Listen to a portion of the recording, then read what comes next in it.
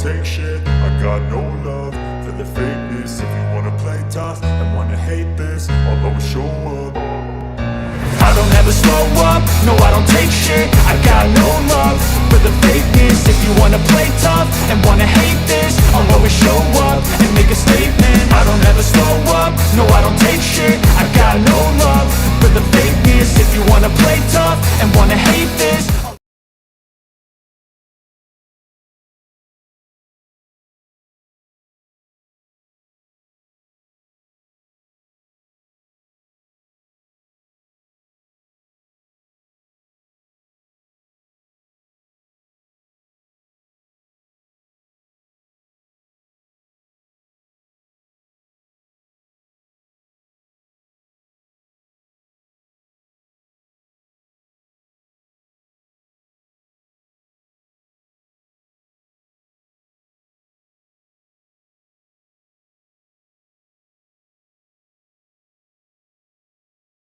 Statement call the next witness. The state calls Stephanie Johnson.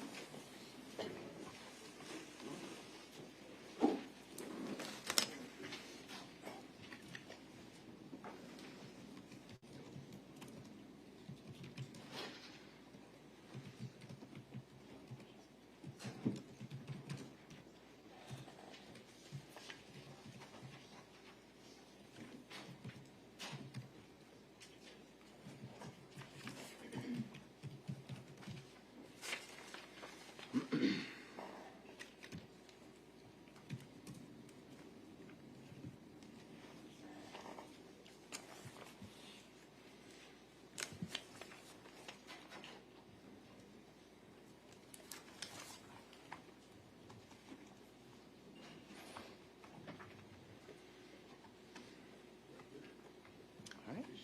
You'll just face the clerk, raise your right hand. She'll swear you in. Do you solemnly swear or affirm that the testimony you give will be the truth, the whole truth, and nothing but the truth? Yes. You can take the stand. Just watch your step.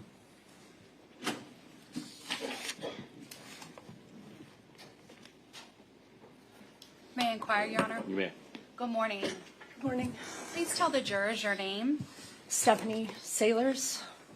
What was your name back in 2019? Stephanie Johnson. Have you since gotten married? Yes. How old are you? I'm 41. Do you know someone by the name of Christine Melton? Yes, Christine and I have been friends since we were in high school. Where did the two of you meet? In Illinois, where we grew up. When did you meet? When we were about 15 years old, and we became friends through her cousins, who I'm also very close with, and we were inseparable, moved across the country together, lived together all through our 20s, and then ended up moving to Florida to be close to all of our family down here. Where else did you live across the country with Christine? We lived in Colorado together as well. Then did you both end up here in Cape Coral, Florida? Yes. Back in October of 2019, were you working? Yes, Christine and I both worked at Duffy's in Cape Coral. What type of employer is Duffy's? It was a restaurant and bar, and we both waited tables there. Was Christine dating anyone back in October of 2019? No, Christine was not dating anybody. Were you dating anyone? No, I was not. Where did Christine live at the time? Christine lived in Cape Coral off of Tudor Drive. What type of home did she live in? It was a duplex apartment. Did she live with anyone? She lived alone. Did she have any pets? She did have one cat. Your Honor, may I approach? You may. For the record, I'm showing defense counsel what's been previously marked as State's Exhibits 4 and 10A.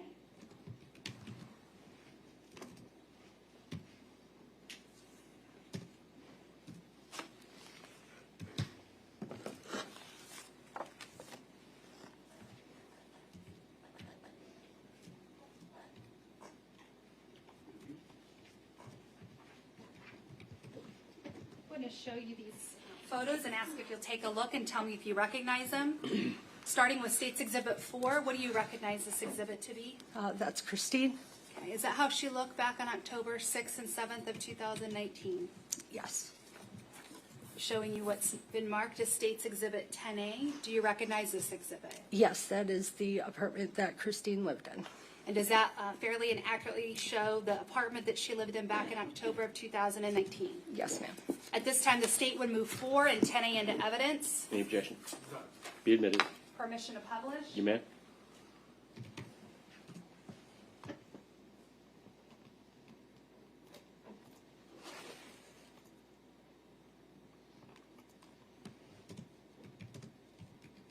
that Christine? Yes. I'm showing you her duplex where she lived at the time. Which door is hers? The white door on the left. So there's a window and then the door right next to it, to the right. Okay, so the door to the right of the window is her door, or the door to the left of the window? To the left of the window. Of the middle window? Yeah, the far left door. Thank you.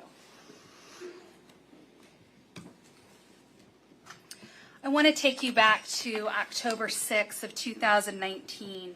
Did you see Christine on that day? Yes, Christine and I had planned to meet up later that night and to go out drinking at the Buddha bar in Fort Myers. Had you ever been to the Buddha bar? I had not been there before. Where is the Buddha located? It's located off of McGregor and I think College Parkway. Is that in Lee County, Florida? Yes. How did the two of you get to the Buddha? So I met Christine at her apartment that night and we took an Uber from her apartment to the Buddha.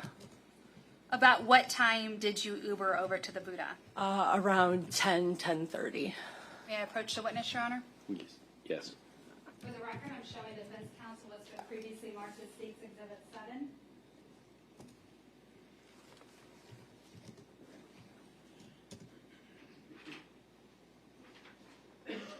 I'm showing you State's Exhibit 7. Will you take a look at it and tell me if you recognize that exhibit? Yes, this is the Buddha in Fort Myers. And is the bar behind the big statue of the Buddha? Yes, that's the main entrance to the bar. Your Honor, at this time, the state would move 7 into evidence. Any objection? None. Be admitted. Permission to publish? You may.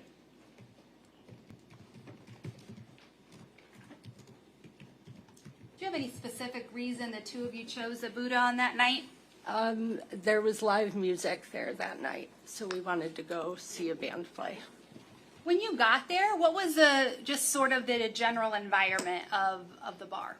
It wasn't overly crowded. There was, a decent amount of people there that night, dancing, drinking, nothing out of the ordinary from a typical bar. Was there a band playing? Yes. Now, were you friendly and did you talk to other people that were there? Yeah, we socialized quite a bit. There's a couple of different bars in the main bar, and we were down at one bar, we danced, we got drinks at other bars, we talked to the people that were there. Pretty standard going out night. Now, obviously you're drinking and listening to music this entire time? Mm-hmm. Yeah, we had been drinking pretty heavily that night. And is that why you chose to get an Uber? Yes, yeah, we both knew we were going to be drinking, so we didn't want to be driving at all. Now, while you were there, did someone approach you? Yeah, towards the end of the night, as we were walking up to the upstairs bar, somebody jumped out in front of me, kind of just like to get my attention and said, "Hey, who's your friend?" and gestured towards Christine. He seemed friendly and introduced himself, and I grabbed Christine and said, "Hey, this guy wants to meet you." What was his demeanor? Friendly, charming. Is there any red flags that popped up when you were talking to him? No. How did he introduce himself to you? At that point, he introduced himself as JR. Do you see JR sitting in the courtroom today? Yes. Would you please point to him and identify an article of clothing that he's wearing? Right there, in a bright blue suit. Let the record reflect that the witness has identified the defendant. Okay. Now, has his appearance changed since the time that you met him? Yes, he has a lot more tattoos on his face. He did not have any facial tattoos May I the night approach we a met witness? him. You may. At this time, the state showing what's been marked as State's Exhibit 39.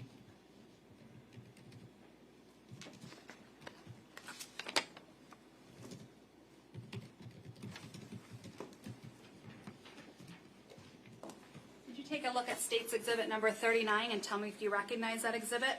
Yes, What do you recognize it to be? JR, the person who introduced himself to us that night.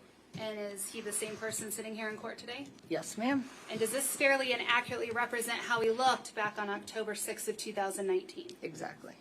Your Honor, at this time, the state would move 39 into evidence. It'll be admitted. Permission to publish. You may.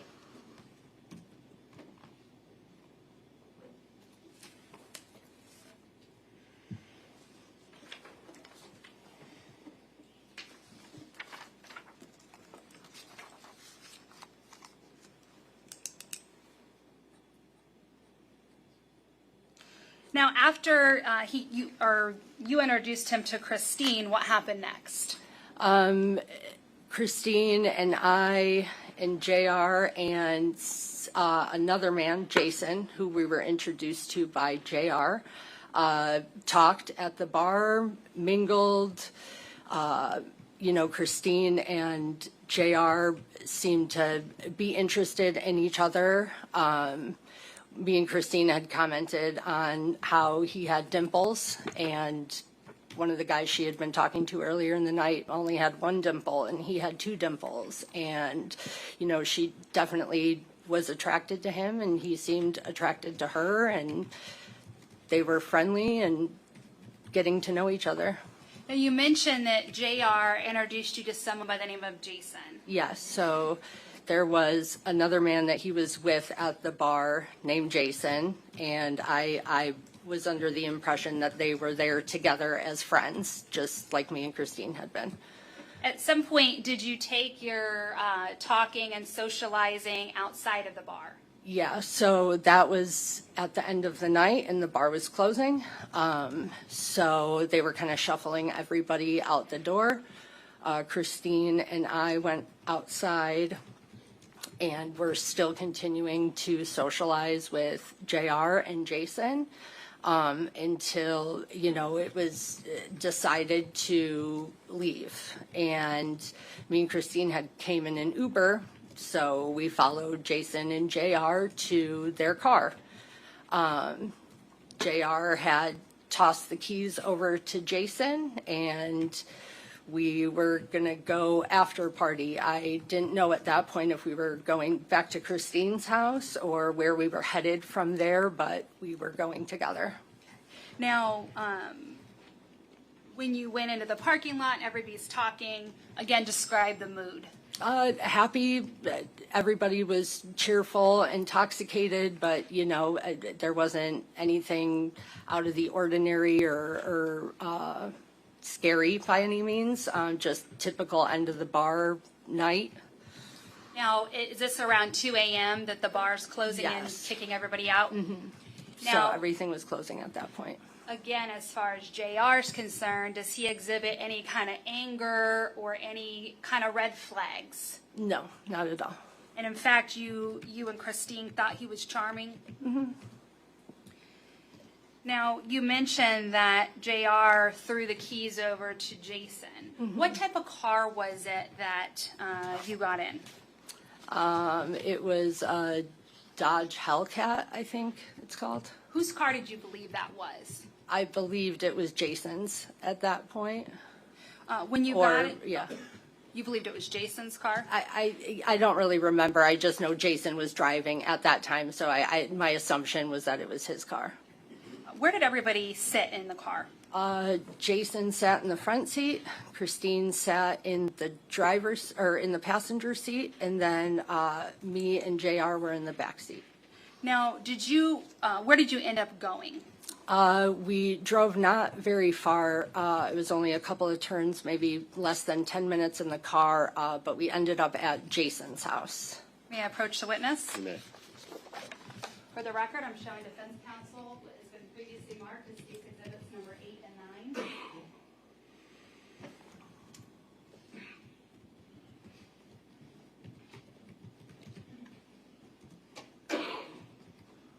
I'm showing you states exhibits number 8 and 9. Will you please take a look at those exhibits and tell me if you recognize them? This is the car that we left the Buddha in. States exhibit number 8. 8. Does that fairly and accurately represent the way the car appeared when you got in it that night? Yes. Showing you states exhibit number 9. What does states exhibit number 9 show? This is Jason's house. Is this the house where you went to after the bar closed? Yes, I remember that star on the house. Your Honor, at this time the state will move 8 and 9 into evidence. Any objection? Permission to publish? You may.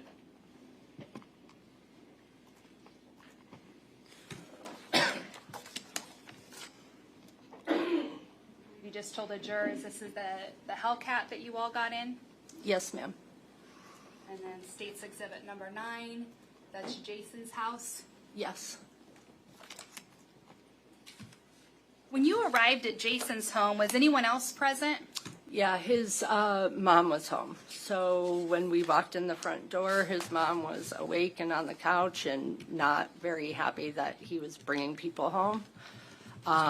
We tried to make small talk and, kind of ease the situation, but we just ended up going to Jason's bedroom, which was down the hall from there. Now, when you got back into Jason's bedroom, what happened with Christine and JR? So pretty quickly after getting to Jason's house, Christine and JR started having sex. And when they started having sex, what did you and Jason do? Jason had a bedroom that led to the outside, so Jason and I hung out outside most of the time, only to, really go in to use the bathroom maybe. Christine and JR were inside for a while. They came outside and mingled a little bit with us and went back into the bedroom. You mentioned that they started out having sex. Did their sexual encounters appear to be consensual? Yes. So there was nothing that, again, at this point, that caused any red flags? No. Now, when you and Jason were outside, what were the two of you doing?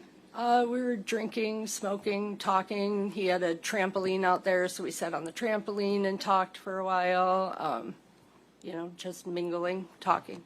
Did the two of you have any interest in each other that night beyond just talking and friendship? No. So did the two of you hook up at all? No. Now, you mentioned that JR and Christine would go inside the house and come back out and kind of go back and forth. Mm-hmm. During these back and forth interactions, were they normal types of interactions? Yeah. Did they appear to be having a good time? Yeah, they appeared to be having a good time with each other and, joyful and, nothing out of the ordinary or concerning. Now, about how long were you at Jason's house? I would say we were probably there for a couple hours, maybe 2 hours. After about 2 hours, did you all leave? Yes. So we were at Jason's house, and then kind of, quickly JR was saying, oh, we got to go. This guy doesn't want us here anymore. And it was kind of at that point that I realized that Jason and JR didn't know each other before this night.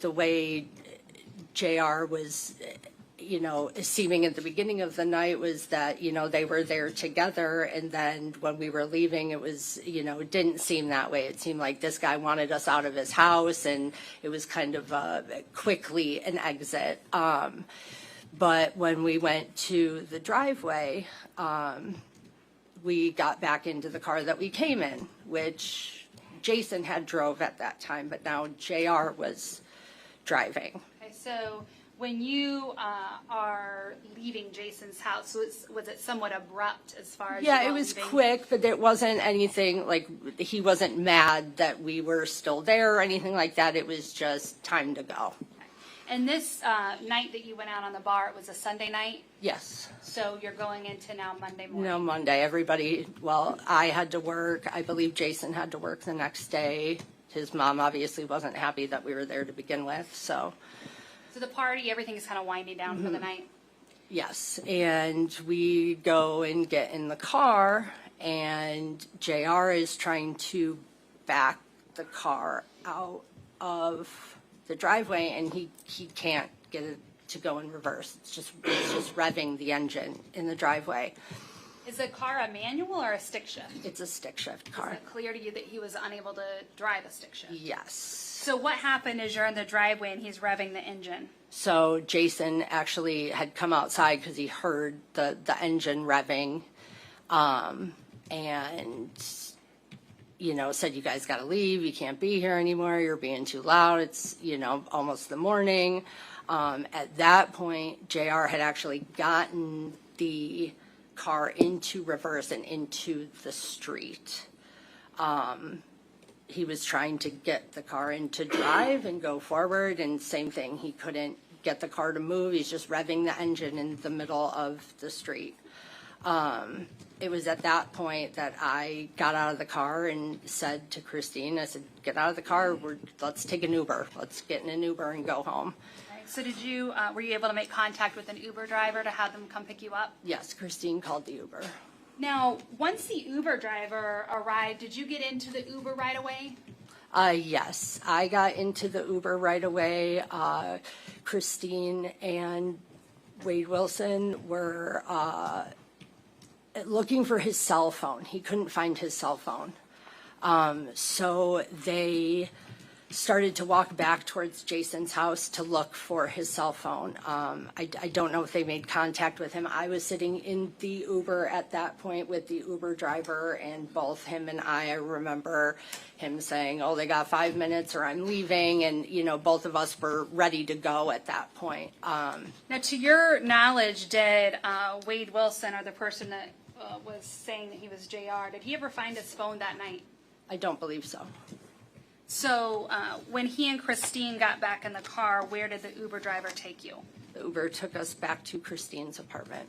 And then that's 10A, Christine's apartment. Yes. Now, what happened when you got back to Christine's home? When we got back to Christine's home, the three of us went into her house, and I know Christine and I had this sense of relief that we had made it home, you know, that we got home, you know, safely, and, you know, just it was winding down. I remember sitting on the couch and taking my shoes off. I remember Christine standing in the kitchen getting something to drink. And I remember telling her, you know, I had to go home because I had to go to work the next day and take my son to school. Now, where was your son staying that night? He was with my mom. And did you and your son live with your mom? Yeah, we lived with her at the time. Now, about what time did you leave to go home so that you could take your son to school and go to work? About 6 o'clock. Now, prior to leaving, did everything seem fine? Yeah, it did. And I remember telling Christine, you know, I have to go home. I have to go to work. And she was like, okay. She hugged me and kissed me goodbye and said, I'll talk to you tomorrow. And again, when she told you goodbye and that she'd see you tomorrow, did you have any concerns for her safety? No. And in fact, if you did, would you have left her home with just her and Wade Wilson in that house? Not at all. And if she was concerned, Christine would have never let me leave that house if she was scared. She would have said, let's get this guy out of here together. So when you left, is it safe to say that really the night was over, the party was over? Yeah. It's already morning time.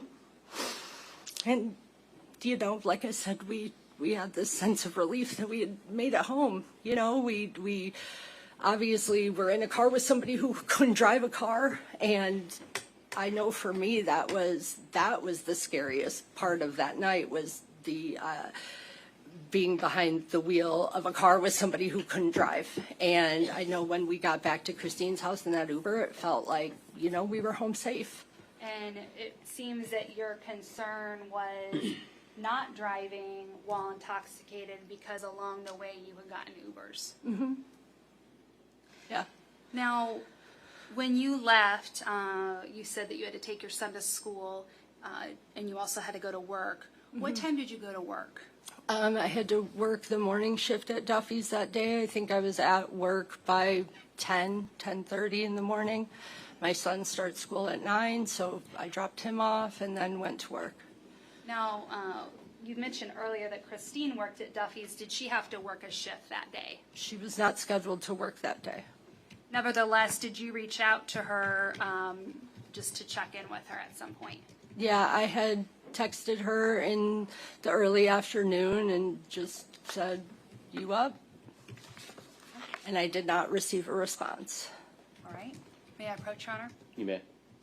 For the record, I'm showing State's Exhibit, or I'm showing defense counsel what's been marked as State's Exhibit 6, 5I, and 5J.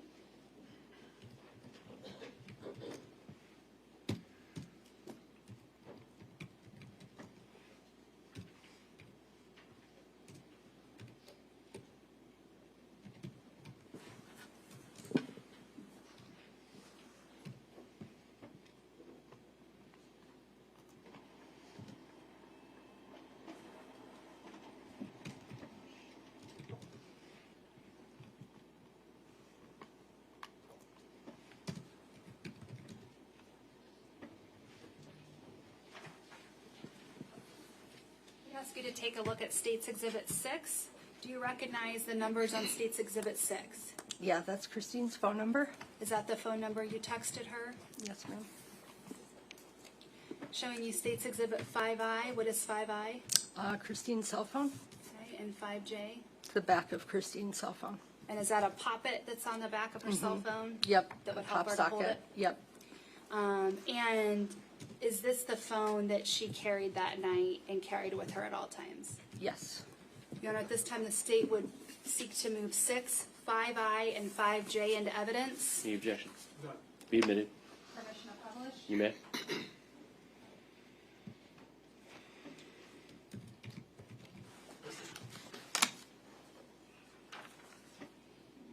Showing State's Exhibit 6. That was Christine's cell phone number at the time. Yes. Is 630 like a Chicago or an Illinois area code? Yeah. Yeah, that's an Illinois area code.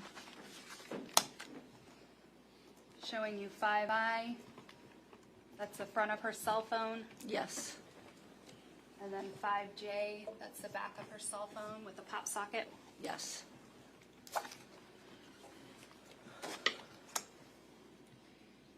Now, when she didn't immediately respond to your text, were you concerned at all? No. At that point, I was not concerned. We had had a late night. She didn't have to work. I assumed she was sleeping. Okay. Did you later on try to get a hold of her? So when I left work, I called her again. She didn't answer. And then I got in touch with Samantha, who is her cousin. Again, not concerned that I hadn't heard from her. I asked Sam, I said, "Have you talked to Christine at all today?" She said no. I had told her, I was out with her last night, just kind of told her about our night and what we did, and ended the conversation. Maybe a few minutes later, I'm not sure how long, I got a call from the Cape Coral Police Department. Now, you mentioned you talked to Samantha, who was Christine's cousin. Mm-hmm. Was Samantha also a good friend of yours? Yeah, Samantha and I have been friends since high school as well. And was Samantha obviously she was a cousin of Christine, but were they also very close friends? Yeah, all of us have been like sisters, like best friends. And Samantha had not gone out with you the night before? No, Samantha was not with us. Now, did you also try to call Christine? Yeah, I tried to call Christine and text her that day. When you called her, did the phone ring numerous times? Yes. It didn't go straight to voicemail? I honestly, I remember it ringing and going to voicemail. I don't remember how, if it went straight to voicemail or, rang for a long time. But either way, I know I did not talk to anybody and nobody answered. No one She did. answered. No.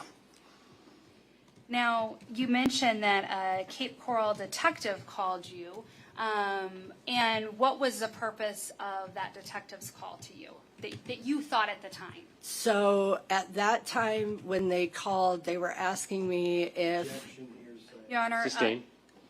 may I give a Yes. object? It's not for the truth of the matter asserted, but for the effect on the listener. All right, ladies and gentlemen, I'll tell you what I'm going to do. I'm going to send you back to the jury room for a few minutes. All rise.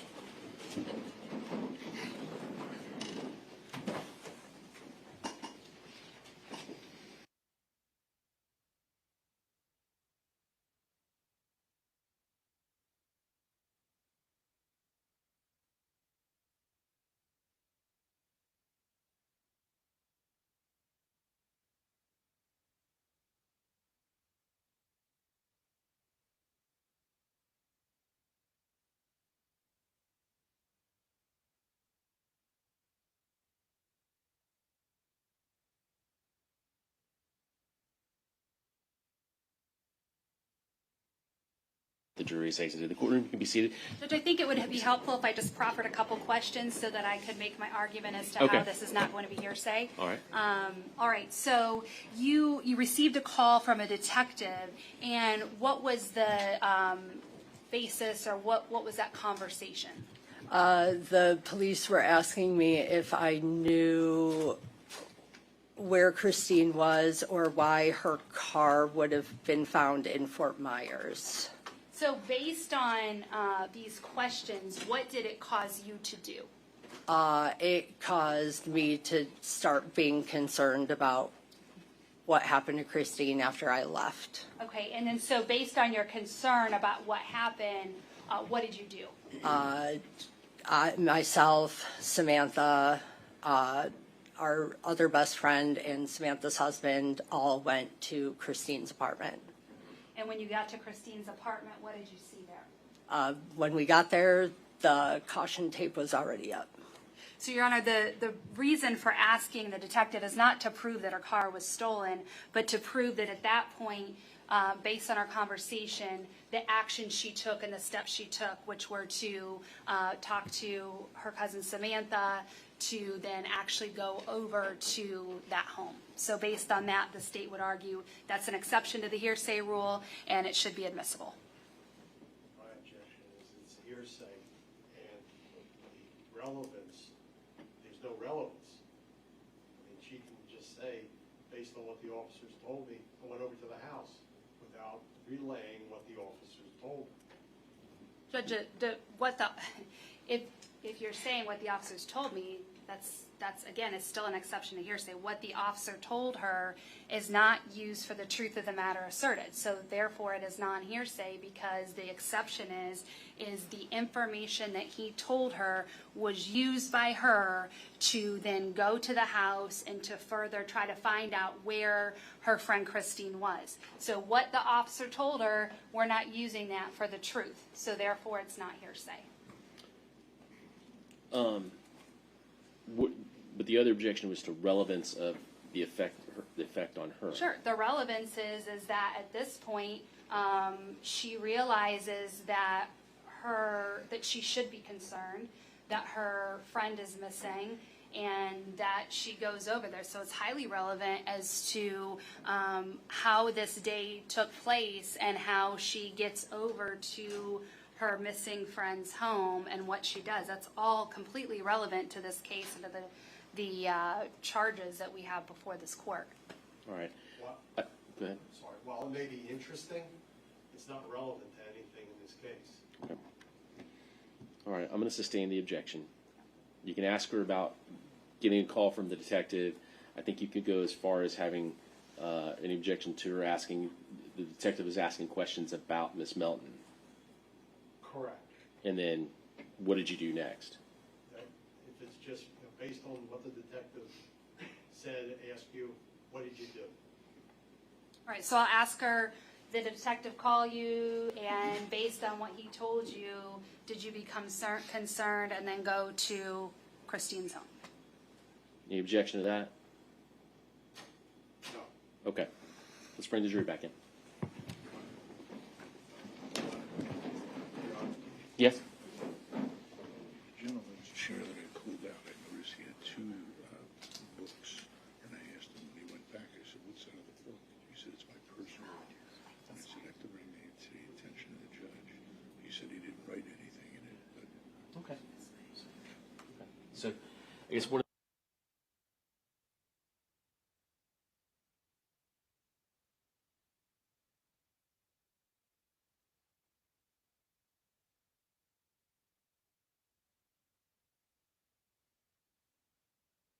It's an official notebook as long as that notebook's As long as been it turned stays in. here, he can't take it back. He can't take it back to the jury room with him. okay. Any objection to that? No. Okay. And I can even just instruct them that I prefer they use the notepads that the court provided, and if they, anything else, leave it out of the courtroom, and just use the notepads in the courtroom and leave those in the For courtroom. now, it stays in the courtroom. Or Yeah, he said he hasn't written anything in it. may I hand it to you? You have it? Yes, right there. No, just leave it. It's fine. Where is it? In his chair? Okay. No, I don't. What we'll do is. All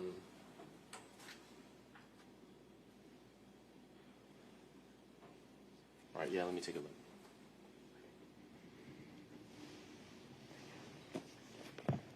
Okay. It's blank. There's nothing in it. So And that's that's his personal one. There's nothing in here. Doesn't appear to be anything written in it. It's just got his juror summons. So just ask him to leave this back in the jury room and only use the note and pad that the court has provided. Bring it back with me now. Yes. Just so the record's clear, the Wait. bailiff handed the notebook that the juror brought with him to court. The court has reviewed it. There's no writing on the inside. You've given it back to the bailiff. Correct. Thank you. And then you can bring everybody else out.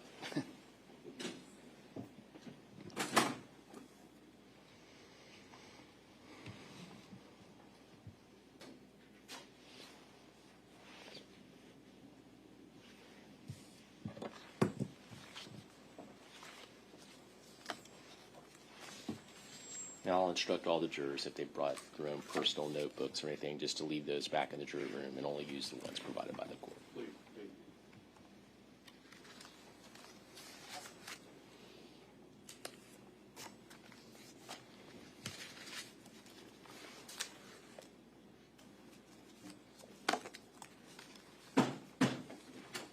Jurors entering.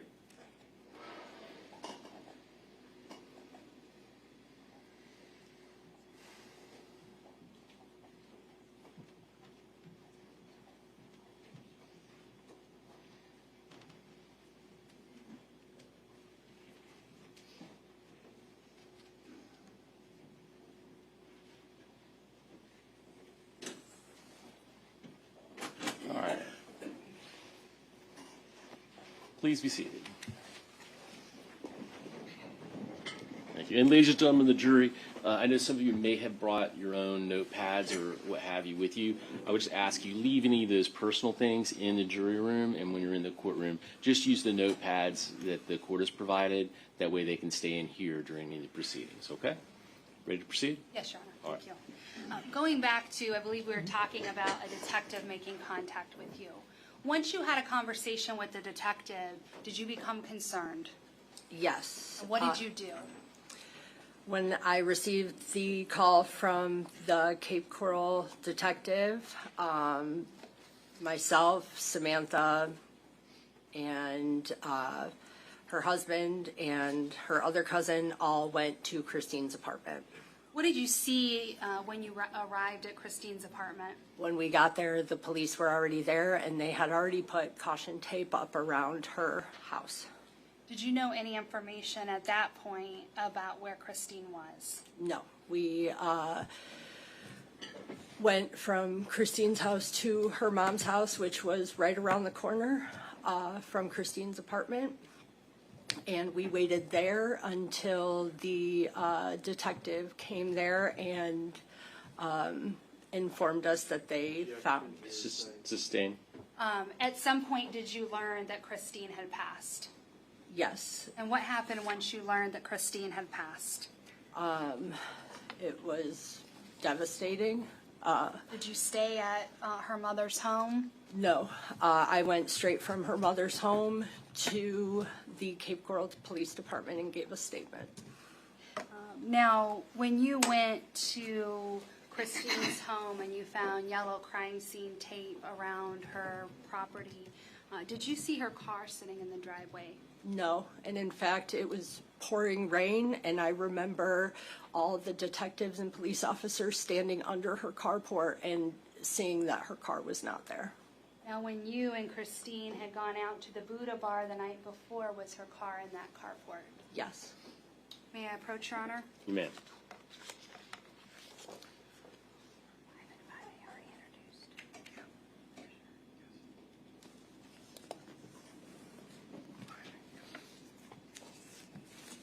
For the record, I'm showing defense counsel 5D. I'm sorry, what? D. D. As in David.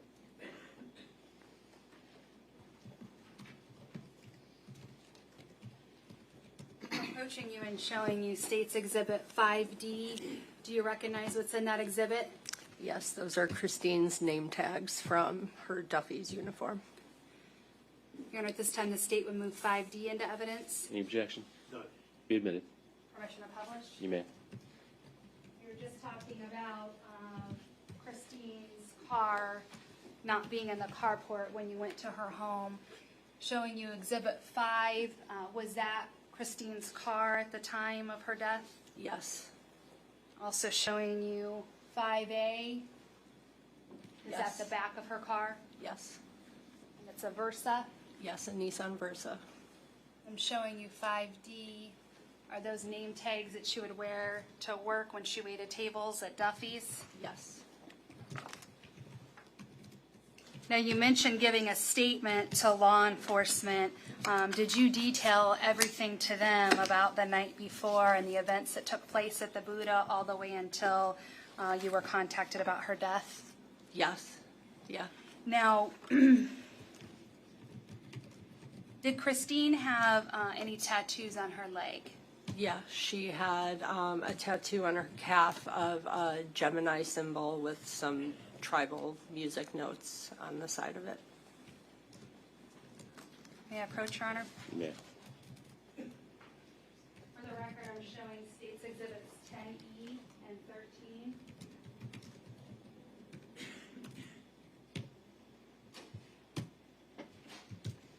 E and 13.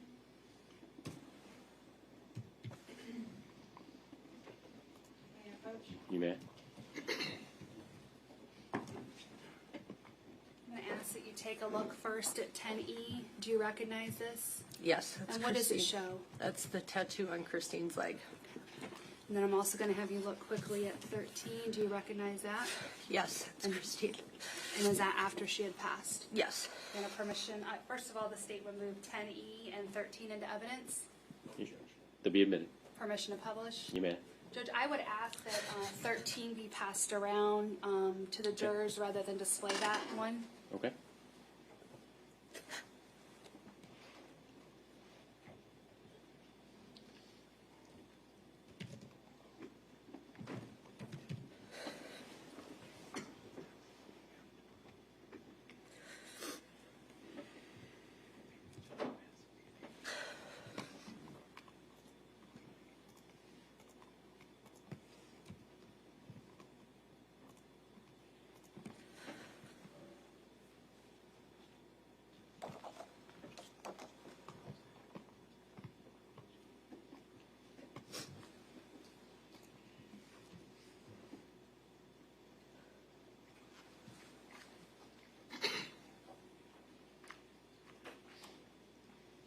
Then I'm showing 10E. Is that the tattoo on her calf? Yes.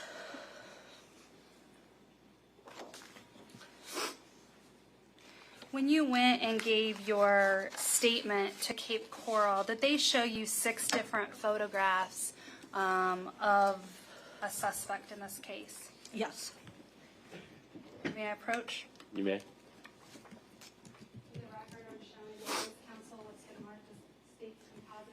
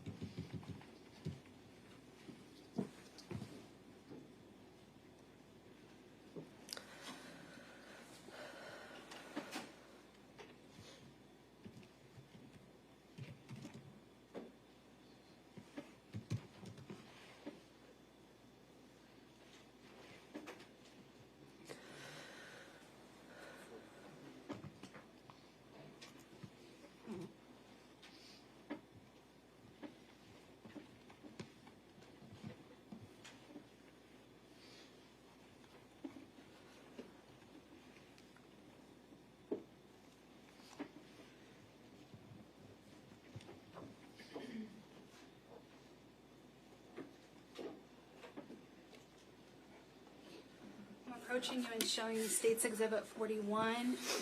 If you would just take a look at this exhibit and tell me if you recognize it. Yeah, that's my signature there. And these are the photos that they showed me, the lineup photos. Now, did a detective show you the series of photographs? Yes, he showed me all those photographs. And there's a series of 6 photographs, is that correct? Yes. And did the detective in any way give you any idea of who you should pick or who you should identify? No. Did you have a fair amount of time to be able to look and see if you could ID anybody? Yes. And did you in fact ID someone? Yes, I did. Okay. And how were you able to tell who you ID'd? By my signature. And then did you also And then put the date, yes. And 10/7/19, that's the day that you learned that Christine was no longer with us? Yes. And did you identify photo number 4 as a person that had introduced himself to you as JR? Yes. At this time, the state would move 41 into evidence. Any objection? Objection, can we approach? Yes.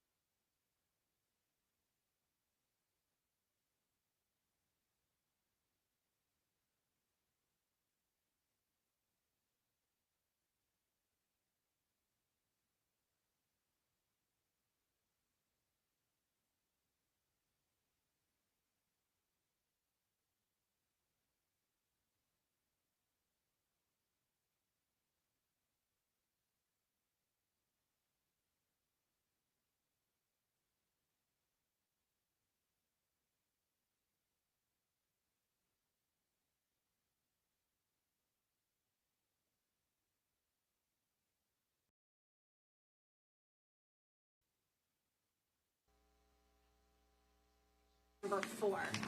Okay. Who is picture number 4? JR. And you see JR sitting here in court today. Yes, he's sitting Please right wait. over there. Okay, so the person sitting right over there is in a sort of a royal blue He is wearing jacket. a royal blue jacket and a yellow tie.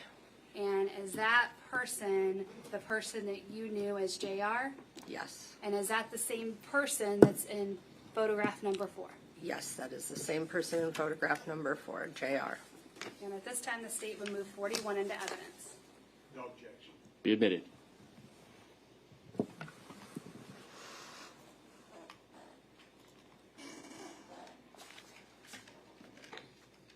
I have a moment. You may. At this time, the state has no further questions and tenders the witness. All right.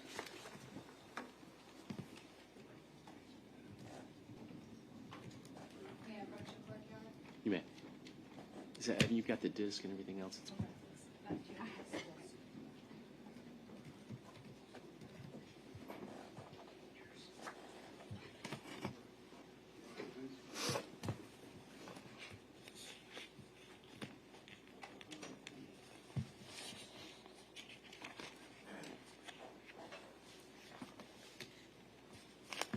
Ms. Johnson, Jason, did you know him? Do you know his last name? I do not. Did you ever see him again after that date? No.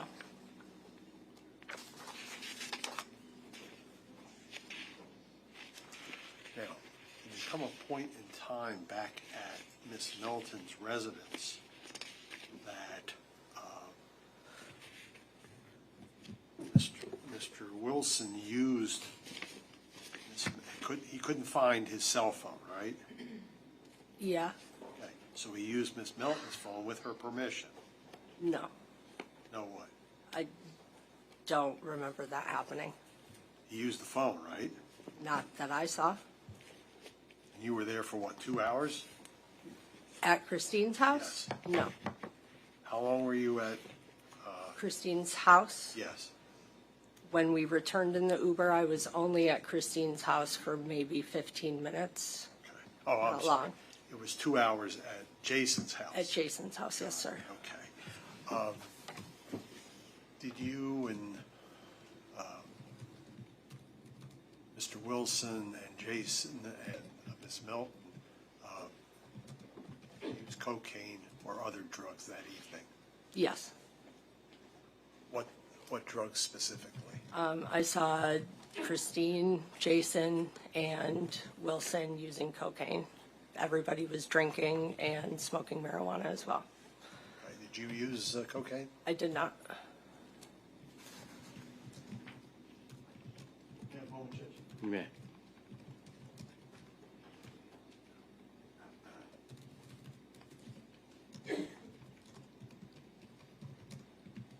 Nothing further, Judge. All right. Brief, Your Honor. Okay. Just want to ask you briefly about the cocaine use. How much cocaine did you see being used that night? Very little. I would say maybe a couple of lines each. And was that an amount we consider like a party amount? Yeah, it was not a large amount. So based on that cocaine use, was anybody out of control? No. So would you say that, again, people are buzz friendly? Yeah, intoxicated, but everybody was, having a good time and nothing concerning. Thank you. I have nothing further. I'd ask that she be excused. All right. Go ahead.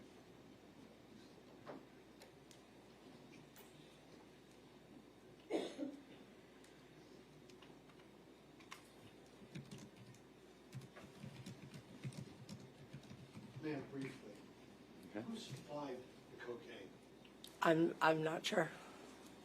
And where was it used? At Smell? Jason's house. Jason's house. Yes.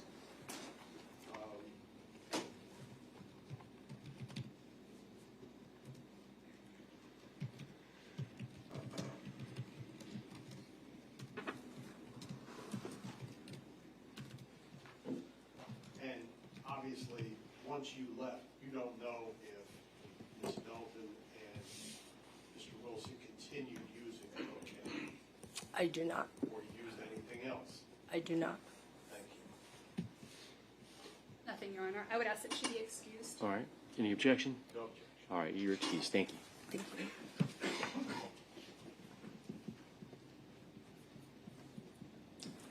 You want to call your next witness? The state calls Jason Shephard.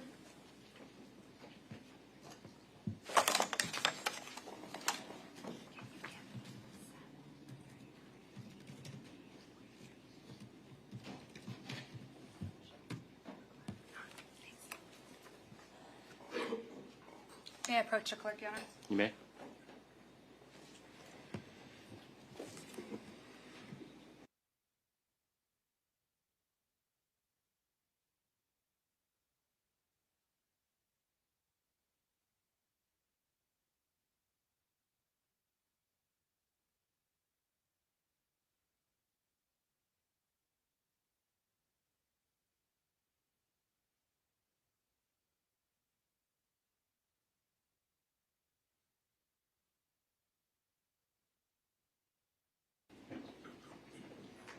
Let's hear if you'll face the clerk, raise your right hand, she'll swear you in.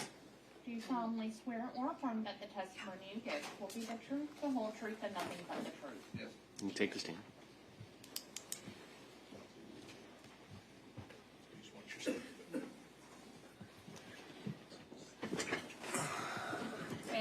You may. Good morning. Morning. Please state your name and spell your first name for the record.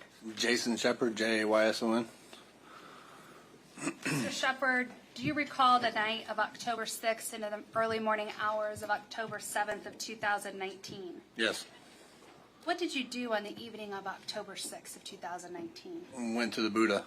Okay. And had you been to the Buddha previously? Yeah. How close was the Buddha to your home? A little more than 5 minutes away. Okay. And did you go to the Buddha with anybody? Yeah, a friend of mine. What did you do when you got there? Had some drinks, hung out, and then she left. Okay. And did you talk to other people while you were there? Oh, yeah, yeah. While you were there, did you meet someone? Yep. Who did you meet? A dude named Junior. Do you see Junior sitting here in court? Yeah. Could you please identify an article of A clothing? blue he's wearing? suit. All right, let the record reflect that the witness has identified the defendant. Okay. And he introduced himself to you as Junior. At the time, yeah. Did you learn his name later on? Yeah. But you never learned it that night. No. Now, was Junior there with anyone? Yeah. Who was he with? A blonde-haired girl, real pretty blonde-haired girl. And did it seem that the two of them were together? Yep. Now, at some point, did she leave? Yep. Did you ever see her again that night? No. Now, when Junior introduced himself to you, describe his personality. He was cool. He was fine. He seemed cool. And if he wasn't cool or gave you any kind of weird vibe, Yeah, I probably wouldn't have kept talking to him. Now, did he look different back then than he does today? Yeah, he didn't have all this. When you say all this, Tattoos. I'm showing you State's Exhibit number 39. Is that how he looked back then when you met him at the Buddha? Yeah.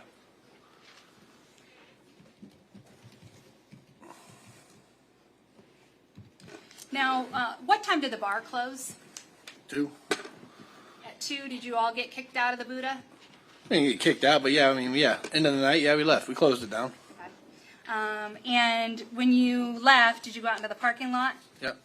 Did you talk to anybody in the parking lot? No, well, we ran into the 2 girls, Okay. Stephanie and Christine, I believe. Yeah. And when you say we, who do you mean by we? Me and Junior.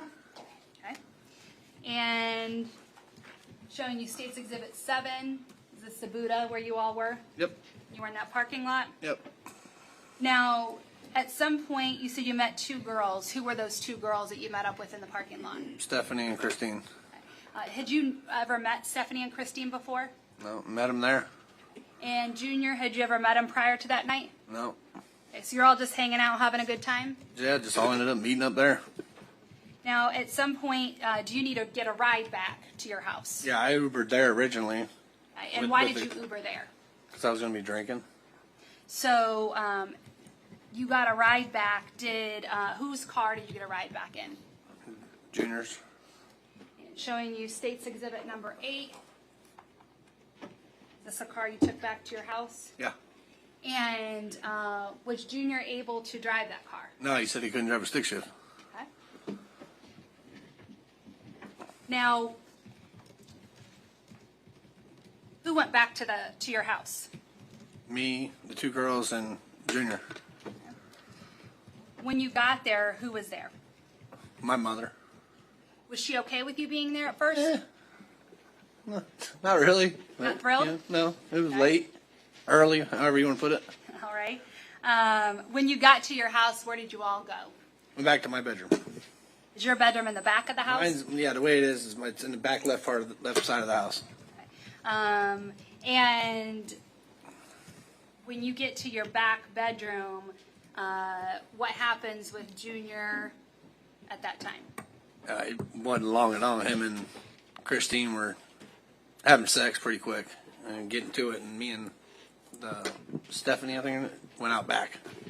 So when you went out back, where did you go? I had a trampoline out back, and we went out back. We just sat out there and hung out and talked for a while. Now, you said that Christine and Junior were having sex. Did it appear to be consensual? Yeah, yeah, They were having a good time? yeah. And you and Stephanie didn't want to necessarily stand around and watch, Nope. so you go outside. Yeah. All right. And were you and Stephanie interested in each other at all? No. So you're just talking? Yeah.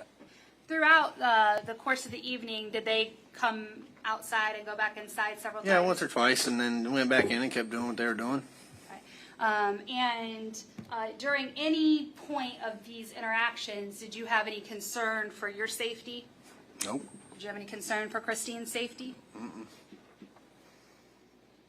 Now, did anybody use any drugs that night? Yeah, we did a little coke. When you say coke, you mean cocaine? Cocaine. Did you provide cocaine to anybody? No, I had my own stuff. Did you see any other drug use besides cocaine? Nope. And alcohol also? Yeah, alcohol, yeah. Now, at some point, did Stephanie and Christine and Junior leave your house? Yeah, it was just getting too loud, and it was time to go. I had to work the next day. It was getting too late. So party's over. Time to go. They're supposed to leave. Yeah. What happens when they leave your house? Well, like I said earlier, he couldn't drive a stick shift, so that car's loud down my driveway, revving up 3, 4 o'clock in the morning. So how did you feel about the car revving in your driveway? I was pissed. Okay. So what'd you do? I went outside, What'd you confronted him about it. Okay. What happened after you confronted them? Kind of got the car out of the driveway a little bit. You got it out? No, he did. Okay. He is in Junior? Yeah, or one of them did. I don't know. It was getting out by the time I went out there. I got in the car. I got in the car and moved it down the road just to get it away from my house. Did you see where they went after you got the car out down the road? No, I really didn't care. Now, did you go to work the next day? Yeah, I did. And when you were at work, did detectives come and speak to you? Yeah. Did you know anything about I had no You gotta clue. finish how your you wait? questions. Just one moment. I know you're nervous. But when police came to your work, did you have any idea about anything bad that had happened? No, Did you agree to give them your DNA and prints? I did. And did they also ask you to identify the person that you knew as Junior? Yeah. May I approach, Your Honor? Meh. For the record, I'm showing defense counsel what's been previously marked as State Exhibit 42.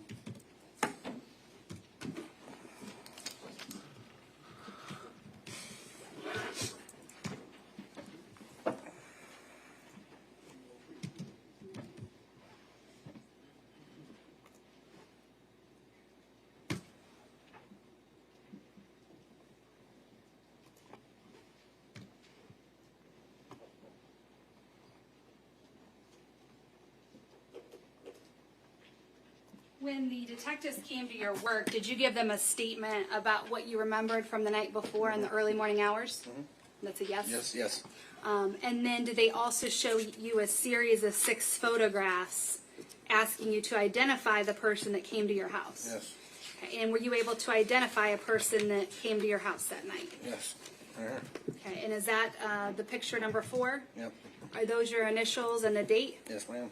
Now this says 10/9/19, so that would have been a couple days later. Days afterwards, yeah. And is this picture that you identified, do you see that person sitting here in court? Yeah. And is it the person with the yellow tie and blue jacket? Yes, ma'am. And is he the same person that identified himself to you as Junior Yes, ma'am. on October 6th? Now, at this time, the state would move 42 into evidence. Be admitted. May I have a moment, Your Honor? May. Oh, I'm sorry. One other thing. Did you actually end up finding the defendant's cell phone in your room? Yeah, I believe a couple days later. And did you turn that over to the detectives? Yes. Nothing further.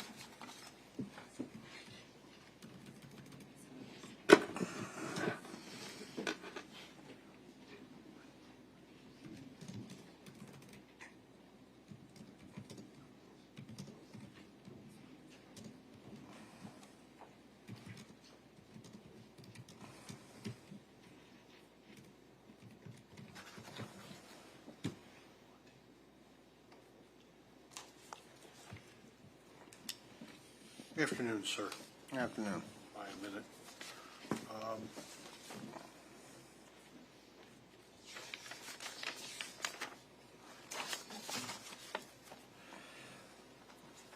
You said that when you first met with Mr. Wilson, he was with a pretty blonde girl? Yes, sir. All right. Now, that blonde girl was not Kristen Melton. Right. Okay.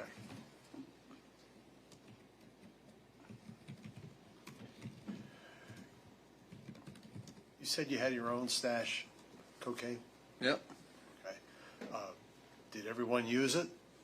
My own for me. Okay. What was everybody else using? Whatever they wanted. I don't know. You know where they got the cocaine from? Oh, I had my own, and that's all I was worried about. Like, I wasn't sharing it. Okay. But you were using it, right? Yeah. Okay. You leave Buddha Bar about 2? Yeah. Is that right? Yep.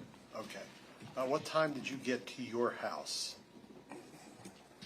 Probably 10 after, if that. Okay, so you're right down the street. I'm right down the street, yeah. All right. And what time did everyone finally leave? Did they leave? They were there probably an hour and a half, maybe 2 hours, if that. So about- before 4 o'clock, I would say. All right. Did you have any further contact with Mr. Wilson? Nope. Well, no. He come back to look for his cell phone, and I don't think I answered the door. Oh, okay. How did he get back there? Do you know? I don't know. I was inside. So then he left. Yep. About what time was that? Probably a little after they left, about 10, 15, maybe 20 minutes after they left. I don't quite remember. I'm sorry, what do you do for work, sir? I install garage doors. Okay. What time did you have to be up for work? I wasn't working there when this happened. This was 5 years ago. Okay. So what time did you go to work on Monday? Probably 7:30, 8 o'clock. When I was there, I was at a flooring place then. Okay.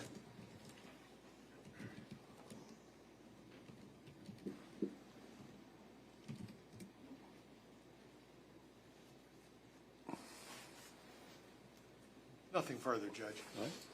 Nothing further from the state. I'd ask that you be excused. Any objections? No objection. All right, sir, you're excused. Step down.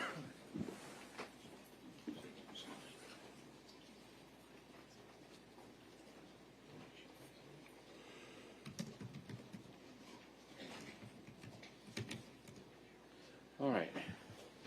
Now's a good time for a break.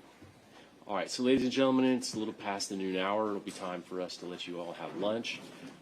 Please leave your notepads here. Remember my instructions. Don't look up anything. Don't discuss anything, even among yourselves, regarding the case. Don't watch any local news, read any local newspapers. And we will see you back here at 1 o'clock. All rise.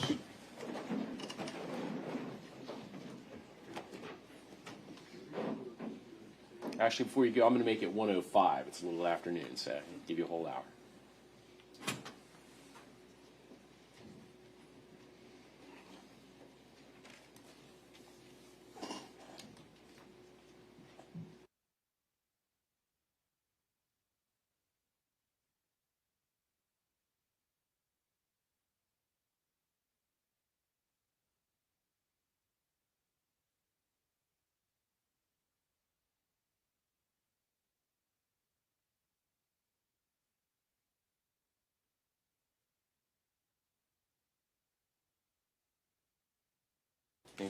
Anything I need to take care of before we leave for lunch? No, we're just concerned because we have a lot of spectators in the case. We've got the jurors.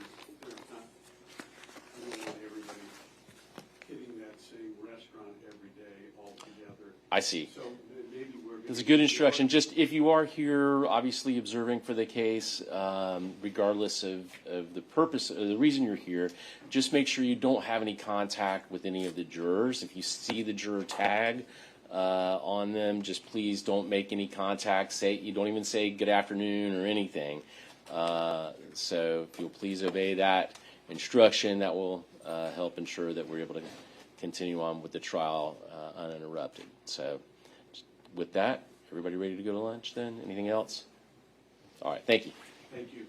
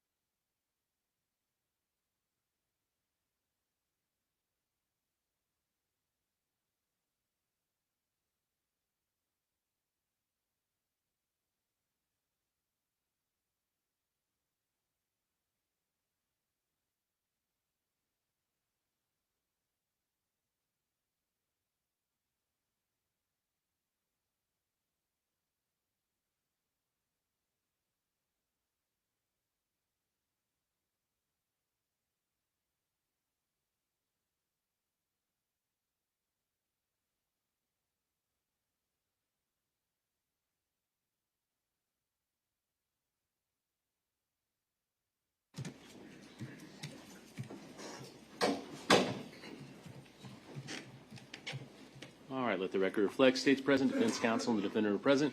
We're ready to proceed? Yes, Your Honor. Defense ready? All right, let's bring in the jury.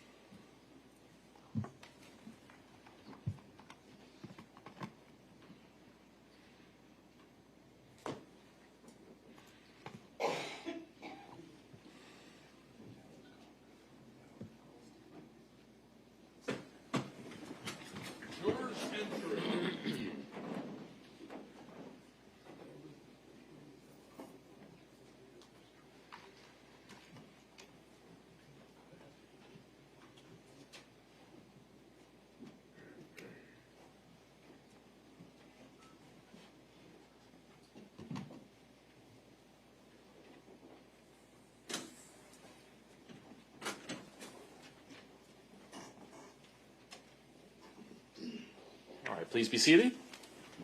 Welcome back, ladies and gentlemen. I hope you were able to get some lunch.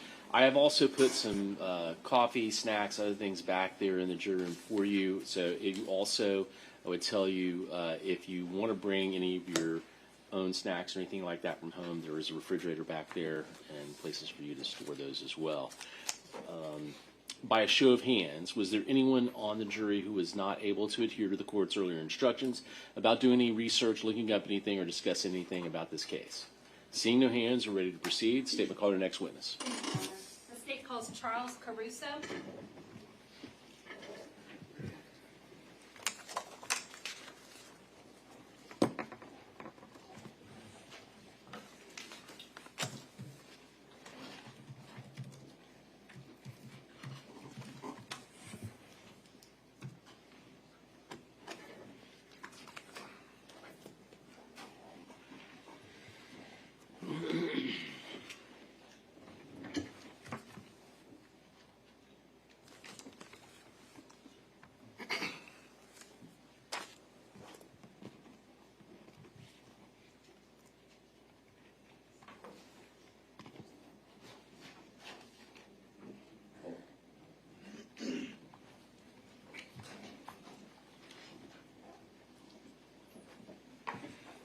Sir, if you'll just stand, face the clerk, and raise your right hand, she'll swear you in. Do solemnly swear or affirm that the testimony you give will be the truth, the whole truth, and nothing but the truth? You may take the stand.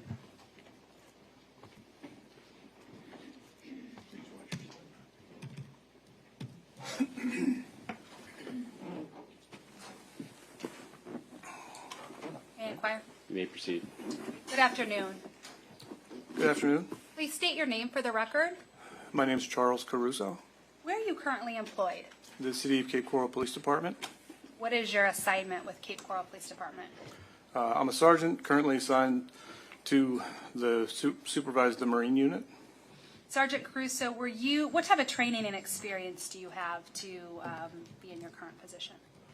Aside from the academy training, which was about 4.5 months or so back when I did it. It's longer now. I've gone through about 300 hours, give or take, of advanced investigations training, and we get mandatory in-service training quarterly. So that over 26 years, it's quite a bit. So you've been with Cape Coral Police Department for 26 years? Not with Cape Coral, but overall, I just started my 27th year in January. All right. Now, were you working on October 7th of 2019? Yes, ma'am. What was your assignment on that day? I was assigned to road patrol, and I was the supervisor of the South District. Did you become aware of an investigation involving someone by the name of Wade Wilson? Yes, I did. And what was your specific role with regard to that investigation? Specifically, there were a couple locations in South District that that I was asked to check and to make sure they were getting checked. Looking for the welfare of Christine Melton because she had not been heard from and it had not been seen. And did you know who Christine Melton was at that time? No, ma'am. So when you got this information that she was missing, were you aware of any other scenes that were already set up?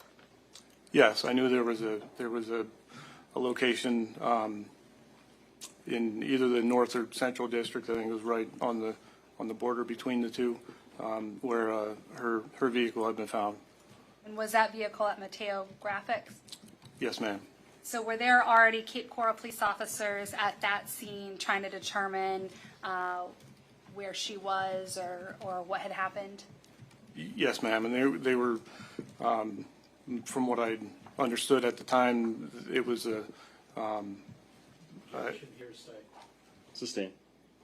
Your Honor, if I may give an exception? Okay. Again, effect on the listener as to what he did.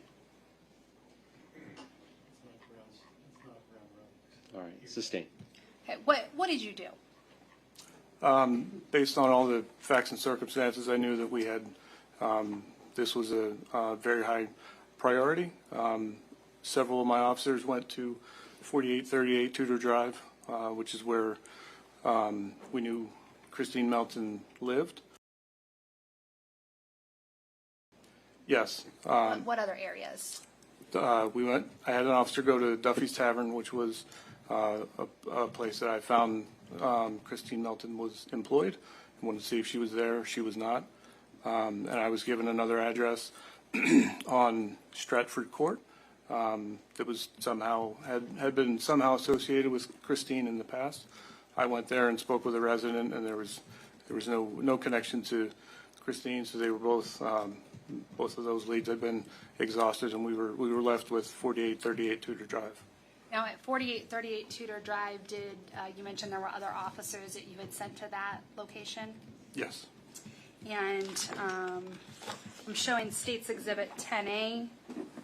Is that the 4838 location that you're referring to? Ms. Melton's house? Oh, I'm sorry. Sorry. I'm sorry. Yes, looks like it. Okay.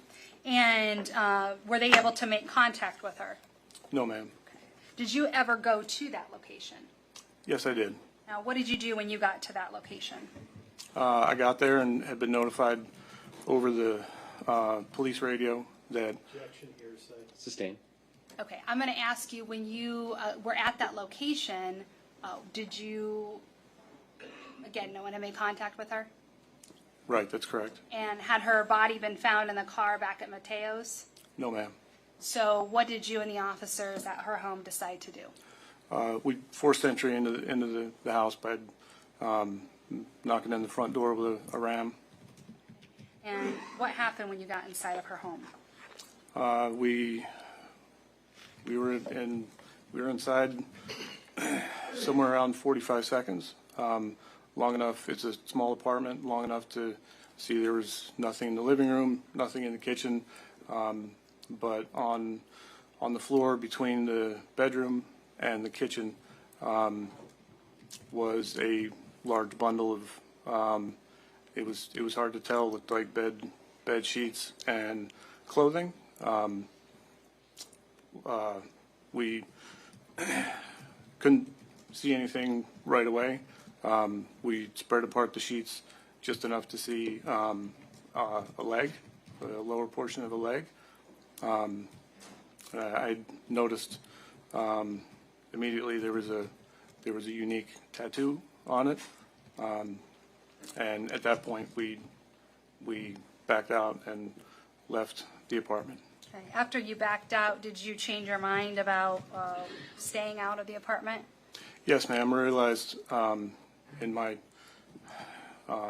kind of desire to make sure we protect the scene that we really hadn't cleared the bedroom adequately. And from my experience, I know that this is going to be a very lengthy investigation, and we need to make sure that everyone who's going to be there is going to be safe. So we had to make sure there was nobody hiding. And we also knew at that point there were There were other charges, and I also realized that we hadn't really done anything to confirm whether or not the person in the blankets was alive or dead. Were you able to confirm whether the person in the blankets was alive or dead? Yes, ma'am. And how did you do that? I've put on a glove to feel for a pulse, and I could feel that her arm was already stiff. And you said that you cleared the home. Did you find any other person at all in that house? No, ma'am. May I approach? You may. For the record, I'm showing this states exhibits 10B, 10C, and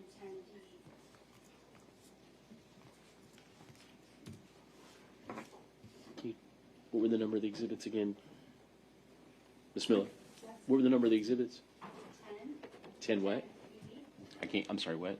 10, 10B, 10C, and 10D.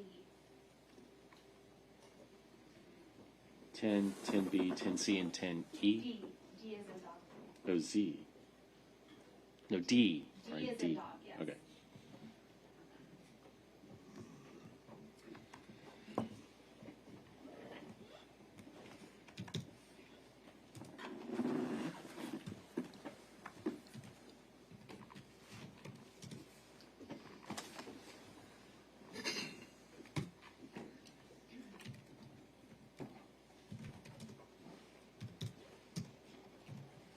Sergeant, I'm approaching you and showing you some items of evidence. If you could take a look at each of these pictures, please.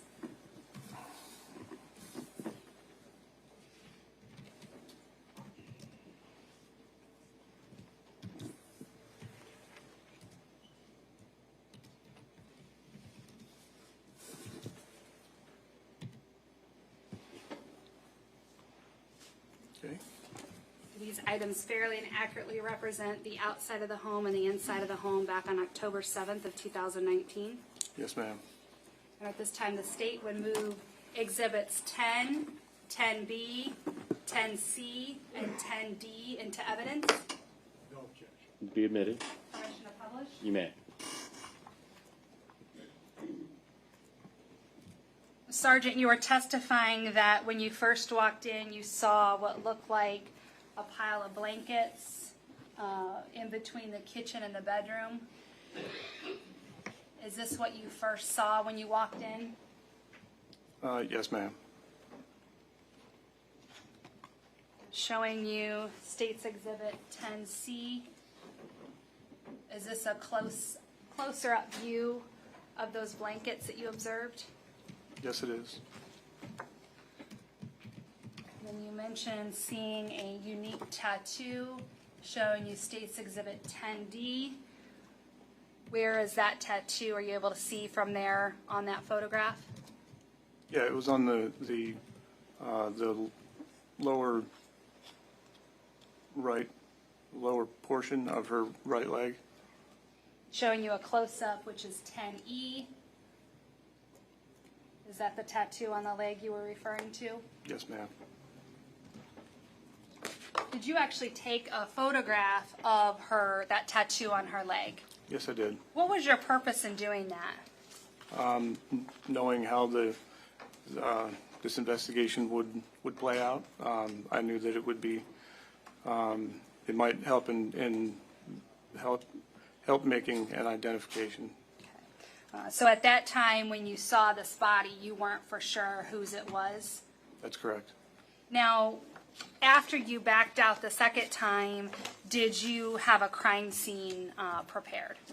Yes, I instructed my officers to put up crime scene tape and start a crime scene contamination list. What is a crime scene contamination list? It's just a log of everyone who comes and goes and the times that they enter and exit the crime scene. About what time was it that you arrived and entered Ms. Melton's home?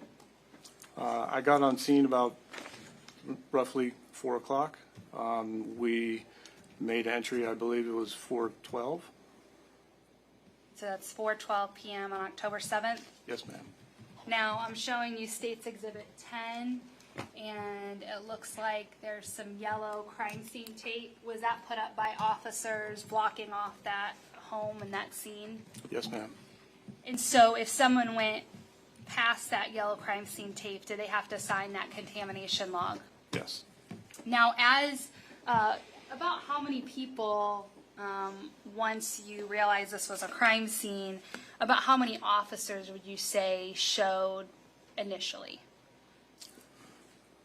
While I was there, I think it was just me and officers from my squad. So there were 4 or 5. And was a homicide investigator assigned to come out and take over the actual investigation of this case? Yes, ma'am. Now, as you were on that scene, did any of Christine Melton's family members begin to show? Yes. And were you the one that actually notified them of anything? No, I didn't. Did you have a victim advocate come to the scene? Yes. And as far as the identification and the notification, was that assigned to other officers later? Yes, that was assigned to a detective who was working on the case. Once you cleared that house, was a search warrant signed off on so that crime scene could come in and do a thorough investigation and collection of evidence? As far as I understand, yes. So you weren't involved in collecting any of that evidence? That's correct. We have a moment, Your Honor. You may. I have nothing further and tender the witness. All right. Mr. Hollander.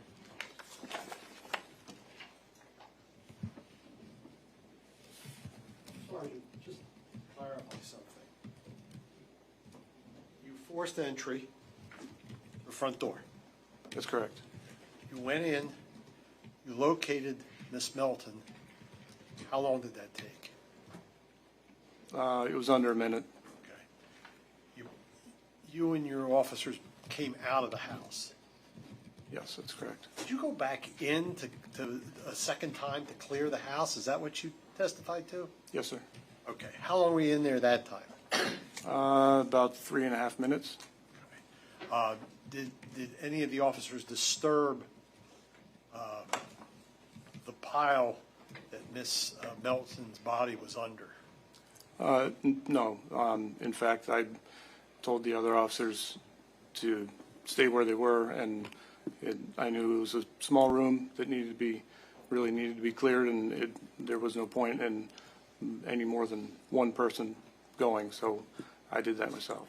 Okay. You didn't find anyone else in the house? No, sir.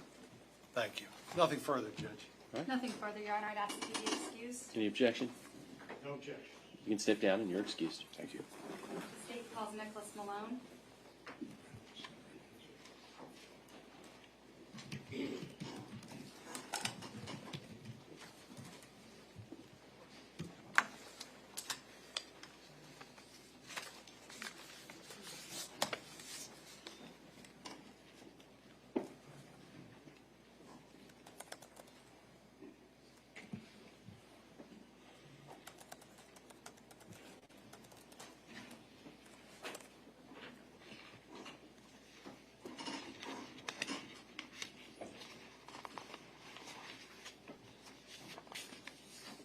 Sir, if you'll just face the clerk and raise your right hand, she'll swear you in.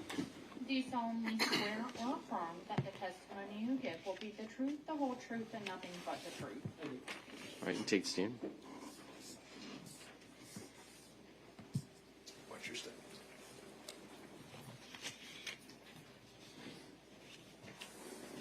You may proceed. Good afternoon. Good afternoon. Please state your name for the record. Nicholas Malone, Where are you employed? Cape Coral Police Department, How long have you been with Cape Coral Police Department? over 15 years. Could you describe your training and experience that you've had? Basic Law Enforcement Academy in Broward in 2007, 2008. Hired on with Fort Lauderdale. Road experience for over 8 years, field training officer. Then I was assigned to the Professional Standards Bureau, background hiring of officers. And I was tasked with the From there, I went to major crimes, assigned to the FBI task force, tracking down internet predators. Say it again, please. Tracking down internet predators against kids. Now, were you working on October 7th of 2019? Yes. And what was your assignment on that day? That I was assisting. I was in major crimes, assisting in information regarding a vehicle that had fled. Now, as part of major crimes, are they involved in investigating homicide cases? Yes. Now, were you able to determine, with regard to that car fleeing, who that car belonged to? Yes. And who did that car belong to? Miss Melton. Were you involved in any attempts to try to locate Miss Melton? I was. And did you end up finding out her emergency contact? I did. Who was her emergency contact? Sorry if I mispronounced, Miss Cometer. Was her first name Samantha? Yes. Did you end up being able to get in touch with her? I did. Did she put you in touch with somebody by the name of Stephanie Johnson? Yes. Now, during this time, have you yet located Christine Melton, or has anybody located her? Not that I'm aware of.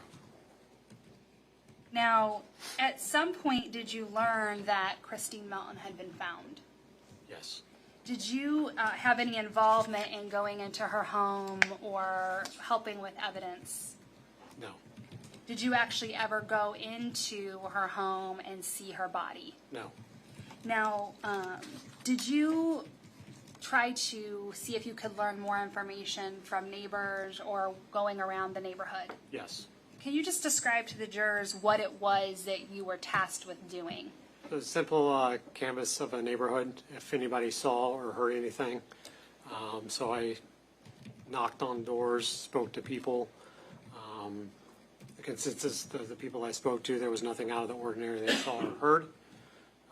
During that canvas on the 7th, I was able to locate also cameras on a building on that road, Tudor Drive, 4807. They had cameras pointing north and south on that road. So I just make note of the camera systems if I can't make contact with the people that day. Okay. Did you actually review any footage or any camera footage that you noted? I did. Okay. And what camera footage did you note that had some interest to you? So the camera 1 and camera 2 that was on the building of 4807 Tudor, that building behind it on Marine Drive, I believe is 4810. That was the business area of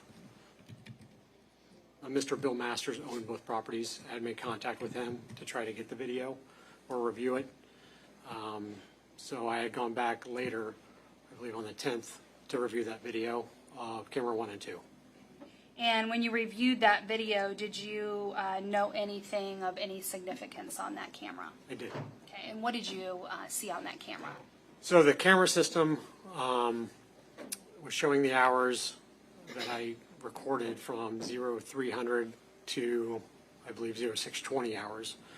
And I was able to identify a vehicle matching the description of the black Nissan Versa. And was that the car that belonged to Christine Melton? It appeared so, yes. Your Honor, may I approach the witness? Yes. For the record, I'm approaching defense counsel and showing what's been marked as State's Exhibit number 12.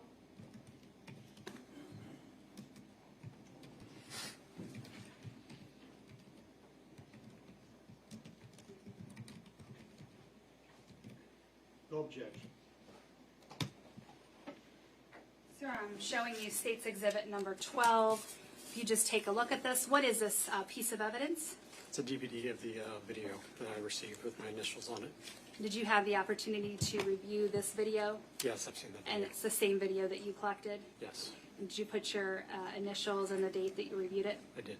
At this time, the state will move 12 into evidence. Be admitted. Permission to publish? You may.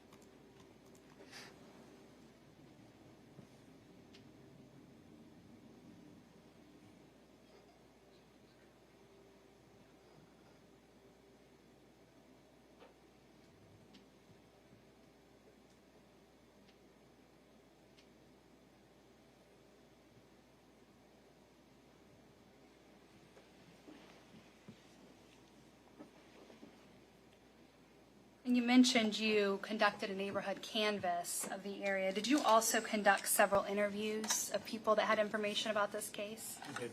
Was one of those interviews of Stephen Testaseca? Yes. And what was his relationship to the case? My father, The father of who? Mr. Wilson. And did you record that interview that you conducted with him? I did. Did you also conduct an interview with his wife? I did. Was that interview also recorded? Yes. When you interviewed the two of them, did you make sure that they were separated? I did. And then did you also write a statement about your involvement in this case? I did. You have a moment? Nothing further, Your Honor. The state tenders a witness. All right. The video that we just saw, there was a car moving down the street. I assume that's the object that you all were interested in? You have to Yes. answer that loud. Yes. Okay. What time did that car travel? So on video, the system, it was approximately 6:10 a.m. However, like most systems I've dealt with in the past, people don't change their time, like my personal one, I don't. So they're typically an hour off. So that time, I was able to determine that was approximately an hour off the system for fallback. So the morning hours there, I was able to easily just figure out that the system was approximately an hour off. So even though the system shows that it's 6:10, it was probably 7:10 a.m. Okay, so it's an hour behind. Correct, because if it was actually 6:10, it would have been dark outside still during that time. Did you interview someone named Andy? I spoke with her. I don't believe I did a formal interview with her. What was her last name? Miss Johnson? Okay, so you're calling her Andrea? Is that the Johnson that testified earlier?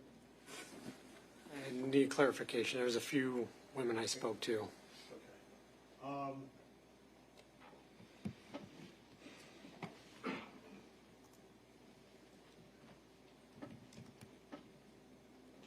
Why did you not, if you talked to her by phone, am I correct? Correct. Why did you not do a face-to-face interview or a video recorded interview or something? Which one is Andrea? The Andrea. Well, you said Johnson. Which last name are you referring to? Because I spoke to a couple women. Right, and one of them was named Andrea. Okay. Was that the one that I would have to recall my affidavit if that was the one that worked at Buddha? May I approach? You may. See if this.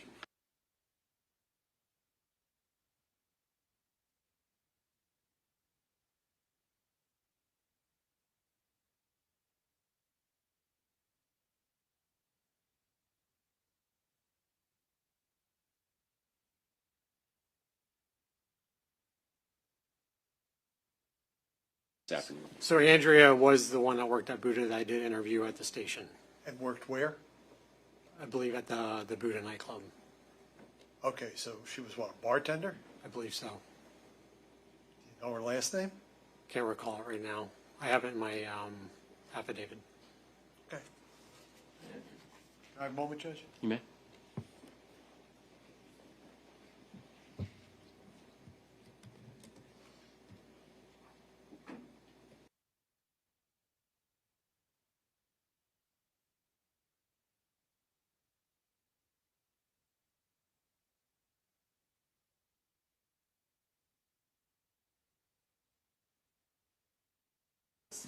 All right. Any objection? All right, you can step down and you're excused. State and call their next witness. Judge, say we call Ms. Christina Potts.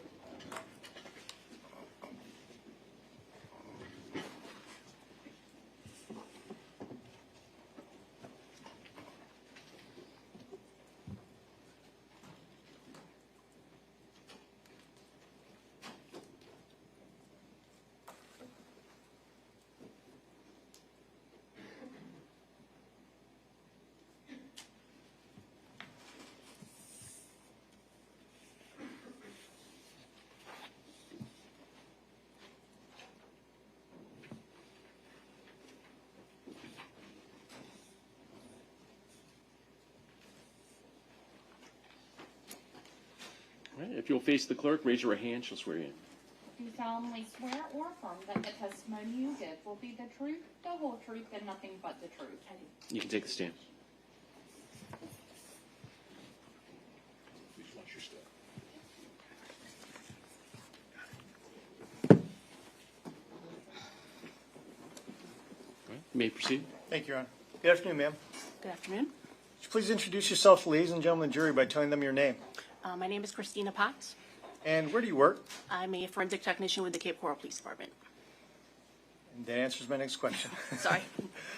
And how long have you been a forensic technician for the Cape Coral Police Department? For 12 years. And what is involved in being a forensic technician? We're responsible for responding to crime scenes, all types of them, from burglaries to homicides. We photograph them, document them through notes, sketches, video. We also collect items and process them. And I also do fingerprint comparisons and digital forensics.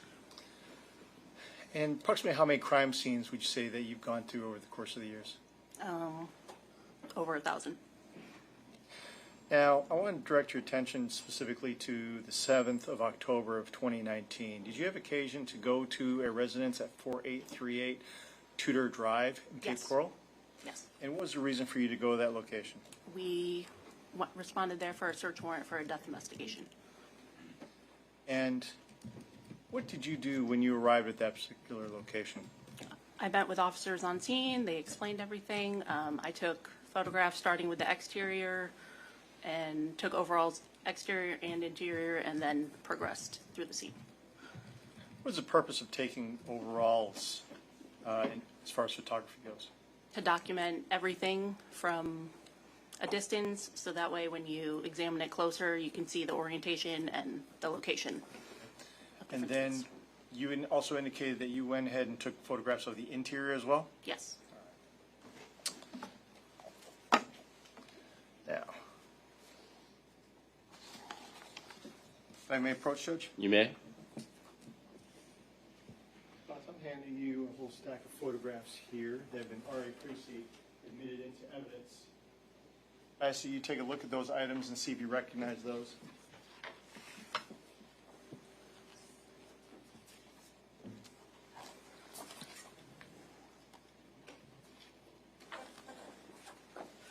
Yes. And are those photographs that you took of 4838 Tudor Drive? Yes. Judge, let the record reflect I'm also showing defense counsel's Caruso and Marcus states exhibit number 10F, 10G, and 10H.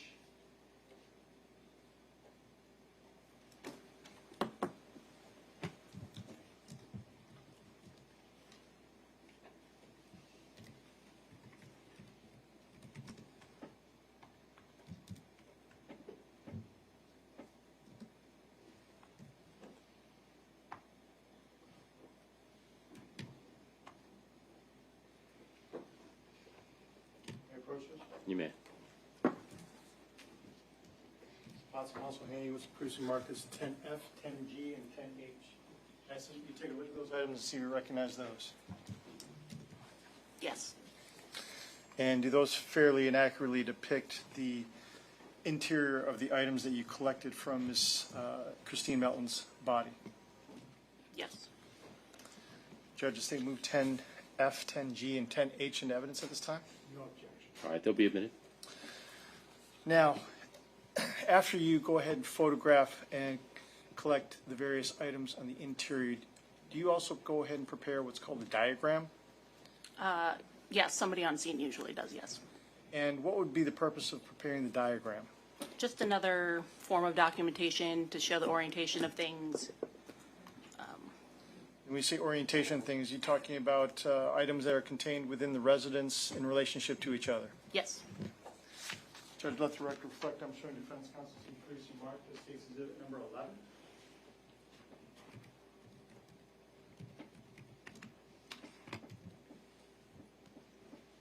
May I approach? You may. Spots I'm handing with some Caruso Mark that states exhibit number 11. Are you familiar with that particular item? Yes. Are you familiar with that item? It's a diagram taken of, made of the residence at Tudor Drive. And that diagram fairly and accurately depicts the items in relationship to each other based upon the photography and the photographs that you took on the 7th of October of 2019. Is that correct? Yes.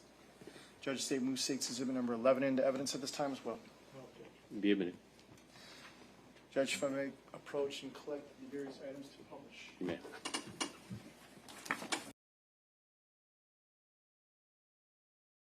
To the screen to your right.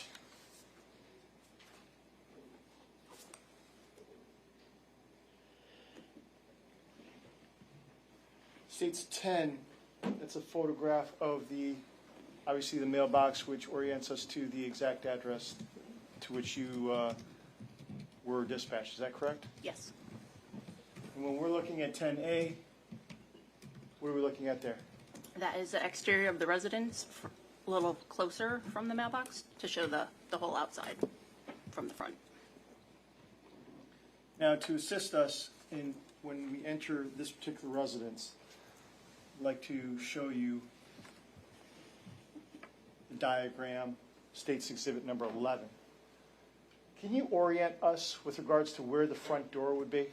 The front door is in the bottom right corner with the line that is kind of at a 90-degree angle in and out. So directly where my pen is and where it says we're in entrance, is that right? Yes. And as we enter into the front door, directly to our left, what area am I referring to as I'm circling the first big rectangle that's to the left of that area? The furthest to the left is the living room area, and then the dining room table area. And if we proceeded in the front door and moved our way back into this particular diagram where it says kitchen, is that in fact indeed the kitchen? Yes. And then if we went to the left here and we see this item here that looks almost like a elongated cloud, item C, I believe, or L, excuse me. What exactly are we looking at in that particular photograph or diagram? That is the female body that was in the doorway, wrapped in the bedding. How far would you say that particular item was in relationship to the doorway? It was in the middle of the doorway. And from the front door, how far would you say it would be? Approximately. I'm not sure on the distance, but So if I directed your attention here to what's been previously admitted as State's Exhibit number 10B, is that the doorway that you're referring to, that back where actually the cat is located, and in that doorway we see it looks like a pile of bedding? yes. And that's that cloud object that's depicted in the diagram? Yes. So then, as we make our way to 10C,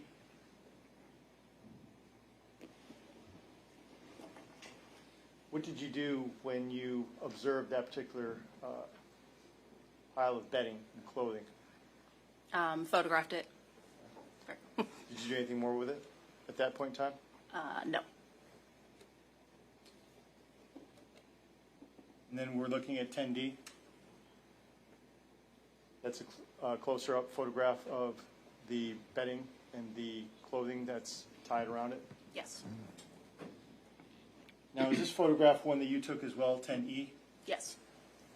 Now, after you took these particular photographs, what did you do next? Waited for the medical examiner to respond. Okay. And did they respond? Yes. And what did you do after they responded? We had to take the bedding apart layer by layer and photographed everything as we removed it. So when we're referring to State's Exhibit number 10F that you just identified, what are we looking at in this particular photograph? That is clothing that was tied together and wrapped around the outside of the bedding.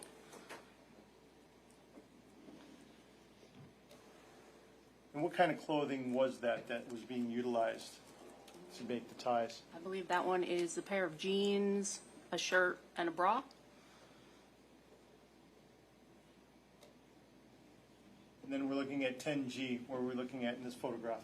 That is a white scarf that was used it was wrapped around her hands.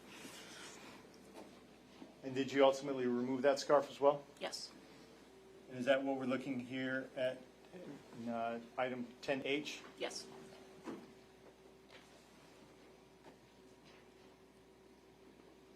Now, when you discovered the body all wrapped up in those sheets and tied up with that clothing, what happens to the clothing that you had gone ahead and unwrapped the body with? Each item was left tied as it was and was packaged separately and collected as evidence. And what do you do when you collect evidence? We submit it to our evidence unit, and most of those items were sent for additional testing. Now, when you collect these particular items, how is it that you are processing them when you get them back to the lab? They're laid out on butcher paper and photographed in the lab setting, usually with a scale. And do you ultimately wind up going ahead and placing them into specific bags, into evidence? Yes. All right. And what's involved in doing that? If something's collected from the scene, we put it in a bag at the scene, and then we transport it back to the lab, and it's in my custody that entire time. Is that to maintain integrity and control over that specific item? Yes.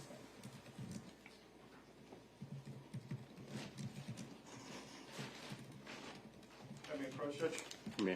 Let the record reflect I'm showing defense counsel Griffin Martinez cases in number 16, 17, and 18.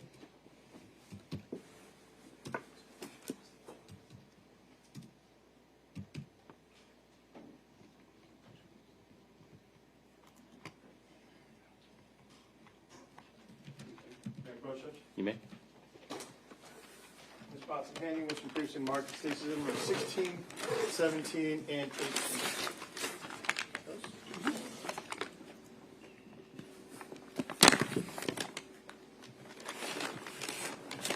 Do you recognize each and every one of those items that are currently before you at this time? Yes. How do you recognize those? By the sticker on them with my handwriting and case documentation. And are you aware of whether or not those items are in the same or similar condition as to when you last saw them? Yes. Okay. Judge, at this time, the state would respectfully request assistance as it relates to all three items with a pair of scissors and a pair of gloves, so that way she may examine each item.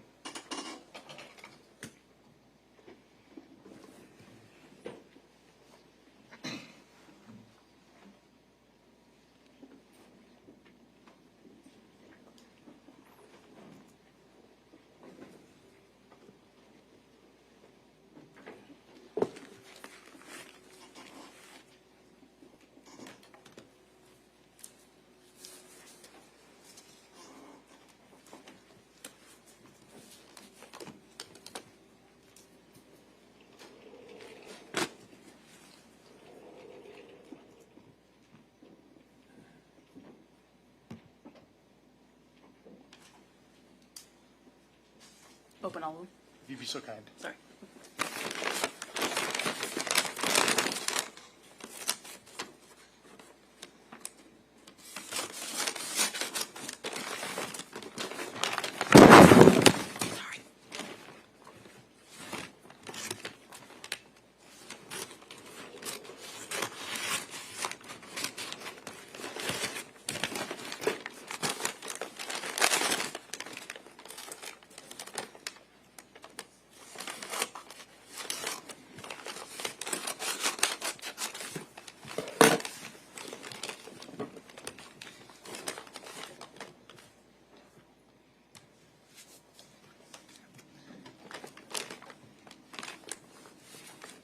Would you please look into item that's previously been marked as State's Exhibit number 16?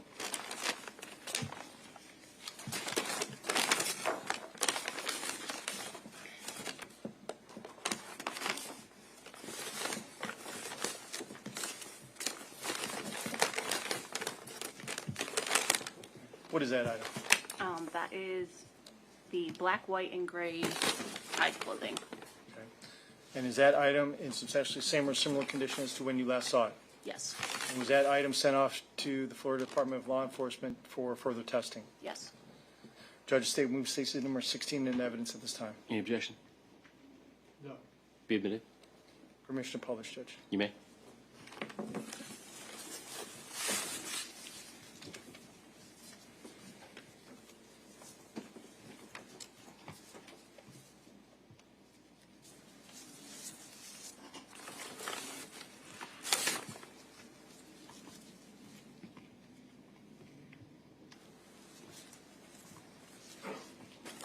For both of those items, the two items that we see here, it states exhibit number 10D, which is the photograph depicting the tie here towards the bottom of this particular photograph near the leg area. Yes.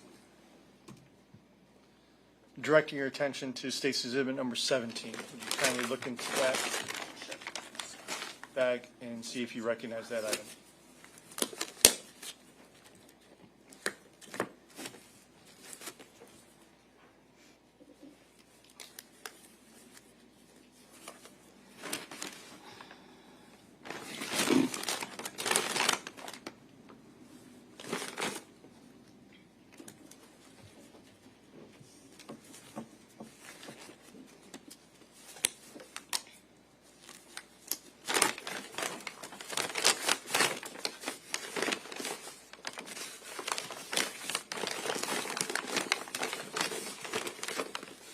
Yes. How do you recognize those items? They're the items I collected, and they are the two shirts, bra top, and jeans. Are those items in substantially same or similar condition as to when you last saw them? Yes. And were those items also sent off to the Florida Department of Law Enforcement for forensic testing? Yes. Judge, state would move states exhibit number 17 in evidence at this time. Any objection? Be admitted. Publish, Judge. You may.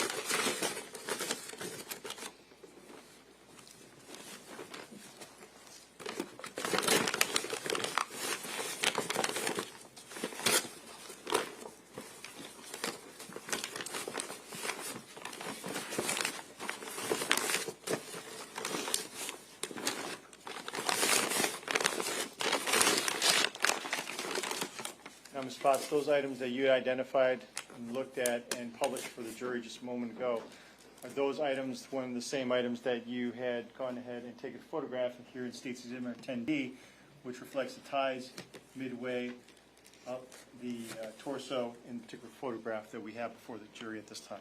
Yes. And those were the items that you had to untie in order to place in that bag, is that correct? I did not untie them. They were untied at FDLE. Fair enough. Now I ask you to take a look at the State's Exhibit number 18.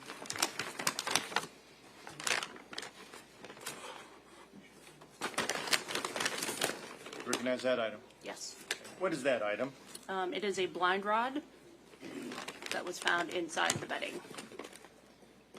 So when you say inside the bedding, what do you mean? We did not locate it until we had taken the clothing off and started to open up the bedding. It was inside with the body. And did you obviously also send that off for forensic testing? Yes.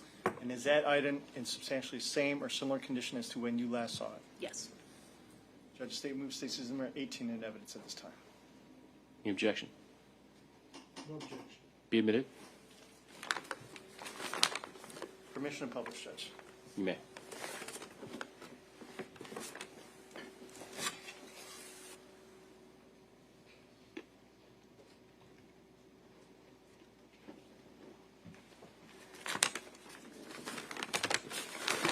Now, is there anything of note worthy evidentiary value that you saw on this particular item, other than it was collected and found with the body that was wrapped?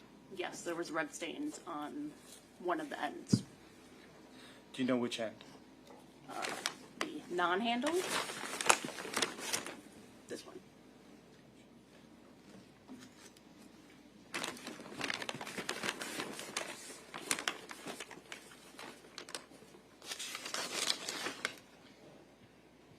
Now, Ms. Potts, did you have any further involvement in this particular case after you had gone ahead and conducted the crime scene processing? Yes. What was that? I also completed a body search warrant. Okay. And what is a body search warrant? When there is a search warrant provided to collect evidence from a body, usually photographs, possibly clothing, swabs. And did you conduct a body search warrant on a gentleman by the name of Wade Wilson? Yes, I did. And do you see Mr. Wilson here in the courtroom today? Yes, I do. Please point him out and describe the article of clothing that he's wearing. He is sitting at the right side table in a blue jacket and yellow tie. Now, would you please describe for us, when you conduct a body search warrant, how you go about doing that? First, I photograph the search warrant usually, then I take overalls of the individual, overall, closer head, close-ups of hands, then have them turn around and do the same, and also any tattoos, marks, cuts, scratches, anything of possible evidentiary value. Does that also entail collecting what are called buccal swabs? Yes. And what are buccal swabs? They are swab samples collected from the inside of the cheeks And what is the purpose of collecting buccal swabs? to obtain a known DNA standard. And would that be from the saliva obviously contained within the mouth? Yeah, the saliva and skin cells. Judge, not the record reflect, I'm showing defense counsel from previously Martinez, stated in 38. May I approach? You may. Spots I'm handing you some previously Martinez, stated in 38. Please take a look at that item and see if you recognize that. Yes. How do you recognize that? I recognize it by the sticker in my handwriting with the case documentation. And is that item in substantially the same or similar condition as to when you last saw it? Yes. And what is different about that particular envelope? There's additional sealing from FDLE and an additional sticker. That means that it was sent off to the Florida Department of Law Enforcement for forensic testing. Is that correct? Yes. Judge, at this time, move Stacey Zibner 38 into evidence. Any objection? Be admitted. I have no further questions for this witness at this time, Judge. All right.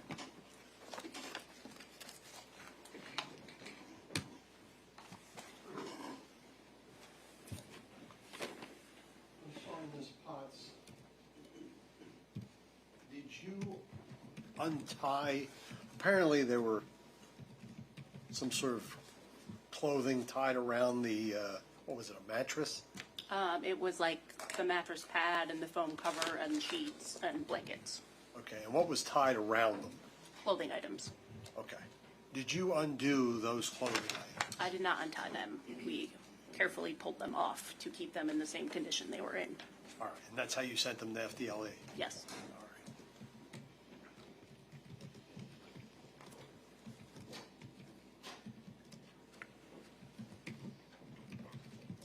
When you executed the search warrant, the body search warrant, some of Mr.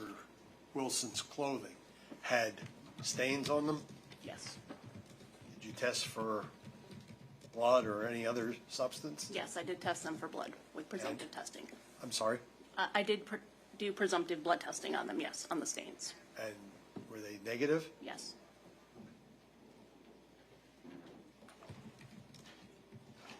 You process Miss Melton's house for fingerprints, correct? Yes. Did you, and you took fingerprints from Mr. Wilson? I did not take fingerprints from him. Did you compare the fingerprints that you collected from the house against what you were advised were Mr. Wilson's fingerprints? A different analyst did the fingerprint comparison.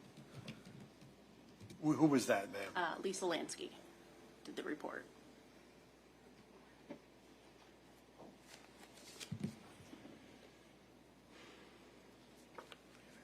Did you process any of the items that were around the body for DNA? Yes. And what did you find? I collected swab samples from almost every item I collected, and I don't believe those were sent for testing.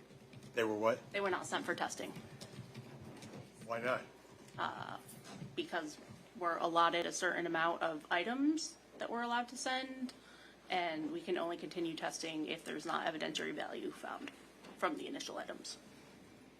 And there, I take it, since you weren't able to send these items, there was nothing of evidentiary value found in what was submitted. No, that means there was. There was. Yes. Okay, so why didn't they send the rest of the items that you processed, that you located? It was not requested.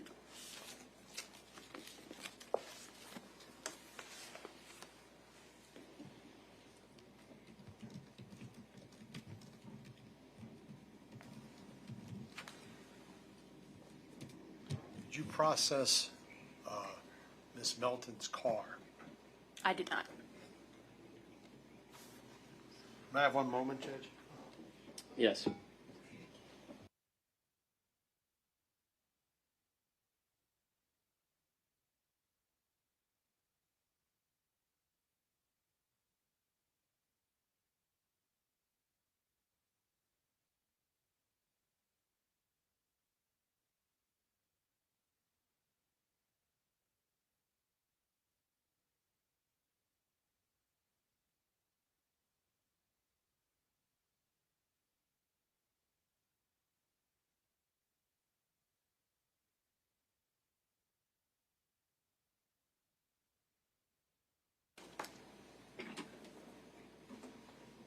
Mrs. Potts, for clarification, when you conducted your body search warrant of Mr. Wilson, do you know approximately how many days or how much time after you processed the scene did that body search warrant take place? It was the same night. It was the same night? Yes. Now, the items that you had gone ahead and collected that were not sent off, are you aware of whether or not Florida Department of Law Enforcement goes ahead and continues testing various items that are found around a particular item or a specific item of interest once they've confirmed specific DNA? They usually will not continue testing. Thank you. No further questions, Judge. Anything else? Just one. Go ahead.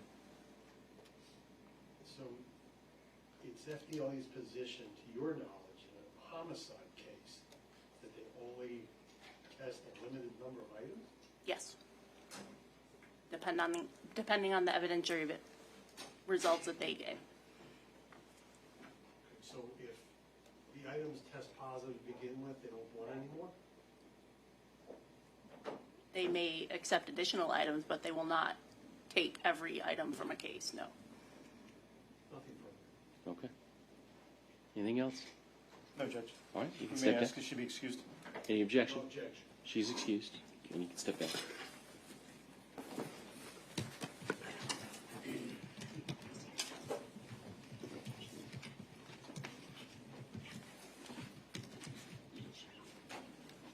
Everybody doing okay on the jury? Okay, state and call our next witness. Judge, State would call Dr. Noelia Hernandez.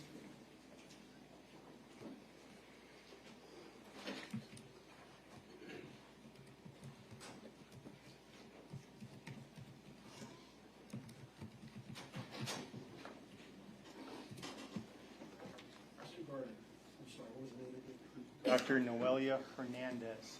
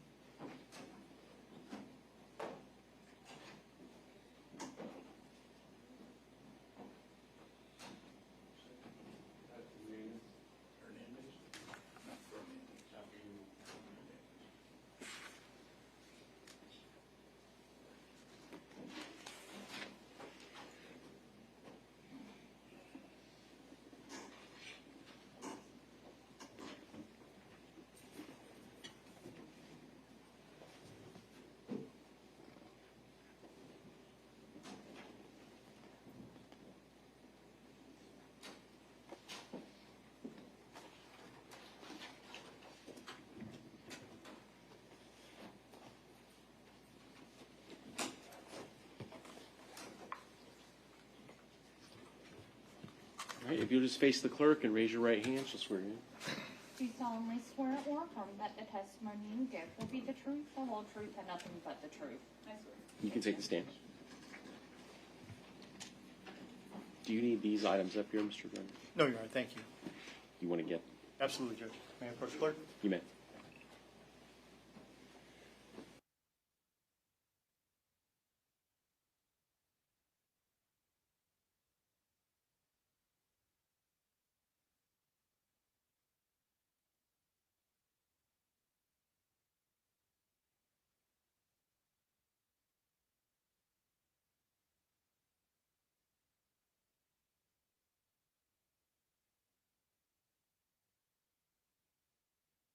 Sure.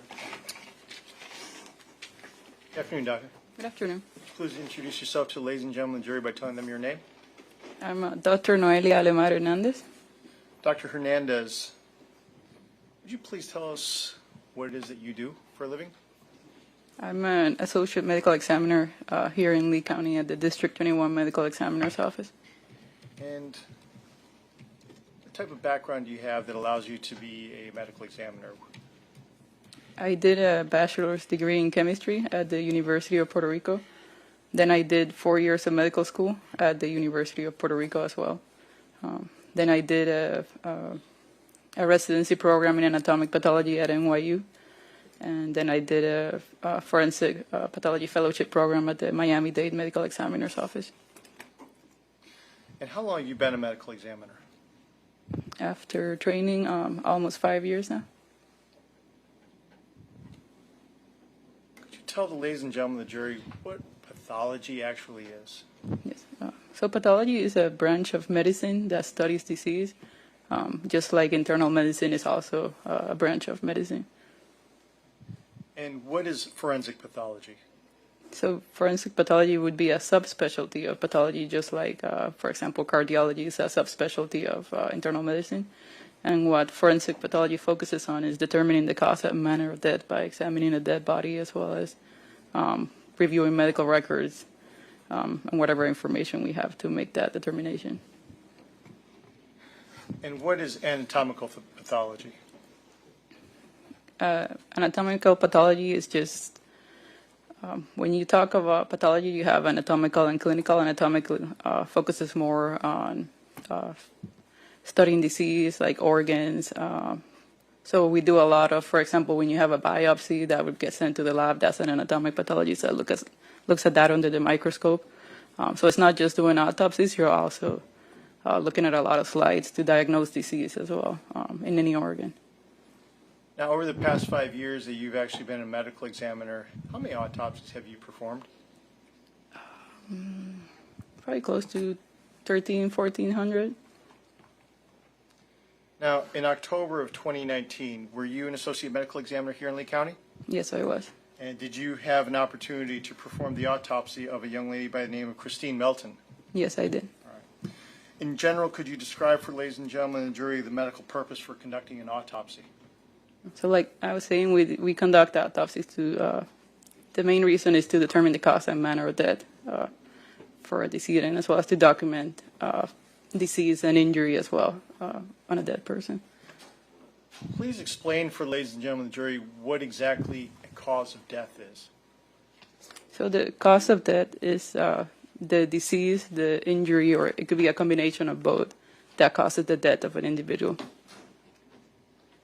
And when you refer to manner of death, what do you mean?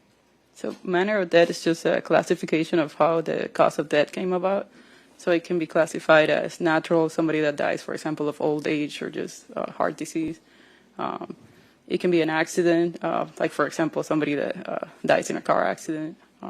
Suicide, when somebody takes their own life. Homicide, which is deaths at the hands of another. And undetermined, which is when it could either fit into more than one of those categories, or we don't have enough information to put it into any of those categories. Now let me draw your attention then to the autopsy of Ms. Christine Melton on the 8th of October of 2019. Would you please describe for ladies and gentlemen of the jury how you began conducting the autopsy of Ms. Melton? It's sealed and locked in a body bag. So we begin the autopsy by doing an external examination where we document everything on the body, things like height and weight, and just the general appearance of the deceased, as well as any injuries or any markings that might be on the body. And we also collect evidence as well while we're doing the external examination. Would you please tell us what, if any, injuries that you observed on the body of Ms. Christine Melton during that you were conducting the external examination? She had some small bruises on her neck and the left side of her face, like almost towards her neck, as well as she had some small abrasions, which are kind of, I guess a layman's term would be saying like a scrape or a scratch, as well as some ecchymosis, which is basically like saying a bruise, like when you just bump your hand against something, for example, and you get like a bruise, that would be an ecchymosis. Scattered, she had small ones scattered throughout her body, like her torso and her extremities. Did you notice any damage or injury to her hands? She had a minute abrasion on her right hand, and she had artificial nails, and so some of the nails on her right hand were broken or like you could only see fragments of the artificial nails. And did you have an opportunity to go ahead and photograph all these external injuries that you had just described? Yes. Judge, let the record reflect I'm showing defense counsel's proofs and marked cases number 13A, 13B, 13C, and also 13D.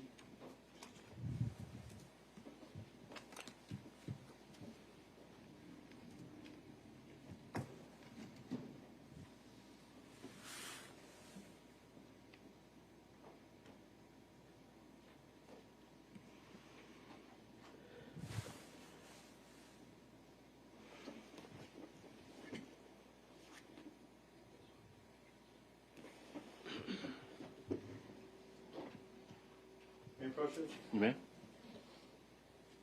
Doctor, I'm handing some proofs and marked cases number 13A, 13B, 13C, and as well as 13D. I see you take a look at those items, see if you recognize those.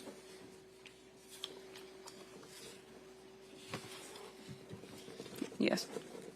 How do you recognize those? These are photographs that were taken during the external examination and autopsy of Ms. Melton. And do those photographs fairly and accurately depict Ms. Melton when you were conducting the autopsy of her on the 8th of October of 2019? Yes, we do.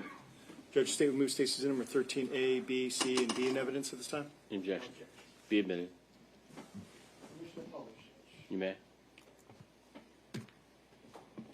Now, Dr. Hernandez, I'm showing you State's Exhibit number 13A. Could you please orient the ladies and gentlemen of the jury about the injuries that you are observing in this particular photographs that give you any cause for concern? So as you can see here, you're looking at the right side of her head, and you can see the upper part of her torso. The number 908-19, that's the number that was assigned to this particular autopsy, to Ms. Melton's case. And then if you looked to the, I guess looking straight at it, it would be below the number. There's like a darker bruise on the right side of her neck. I wish I had a pointer, but oh, there you go. So that's the little bruise I was referring to on the right side of her neck. And what did that indicate to you?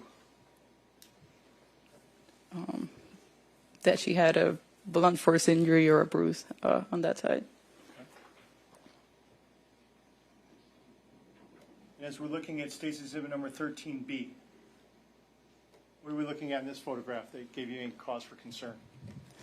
This photograph is the left side of her head, and again, you can also see the superior part of her torso. And in this photograph, the dark, I guess, mark is the best way to describe it. In the picture on the between her neck and her shin on the left side, that's the abrasion, or an easier way to describe it could be a scratch or a scrape on the left side. And if you look towards her shin, it's a little bit hard to tell with the glare, but there's like a little pink area right here. That's also a little bruise on the left side of her shin.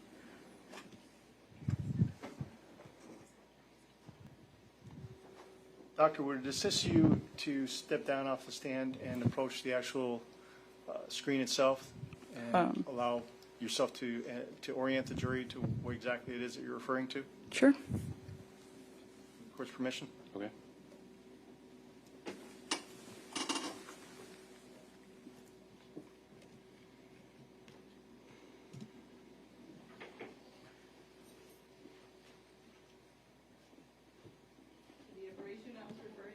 Objection, no question. That's true. Now, the abrasion that you're referring to in this particular photograph, would you please describe for us what gave you cause for concern in State's Exhibit number 13B?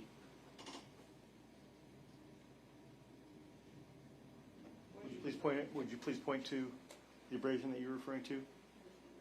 Okay. And what gave you any cause for concern as it relates to that particular injury?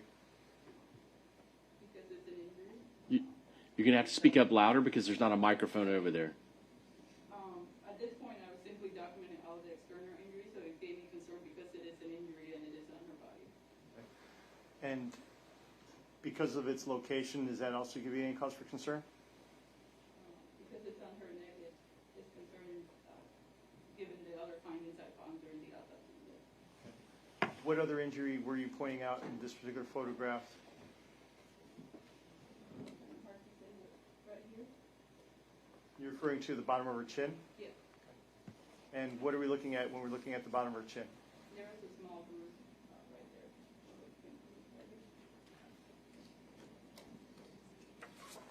I'm going to show you State's Exhibit number 13C that's been entered into evidence. What are we looking at in this photograph? This picture is after the hands have been cleaned and the fingernails have been cut for evidence. But these are the two artificial fingernails that you can see. I'm going to have her speak up louder if you're going to have her up there because I can't. Just please speak up. Like I was saying, can you hear me? Okay. This picture is after the hand has been cleaned and the fingernails have been clipped to collect evidence. What you can see here is these are the two fingers where the artificial nails, as you can see, are missing, and there's only some small fragments of them left over per nail. And did these appear to have been broken off? They appear to be broken off. I can't say when it happened, but they appear to be broken off. Very well.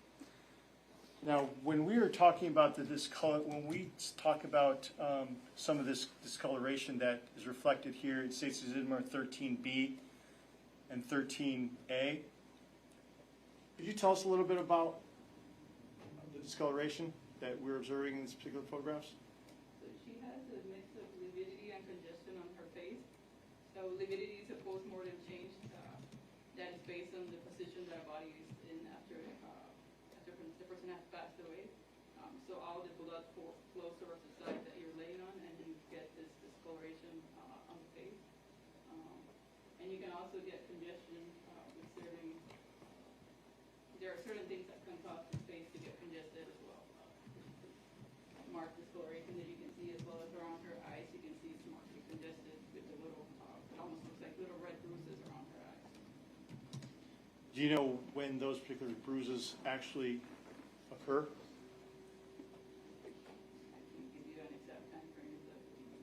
Well, what I mean is, would those have occurred before she died, at the time of death, or after death?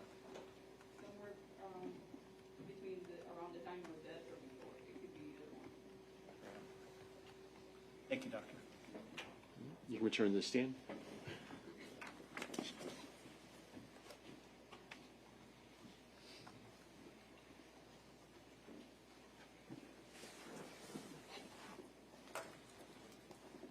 Doctor, the external injuries that you observed and photographed of Ms. Melton, after you conducted your external examination, what is your next step in the process?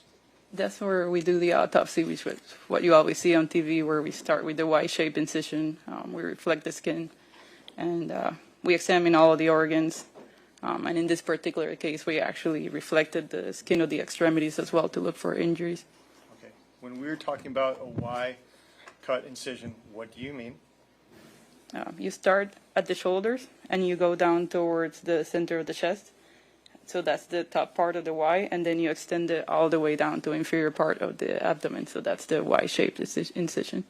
Okay, and when you say we were reflecting the skin, that means basically pulling it back and opening up the body, is that correct? Correct. And when you conducted the Y incision on Ms. Melton and began the external examination, or internal examination of her body, what did you find? She had hemorrhage on the subcutaneous tissues of her neck, which are the tissues right under the skin. And I could also see hemorrhage over the muscles on her neck. Was the first thing we saw as we were starting the autopsy. Now, with the court's permission, I'd respectfully request the doctor to step down once again and approach the screen. And Which exhibit do you have? State number 13D, Judge. Okay. All right.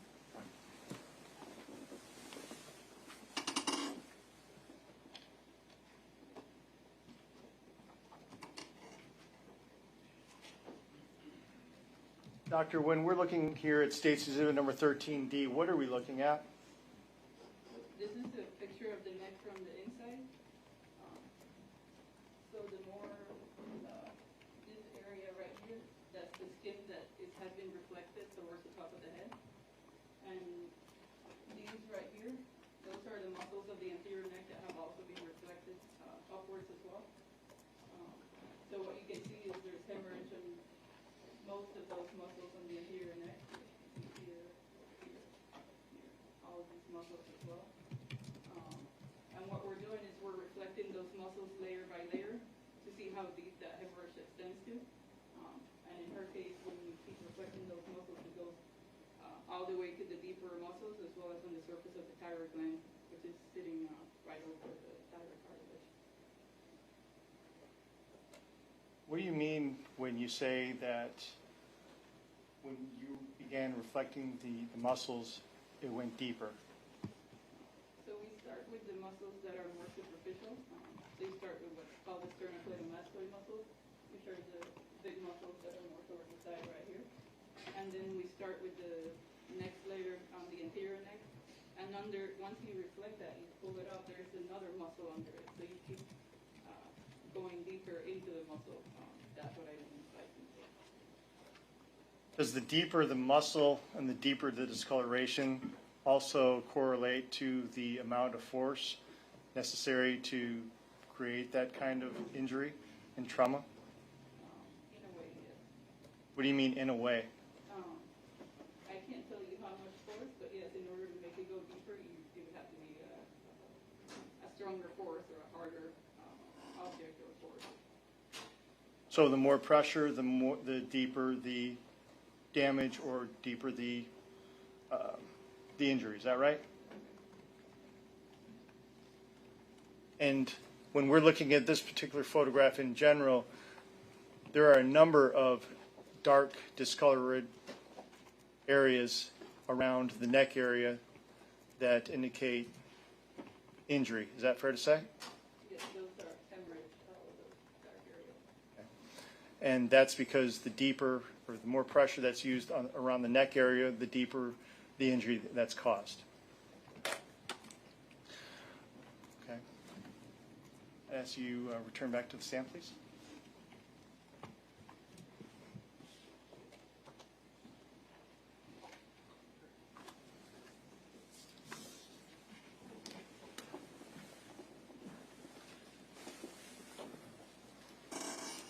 What other injuries did you see on the interior of Ms. Melton?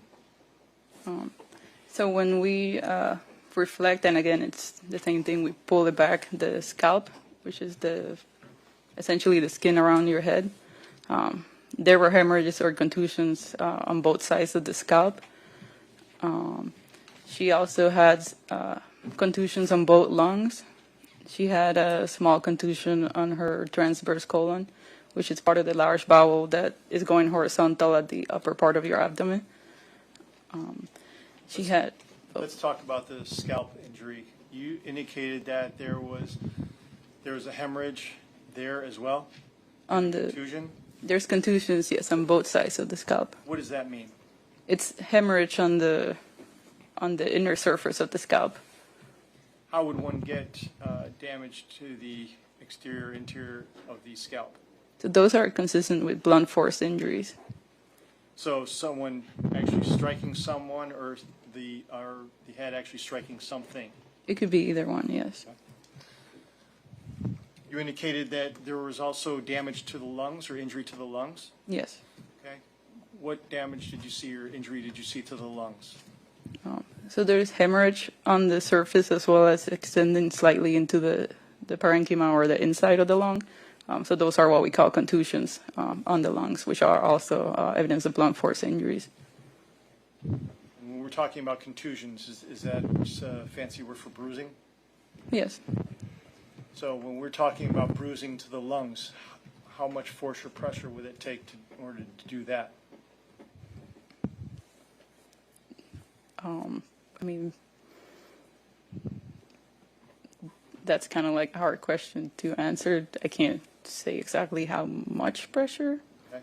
Would it be fair to say that if someone punched you in the lungs pretty hard, that would cause that kind of damage or injury? If they punch you in the chest, yes, they could do that. You also indicated that there was damage to the colon area. Yes.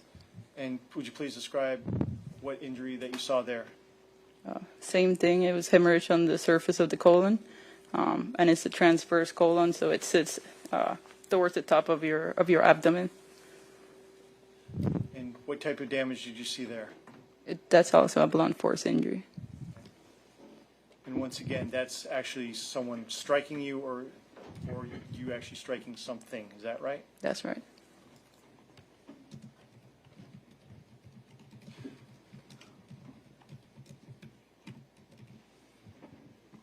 Was there any other damage that you saw on the interior of Ms. Melton? She also had a contusion to her liver and one to her bladder. She had a ruptured cyst in one of her ovaries, but that type of cyst could rupture due to trauma, but it could also rupture due to strenuous exercise and other activities, so I can't say whether or not that was due to the trauma. Let's talk a little about the damage to the bladder. What did you see there? So similar to where I was explaining in the lungs, it's also hemorrhage on the surface of the bladder, and it extends all the way to the mucosa, which would be the inner surface of the bladder where the urine is held.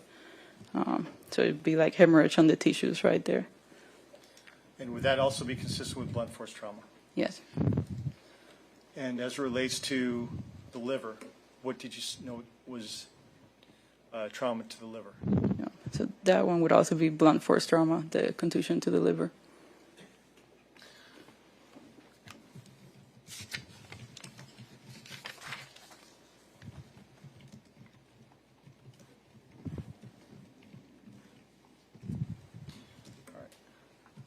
So based upon your complete autopsy examination, can you tell, ladies and gentlemen of the jury, what your conclusion was in this particular case? So in this case, based on what I was explaining earlier in the neck, how she had hemorrhage extending from the superficial muscles all the way to the deep muscles, as well as the bruises on the outside of her neck. And also she had petechia on one of her eyelids and some petechia on her scalp. It's all of her autopsy findings taken together are consistent with death by asphyxia due to compression of the neck. You just mentioned petechia of the eye and petechia of the scalp. Can you please describe for ladies and gentlemen of the jury in layman's terms what that means? So petechia are pinpoint hemorrhage. So they're like a tiny little dot, and they're caused when your venous pressure goes up. So it causes a backup of the blood, and all of that pressure causes your little venules to burst. So you just create this little, like, pinpoint, tiny little hemorrhage. And that would have been as a result of the asphyxiation? That's one of the causes for petechia, yes. And doctor, did you also complete a death certificate in this particular case? Yes. Judge, let the record reflect I'm showing defense counsel's increase in mark as cases of being 14.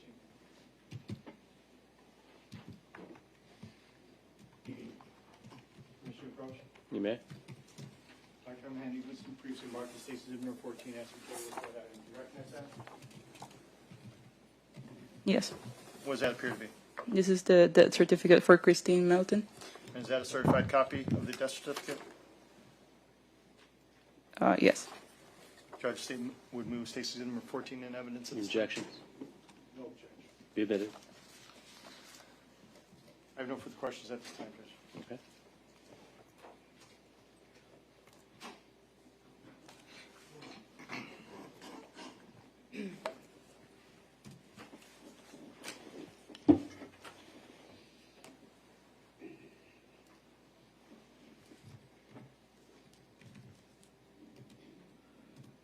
Doctor, when you, back in 2019, that's 5 years ago. You just like a brand new medical examiner? Yes, I had recently started at the District 21 Medical Examiner's Office. Okay. When did you start it there? September of 2019. So this was 1 month after being there. Yes.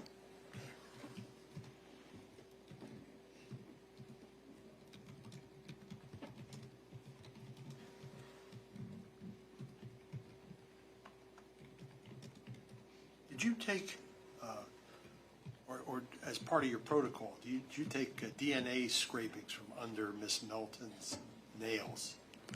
We take the fingernail clippings where they cut the fingernails, and we put them in the little envelopes. Okay. But you're not, you yourself, conducting an autopsy, are not looking to collect DNA, are you? We collect a DNA card from the decedent where it's like a little card with circles and you put blood from the decedent on it. Okay. We collect the fingernail clippings, which I guess law enforcement would use to look for DNA under the fingernails. We'll do swabs if they request us to do a rape kit, like swabs of the mouth, the anus, the vagina. And if there's any secretions or anything we notice on the body, we may swab that as well. Did you do a rape kit on Miss Melton? I believe we did, yes. And what do you do with that when you're done collecting the evidence? We hand that over. We sign it, we seal it, and we hand it over to law enforcement. Okay. And just what do you do to use a rape kit? I'm sorry. Start over. When you are going to complete a rape kit, what do you do as part of your autopsy? You mean like how do I collect this? Is that what Yes. Oh, okay. So I usually have my technicians assist with that, and before we clean the body, once we open the body bag, we'll take swabs of, so the rape kit usually comes with swabs for the buccal mucosa, it swabs for the vagina, and swabs for the anus as well. So we'll do all of those before we clean or start manipulating the body any further, once we get it. Do you as the doctor do those, or are your technicians doing them? They usually do those under my supervision.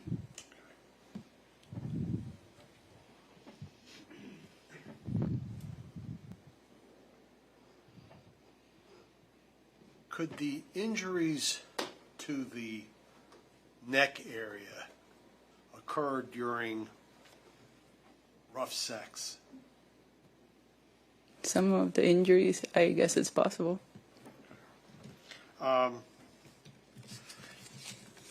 You mentioned various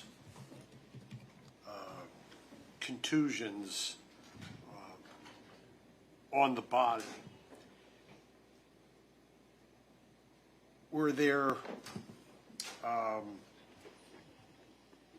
contusions on the exterior of the body that corresponded to what you found on the internal examination? So, for example, one of the bruises on the right side of the neck, there was hemorrhage corresponding to that area.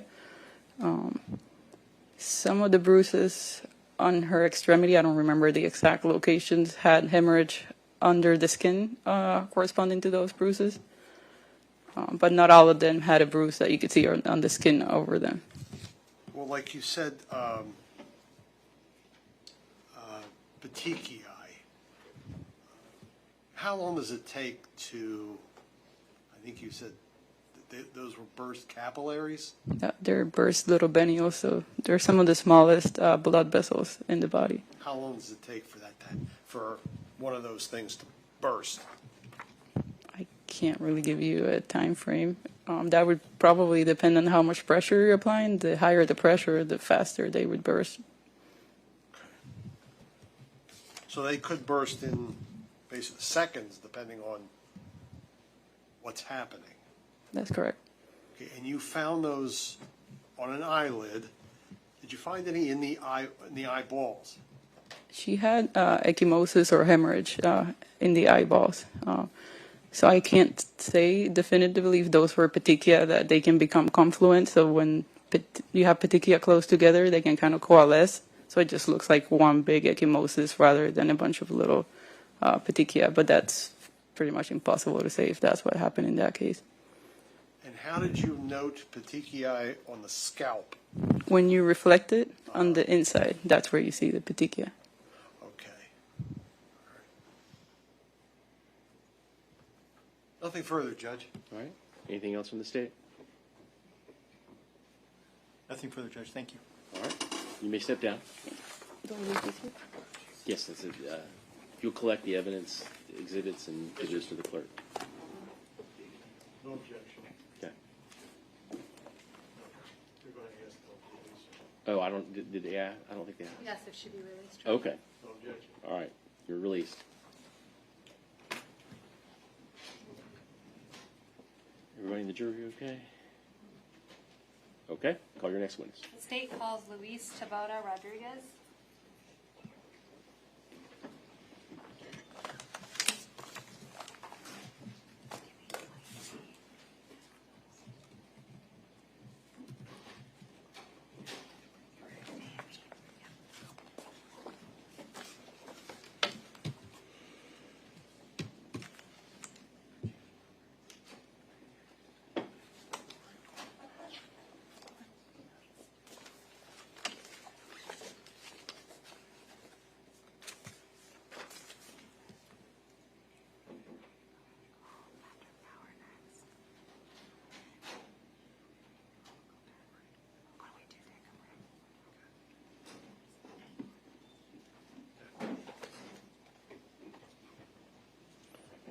Sir, if you'll just face the clerk and raise your right hand, she'll swear you in.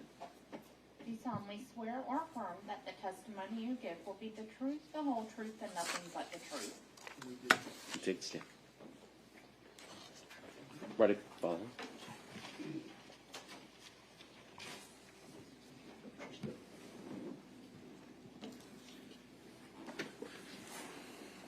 All right. May I inquire? You may proceed. Good afternoon. Good afternoon. Please state your name for the record. My name is Luis Taboada Rodriguez. Could you please spell your name for the record? I have two last names. It's Taboada is Taboada, and Rodriguez is Rod. Okay, spell again.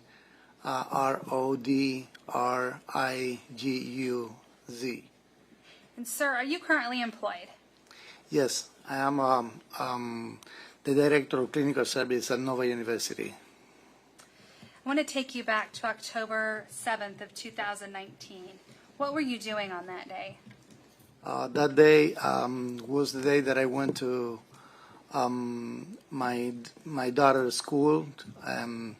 So I went there to pay the after school programs.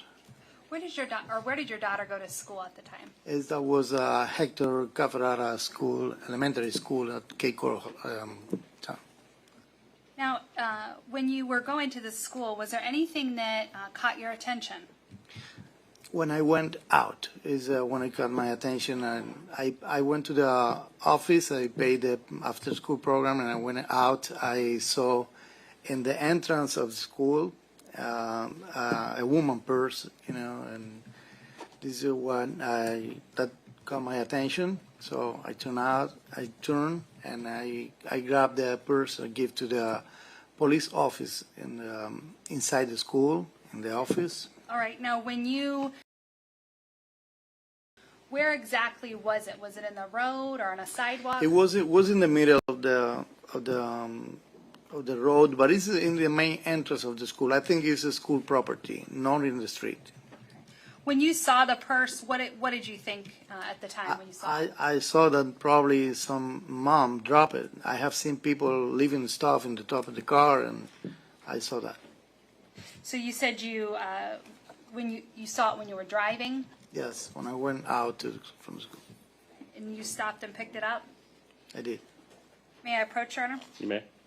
For the record, I'm showing defense counsel 23, 24, and 24A.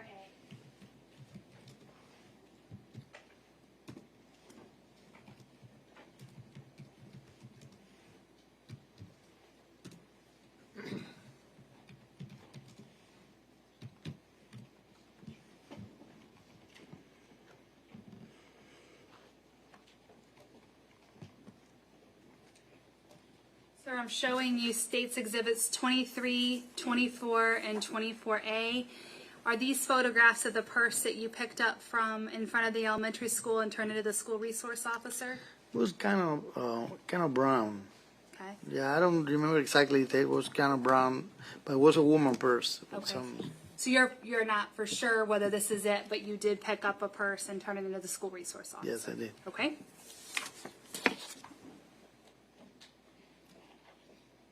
Now, when you left the purse with the school resource officer, did you give him your name?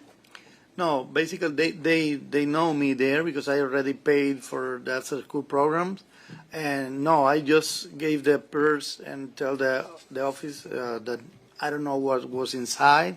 Just the purse was open. I saw some stuff there like cards or but I didn't open it and check anything, so I gave to them. Okay. And did you then give a statement to Cape Coral Police Department about the purse that you found? I did. All right, this time the state tenders a witness. No cross. Very well. Sir, you can step down. Thank you so much. I ask that he be excused. Any objection? No objection. You're also excused. Right? Can I leave? You can go. Thank you.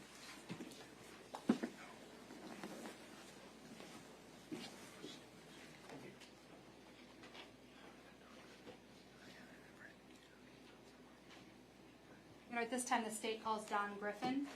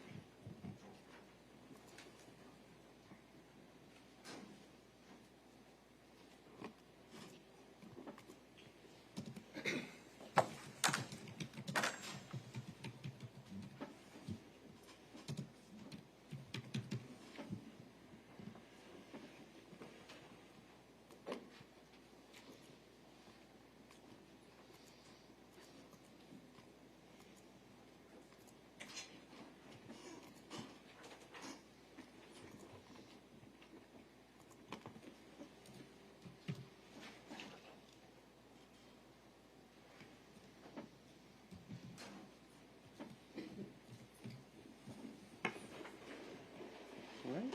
If you'll face the clerk and raise your right hand, she'll swear you in. Do you solemnly swear or affirm that the testimony you give will be the truth, the whole truth, and nothing but the truth? All right, you can take the stand. Please watch your step.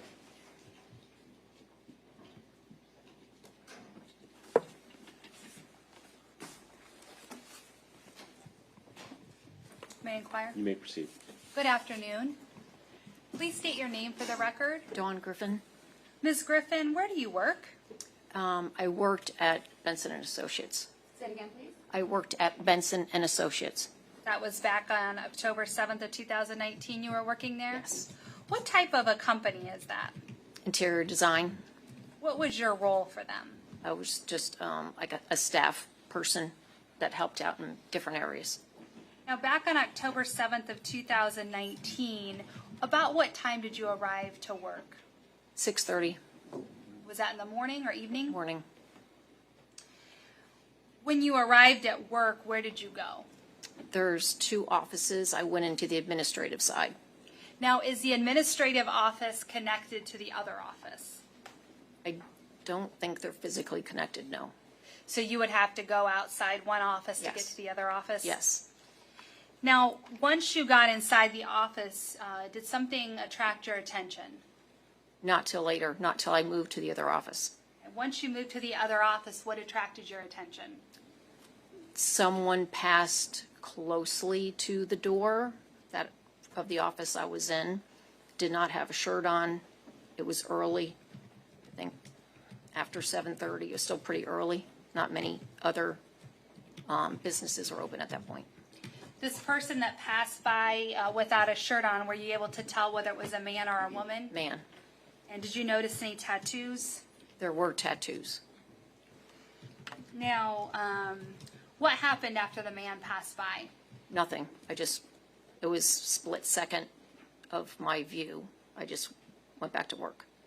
As you were working again, did something else attract your attention? When I was in the back, I heard something that drew my attention to look outside. What did you hear that drew your attention? I don't remember exactly what it was I heard. It was enough to draw my attention to come out of the back. Did it sound like a voice? Yes.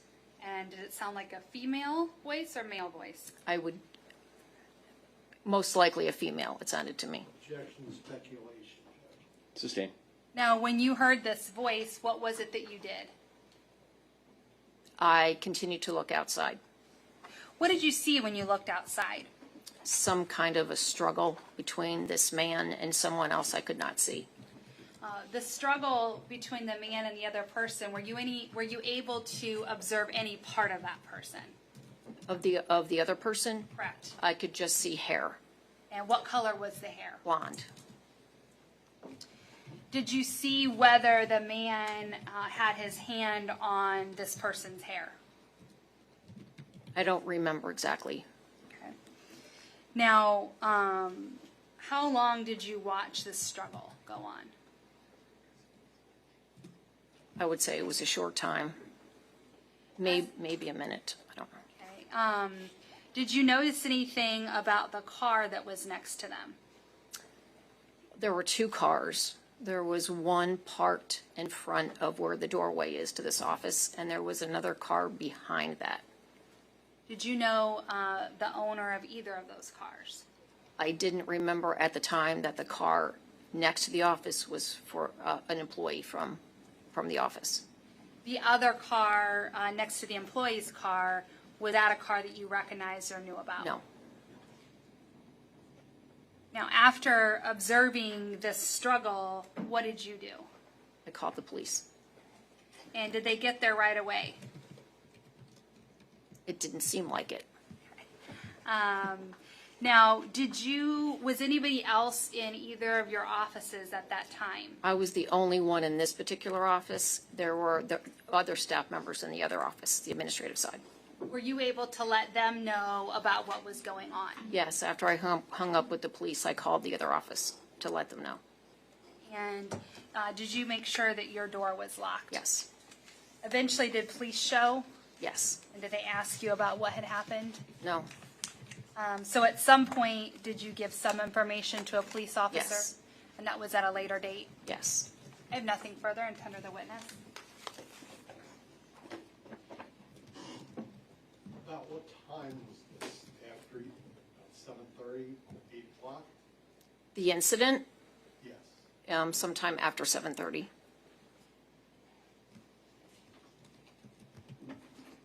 Nothing further. All right. Ask that she be excused, Your Honor. Any objection? No objection. You can step down and you're excused.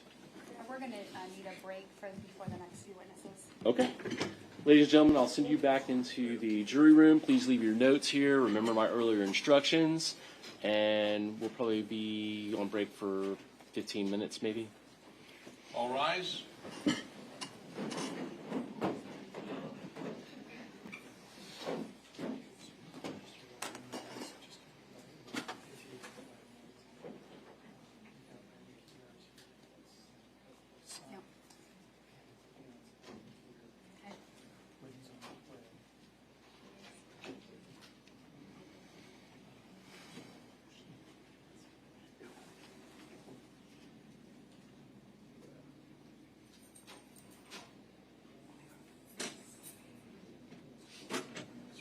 right, let the record reflect the jury's exited the courtroom. We'll be in recess for about 15 minutes.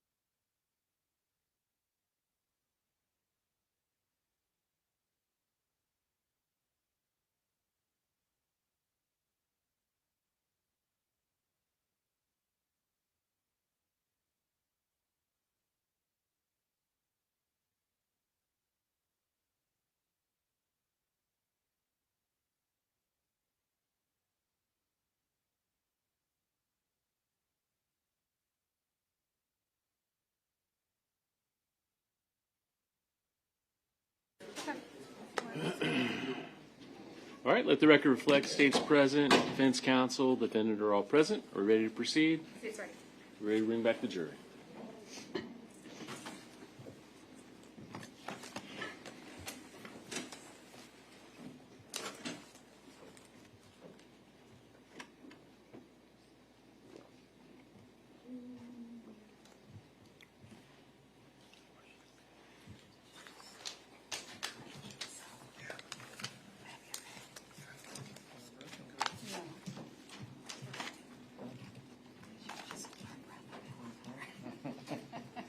Not my breath.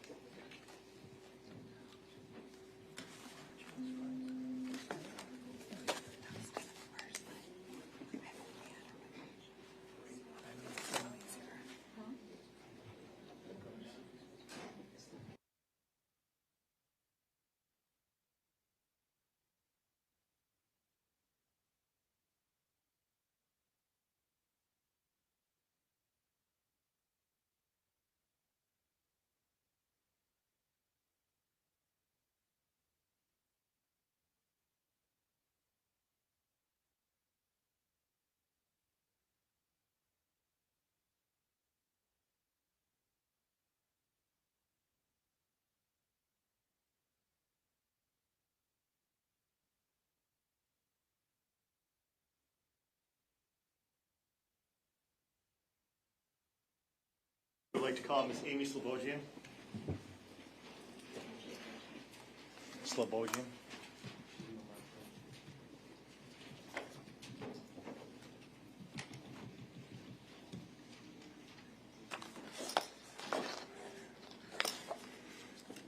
Mr. Gardner, what was the first name?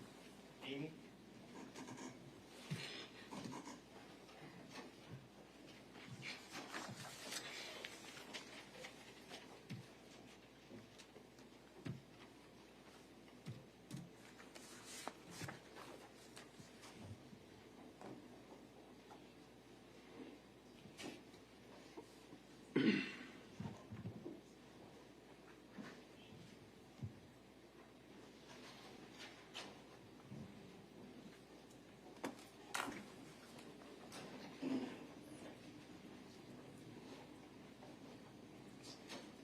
If you just stand, face the clerk, raise your right hand, she'll swear you in.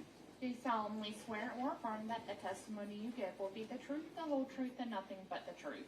You can take the stand. Watch your seat.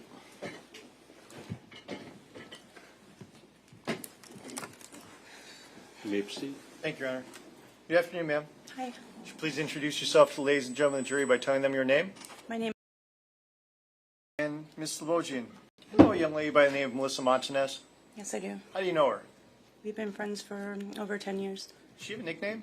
Mila. Now, I want to direct your attention to the 6th of October of 2019. Did you go anywhere that evening? Yeah, I did. I just recently came back from South Dakota, and I was like, I want to go see some friends, so I went down to the Buddha. And about what time did you go there? It was a little after 10, And about how close to the Buddha do you live at that time? maybe a mile. And did you go there by yourself? Yes, And when you got there, did you see anyone you knew? I saw Mila. Okay. Did you see anyone else? I saw Wade. You say Wade. Who's that? Wade Wilson. Okay. She And introduced me to him. do you see Mr. Wilson here in court today? See you nodding your head. Is that a yes? Yes, Okay. Would you please point him out and describe an article of clothing that he's wearing? he's in the blue suit. Judge, let the record reflect the witnesses also identified Mr. Wilson. All right. Now, at some point in the evening, did you decide to leave the Buddha? Yes, I did. It was a little before closing time. I usually leave before it's after 2. And I walked outside, and when I walked outside, I noticed Mila's car to the right of me leaving, and then I noticed to the left of me at the stoop, Mila was standing there. So I was like, why is your car driving away? And she said, Wade took the car and he left. So I offered her a ride to my house if she wanted to just come to my house because I was right around the corner. Okay. And did she accept your Yes, offer? she did, and she spent the night with me. Okay. Where did she sleep that night? She slept on the sofa. Did anything happen the following morning? Yes, I had my bedroom door open and I heard her speaking on her phone saying, I don't know, let me check for a piece of mail and I'll give you the address. And I hollered to her, Mila, I don't know him. I don't want him in my house. My son is here. I will take you wherever you need to go. Like, if you want me to drive you somewhere, I'll take you wherever you need to go. So she was like, we'll just meet you at my spa. And you indicated that you heard, was the phone being utilized at that Yeah. time? Yeah. About how many times would you say that phone was being used or called? They were talking on and off. It just kept ringing and ringing, and the whole time, the whole ride, all the way to the spa. So did you feel comfortable with him coming to your house? Absolutely not. I don't let strangers in my home. So did you ultimately wind up driving her to the spa? Yes, I did. And what was the reason for her to want to meet up with him? She wanted to get her keys and her driver's license and her car. She wanted her car back.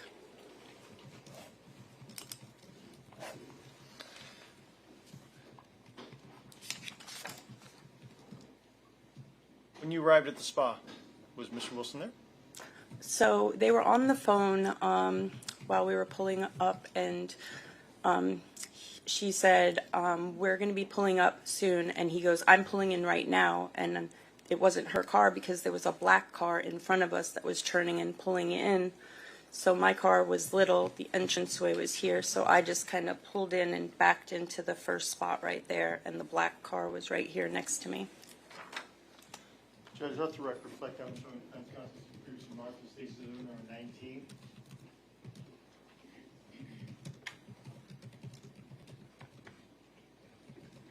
Can I approach, Judge? You may. Now, Mr. Boji, I'm showing you some previously marked as Stacy number 19. Ask you to take a look at that item. Do you recognize that? Yes. What is that? That's Mila Spa. Okay. And does this photograph fairly and accurately depict Yes. Mia Spa? Mm-hmm.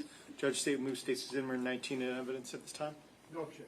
Be admitted. Permission to publish, Judge? You may.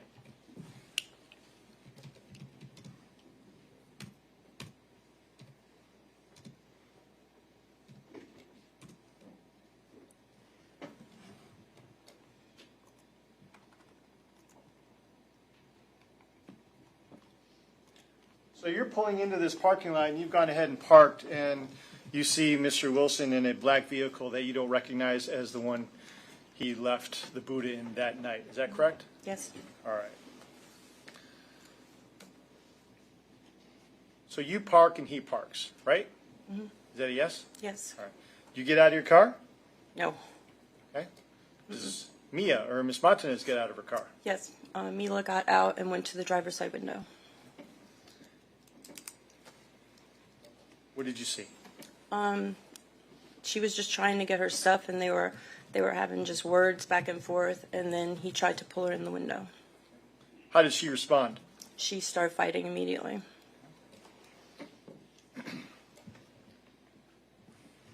What else did she do?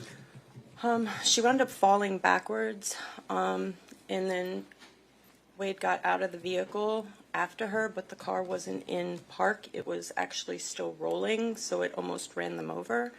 And then he slammed it in park and then went after her immediately. He was ripping her dress off of her. He was pulling her hair. Her extensions were everywhere, all over the ground. And then he proceeded to drag her from the parking lot to the stairs, up the stairs. She was holding onto the banister like a monkey, trying to hold on, and he just kept ripping her more and more to the door upstairs. How tall would you say Miss Martinez is?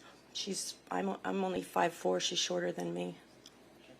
About how much would you say she weighed? She's got to be 125 pounds. She's light, little. What color hair does she have at Blonde. that time? Did anyone else see? There was a what, lot you of were seeing? people. There was people walking on the sidewalk. There was I don't know if it's an upholstery shop or what it was, but design shop on the corner that has open windows. And there was a lawyer office. It was broad daylight. Did anyone come to her assistance? It happened so fast, and I immediately called 911. When you saw them go upstairs towards the spa, what did you see Mr. Wilson do to Miss Martinez? Instantly, when he punched her, well, he dragged her from the lower part of the stairs to the upper part of the stairs. He pinned her up against the wall by his hands on her throat, and then he punched her in her face. When he punched her in her face, her nose exploded. And I don't know if it was sirens in the background or the sound or the blood that came out of her nose that spooked him, but he immediately got into the black car and just started taking off. Now, was he making any threats to her when he was beating her? I mean, it was so fast, but he did threaten. He did say, oh, I mean, he said to me if I got out of the car, he was going to kill me. Say anything towards Miss Martinez? Oh, he was trying to hurt her. He was trying to get her in the car to get away with her. Was he saying anything to her at the time that he was beating her and striking her? It was so fast. I honestly, he was just dragging her and beating her.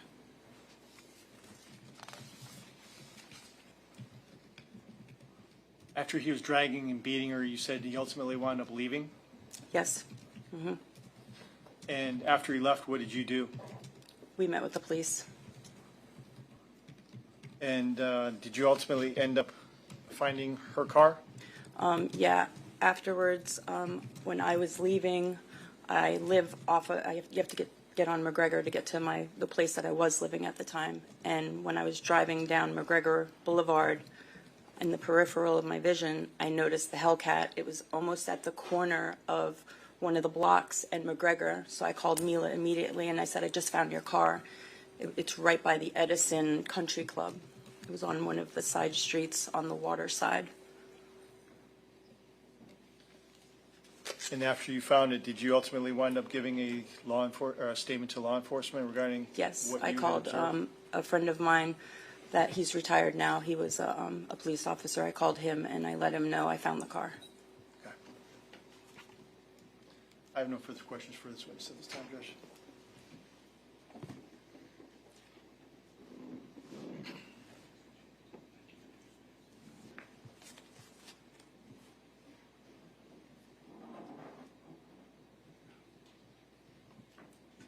No cross.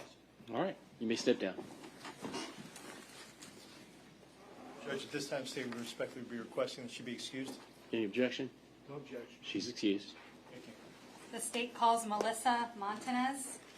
May I approach the clerk, Your Honor? You may.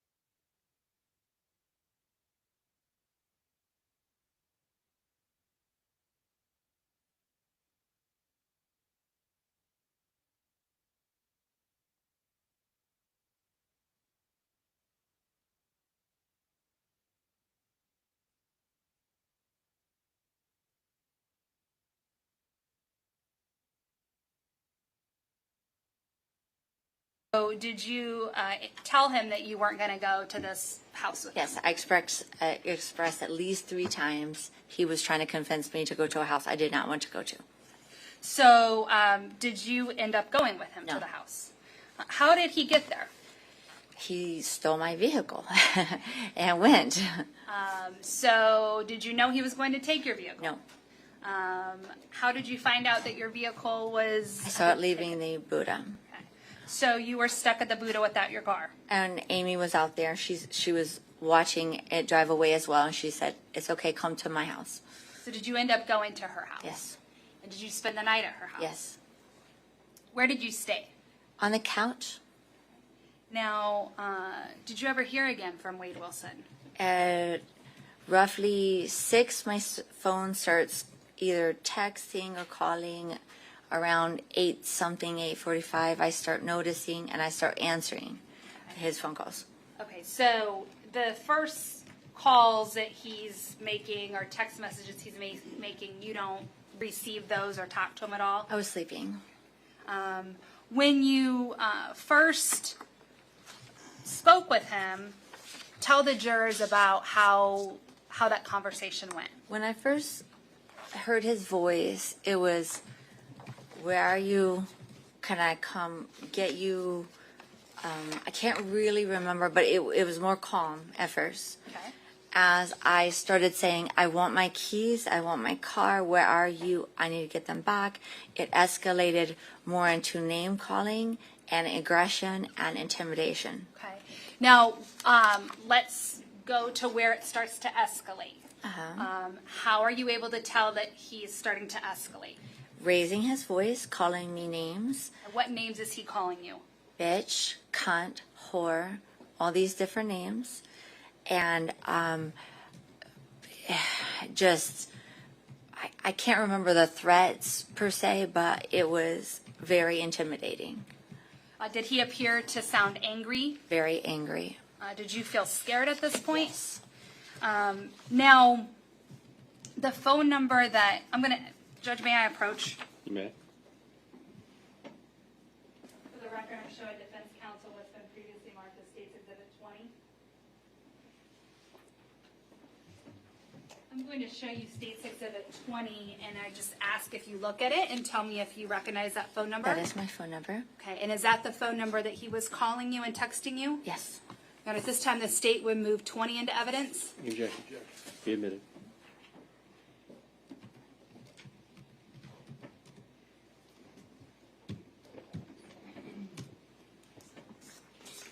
At this time, the state, pursuant to a notice of intent to rely upon certification of business records, would also move 21 into evidence. If I can show the defense counsel the records for Ms. Martinez.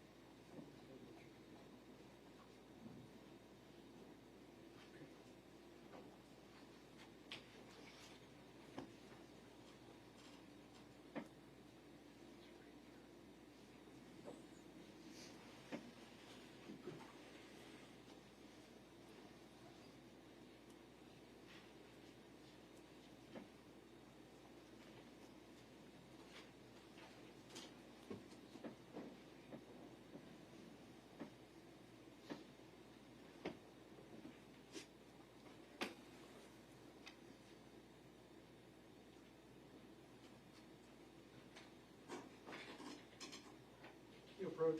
You may.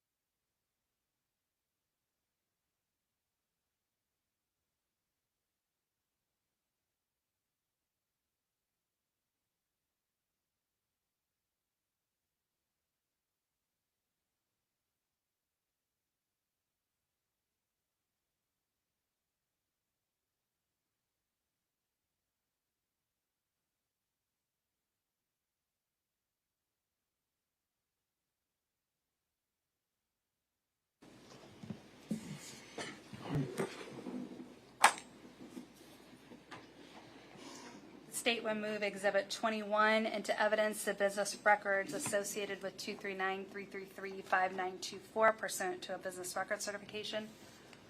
Any objection? No. All right, be admitted.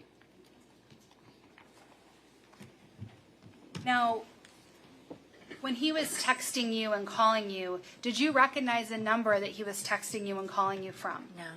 Had he ever called or texted you from that number before? No. Now, did you end up agreeing to meet him someplace? Yes. What was your purpose in meeting with him? To retrieve my car and to get my keys, because I was finale. That was it. I wanted my property back, to never see him again. Now, did you believe that he would show up in your car when you met? Of course. That's what he left in, yes. So where did you agree to meet him? Mila Spa. Now, when you arrived at Mila's Spa, did you see your Hellcat? No. Did you see a different car? Yes. And was it a car that you recognized? No.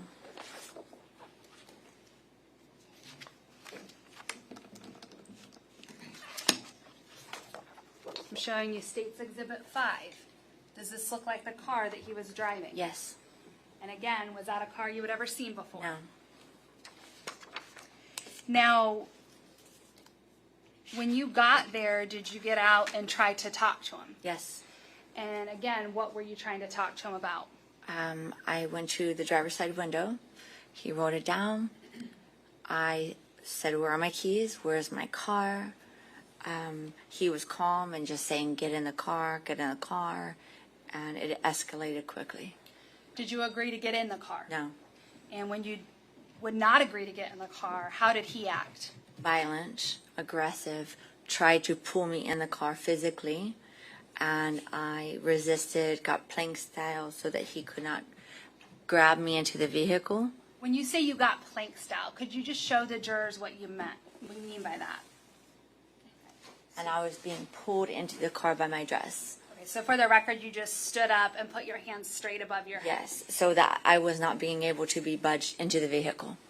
And you said he's pulling at your dress. Yes. Can you describe in more detail how he's pulling at your dress? He's pulling dress, probably a little hair, everything, and then the dress starts to rip off of my body. And what happens after that? Once he realizes that the threads were becoming, I was getting away from him and he was still holding onto the dress, he opens the car door, obviously forgets to put it in park. The car starts to roll forward. He tackles me to the ground. The car grazes both of our legs and I'm pummeled to the ground. How hard did he push you to the ground? I'm sorry, I don't recall. This is also fast and he's very heavy and I'm 5'2", he's 6'6", so. Now, what happens after you are pushed to the ground? I start to get beat.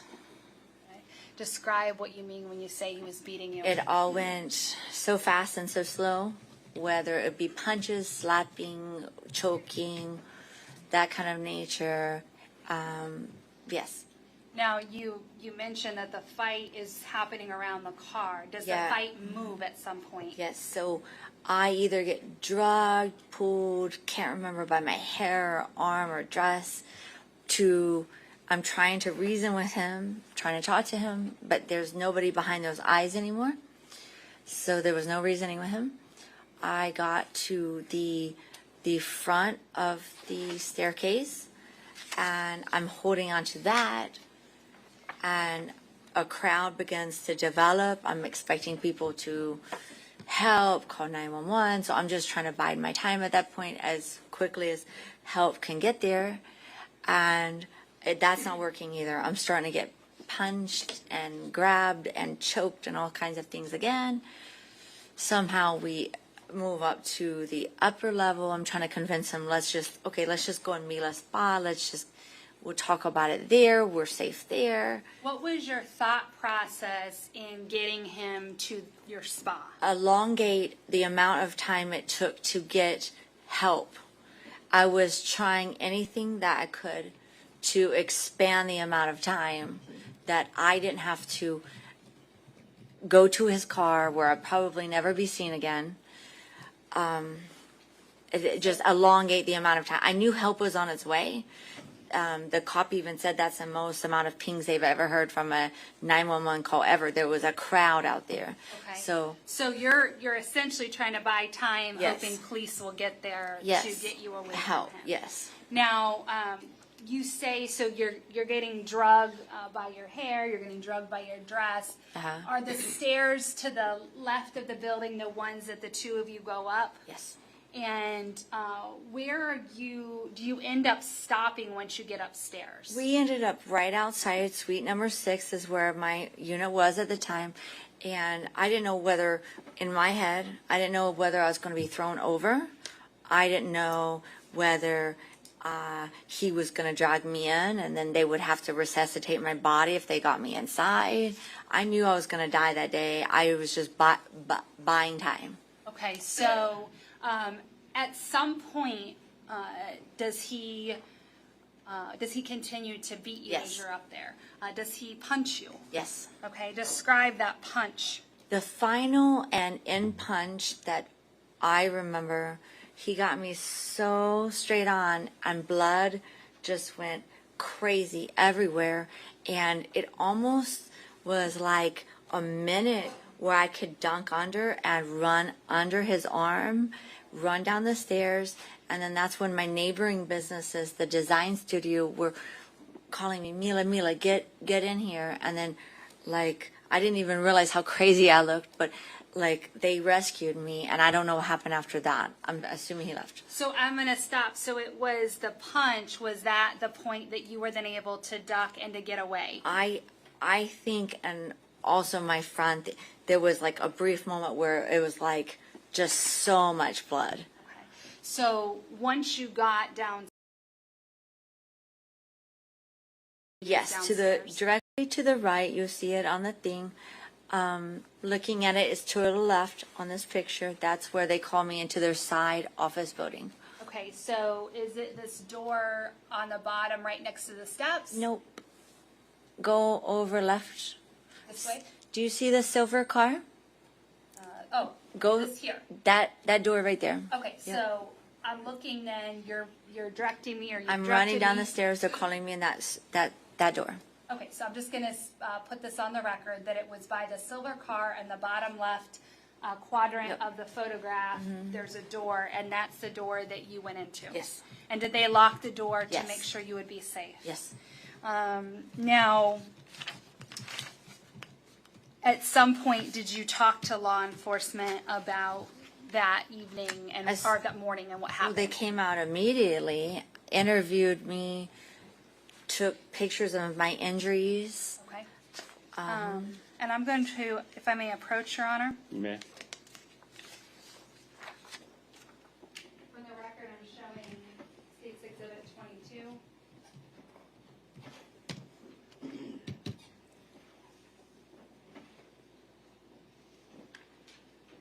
Ms. Martinez, I'm approaching you and showing you 22. Do you recognize this exhibit? That's me.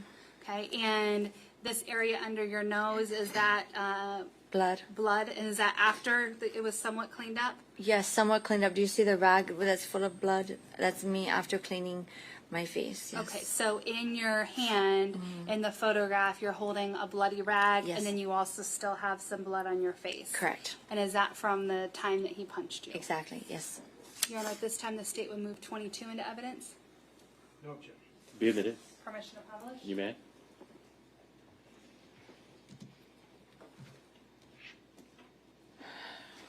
You mentioned he was pulling your hair. Were you wearing extensions at the Yes, time? my extensions were in disarray, somewhat pulled out and stuff, yes. Now, do you, as you're sitting here in court, see the person who was threatened to kill you and who was battering you that morning sitting in court? Yes. Could you please point to him and Right here. identify him by his clothing? Wade Wilson in the blue suit. Going to let the record reflect that the witness has identified the defendant. Okay. We have a moment. You may.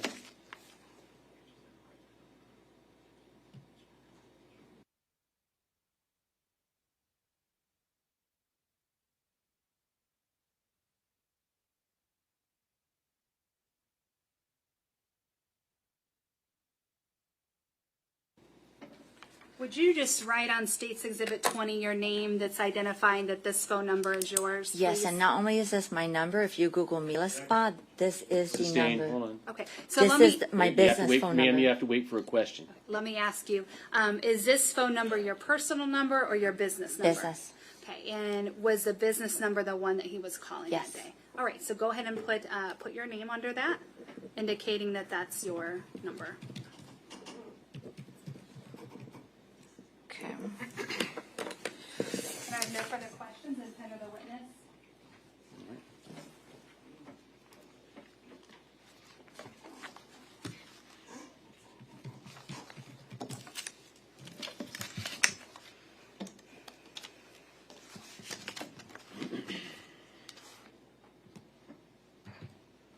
Ms. Martinez, Yes, when did you first meet Mr. Wilson? I do not recall. May we approach? Okay.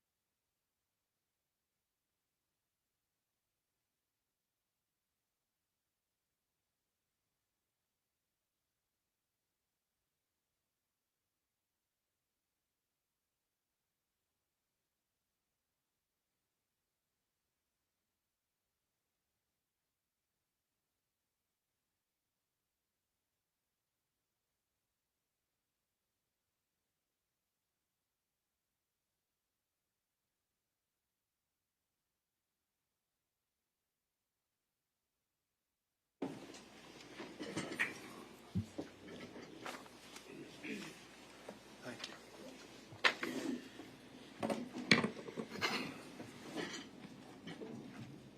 Do you know a Josh Lukic?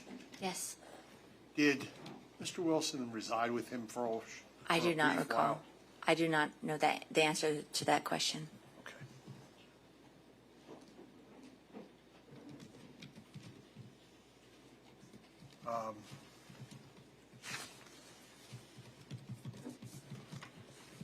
When you were at the Buddha Bar, or before going to the Buddha Bar, were you using cocaine? Yes. Your cocaine? No. Who's He had some. he being Mr. Ray Wilson? Wilson. Mm-hmm.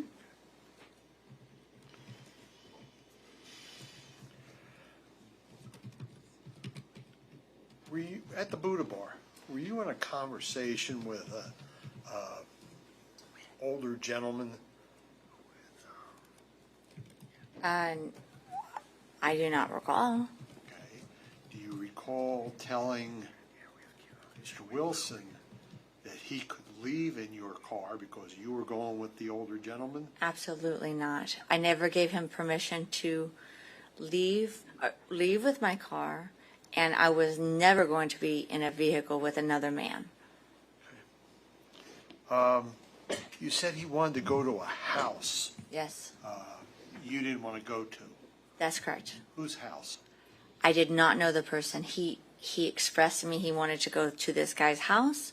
I didn't know the guy. I didn't feel comfortable. He expressed at least 3 times, and I did not want to go to this house of a person I did not know.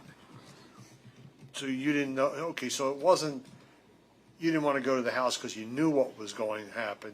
You just didn't know the guy. I didn't know that person, and I did not want to be in harm's way, and I did not want to go to a stranger's house of any type. No.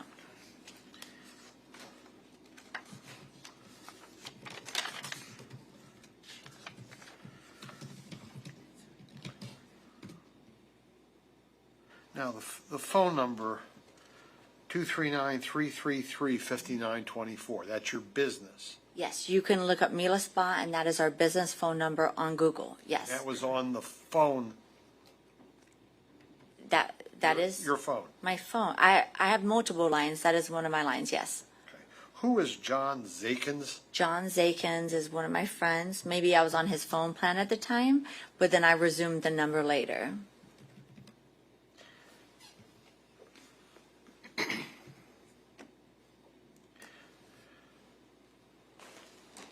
Now, you said that when he called you, what, about 6 o'clock in the morning? I do not recall exactly. It's so hard to remember. 5 years. I don't know. I understand. All right, but at some point you woke up and... Yes, and noticed I missed multiple phone calls, yes. Okay. And then you called him? Yes. Whether I finally answered or whether I called him back is not, I do not recall. But one of those happened, yes. But you said that he was name-calling. Not at first. At first he was very like, where are you? How do I meet you? All the normal questions. When he realized that I was perturbed and just wanted my property back, it escalated. And you said he was very angry. Yes. And you were very scared. Yes. Then why did you agree to meet him? To get my $80,000 car back that he had stolen. The car, but why did you expect him to bring the car? You knew he couldn't drive it. He was with somebody that had drove it away. Why would he not be able to return it?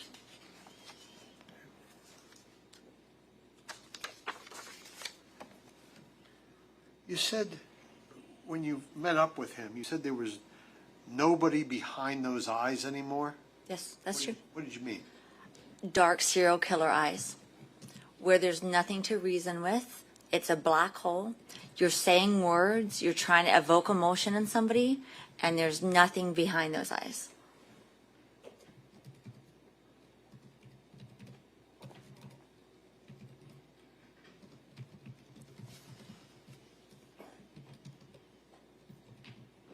Can I have a moment, Judge? Yeah.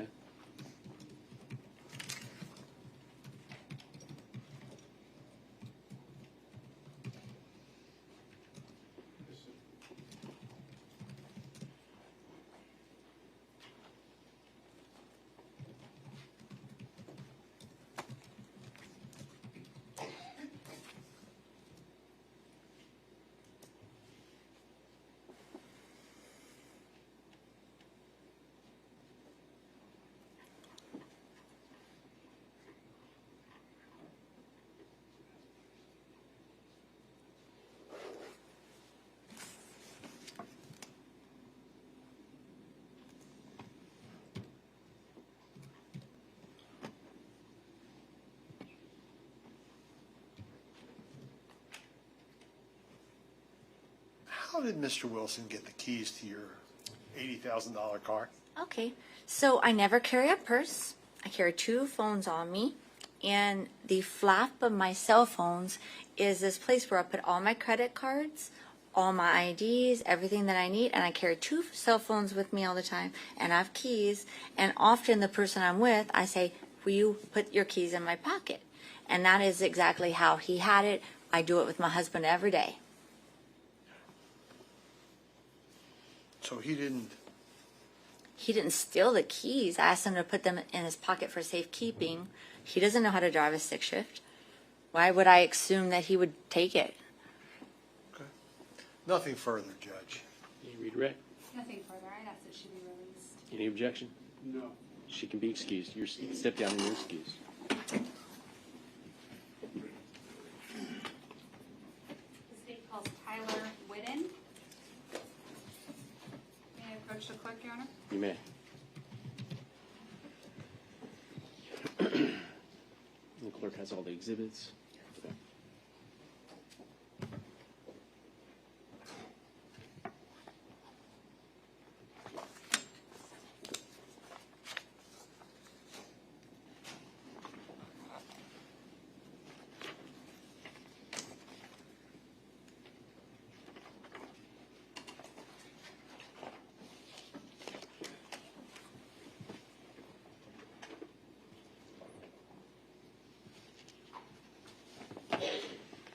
All right, sir, if you'll just face the clerk, raise your right hand, she'll swear you in.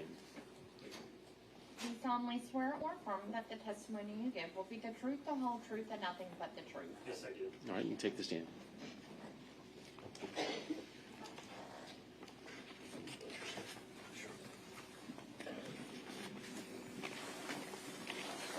May I inquire? Yes. Good afternoon. Hello, good afternoon. Please introduce yourself to the jurors. Well, I'm Officer Tyler Whitten with the Cape Coral Police Department. Officer Whitten, how long have you been with Cape Coral Police Department? A little over 17 years. Were you working back on October 7th of 2019? Yes, I was. Where were you assigned at that time? I was assigned to Hector Cafarata Elementary School. I was the school resource officer at the time. Is that school in Cape Coral, Florida, Yes, in Lee County? Cape Coral, Lee County, yes. Now, did you come into contact with the father of one of the students that day? Yes, I did. And what was the nature of that contact? The parent had previously been into the front office to handle some business, I'm assuming with his student. He ended up leaving the campus, and then several minutes later, he was back in the front office, and he said he had retrieved a purse. And my office is right there in the front office, and I'm able to see the people coming in and out of the area. Did you take that purse from the parent? Yes, I did. Now, did you look inside to see if you could identify whose purse it was? Yes, we didn't know. I was trying to identify the owner. Yes, didn't know if it was a parent who maybe, left it on the roof of their car, got distracted and drove out, or maybe it was someone who lived nearby in the area. Didn't know. Were you able to identify whose purse it was? Yes, I was able to. And whose purse was it? I found the name Diane Ruiz inside the purse. Now, at that point, did you know anything about Diane Ruiz? No, I did not know. What did you do when you learned the purse belonged to Diane Ruiz? I asked the front office ladies, the front office staff, to see if it was possibly a parent who had maybe been in recently. They couldn't find anything. Then I started looking through our local police records to see if I could find address, telephone number to be able to try to get in contact with Diane Ruiz. What happened after you were unable to get in contact with her? I found a telephone number. I attempted it several times, left a voicemail. Since I wasn't successful, and the front office was, couldn't find any records of a Diane Ruiz with Hector Cafarata, I found the address was nearby in the nearby neighborhood behind Hector Cafarata, and I asked a patrol unit if they could swing by the house and see if anyone was there, and to try to locate and see if Diane Ruiz was aware of that her purse had been located. Did you ever learn that she had been missing? After the fact, this was before anyone was reported missing. I know the patrol unit spoke to her son, and I also met with the son, and that was. He, at the time, didn't want to report her missing right away. Wanted to give it a little more time. May I approach, Your Honor? Yeah. I'm approaching you and showing you exhibits 23, 24, and 24A. If you would have a look at these and tell me if you recognize these exhibits. Yes, I definitely recognize the wallet. Okay. And was this the item that was turned into you at the school by the father?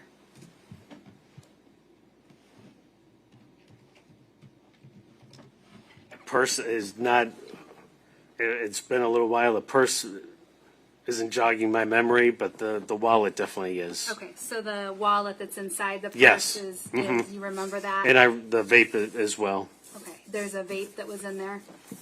There's Okay, there's a vape, and that's in State's Exhibit 24A. And these items, did you look in the wallet to locate Diane Ruiz's ID? yes, Ruiz's and ID? this wallet with the G's written on the outside. So again, the wallet is in State's Exhibits 24 and 24A, and that's where you found Ms. Ruiz's wallet. Yes. Now, did you end up turning this purse over to Cape Coral Police Department or to her son? No, I spoke with our detectives just because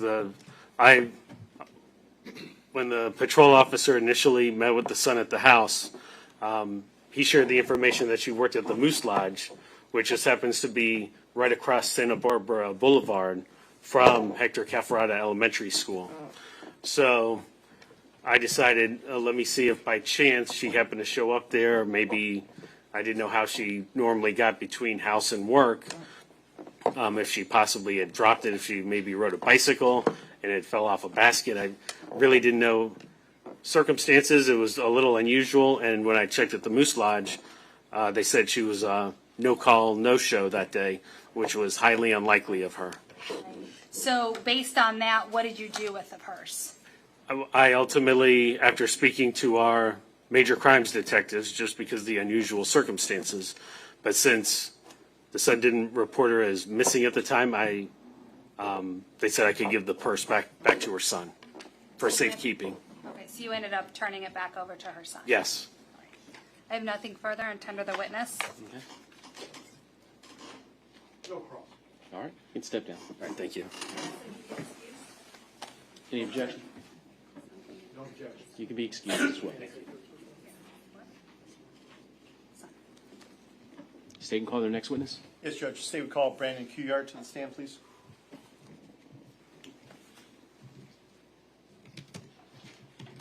Yes.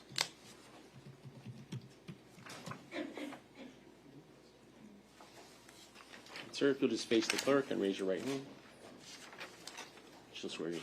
Do you solemnly swear or affirm that the testimony you give will be the truth, the whole truth, and nothing but the truth? You can take the stand. Judge, can we proceed? Yes.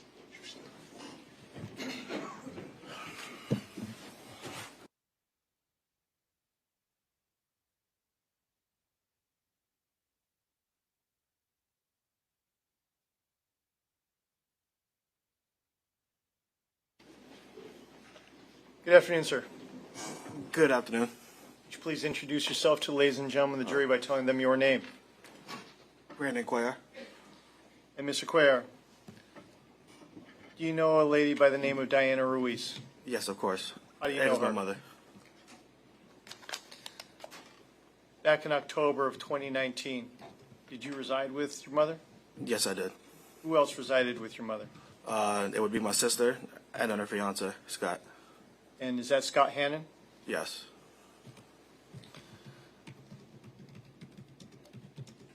Could you tell me what your mother did for a living? She worked server and bartender most of her life. Okay. And where was she working at the time? Over at the Moose Lodge. How far was that away from the place that you lived at the time? If it's by car, less than 5 minutes. If she had to walk, maybe about 10, 15 minutes. And how did she typically get to work? She usually had an Uber. One of her good friends from the Moose Lodge usually brought her, but I guess she wasn't able to get in contact with him, so that's why she walked that day. And we're talking about the 7th of October of 2019, is that right? Yes, sir. Were you awake at the time that she left? Yes. All right. Do you remember what she was wearing at the time that she left? I believe she was wearing her Moose Lodge shirt with the dark blue jeans and then her black shoes. What color was her shirt, if you remember?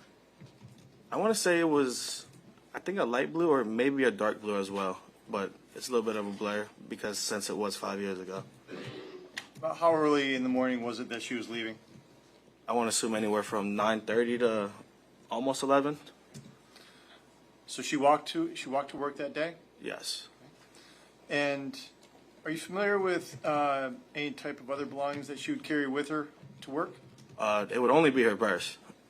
Anything that she took with her, it would be inside of it. Do you remember what her purse looked like? If I was to assume anything, it would probably be the pink one, but I kind of blurred out that whole memory, so there's only a few things that I can really remember. All right. Well, let's see if we can jog your memory here, sir. Turns out the record reflect how showing defense counsel's producing Marcus Stace's or excuse me, 25. As well as states 23, 24A, and then 24. May I approach? You may. Mr. Querard, showing you some proofs and marked as State's Exhibit number 25. Do you recognize that? Yes, of course. And how do you recognize that? It's my mother. Okay. Does that photograph fairly and accurately depict your mother back in October 2019? Yes, sir. Judge, State will move State's Exhibit number 25 into evidence at this time. Any objection? No objection. Be admitted. Sir, I'm showing you some proofs and marked as State's Exhibit number 23, 24, and 24A. Do you recognize those items? I would say the wallet though, but I don't recognize that purse at all. No? It's not kind of purse that she would walk around with, truthfully. But the purse and everything in there. I mean the wallet on the inside, yes. Okay. And that's State's Exhibit number 24. Is that right? Yes. Judge, at this time, State will move to State's Exhibit number 24 in evidence.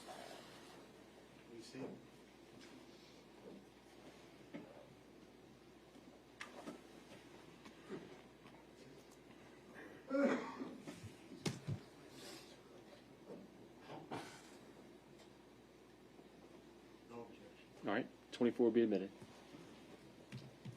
Permission to publish State's Exhibit number 25, Judge? Wait, which one did you use? 25? Yes, Judge. Yes, you may. Sorry.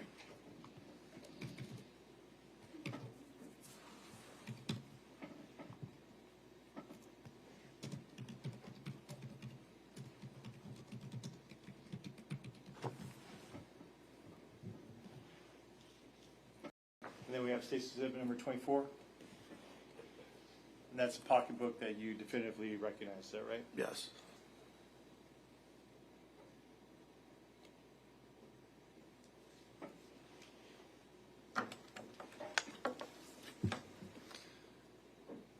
Mr. Quay, are you familiar with your mother's phone number at the time? I want to say yes, if I can take a guess at it. Judge, let the reflect on showing defense counsel proofs and marked as State's Exhibit number 26. 200-3223. May I approach? You may. Sir, I'm showing you some proofs and marked as State's Exhibit number 26. You recognize that? Yes, I do. And how do you recognize that? You want me to read it out loud? Or? No. What is that? It's her phone number. It's a 239-200-8319. It was one or the other, so that would be the other one that I couldn't remember. Judge, at this time, State will move State's Exhibit number 26 in evidence at this time. No objection. Be admitted.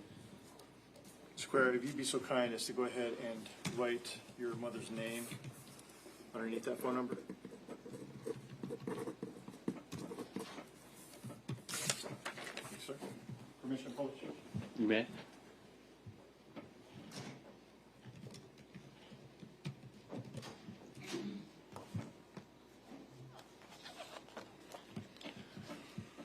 Did your mother also carry a cell phone Yes. on a regular basis with her, sir? Yes. Okay.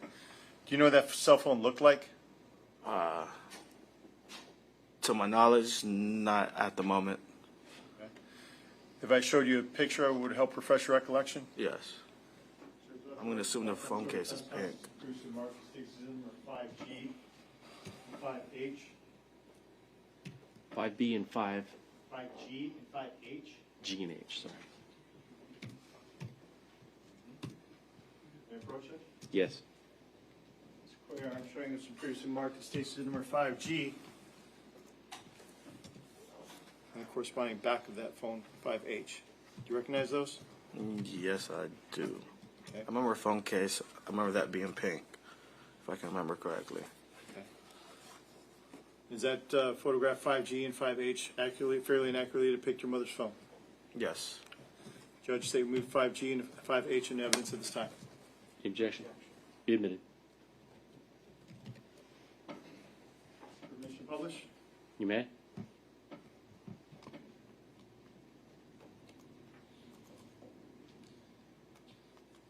Mr. Quayar, did your mother have any identifying marks on her body? You mean like tattoos? Yes. Yes, she had a dragon on her back.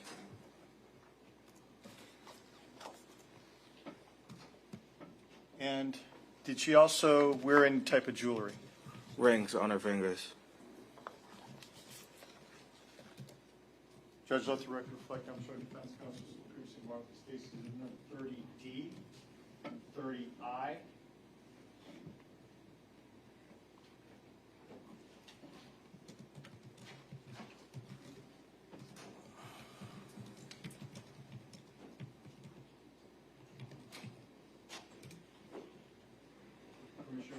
You may.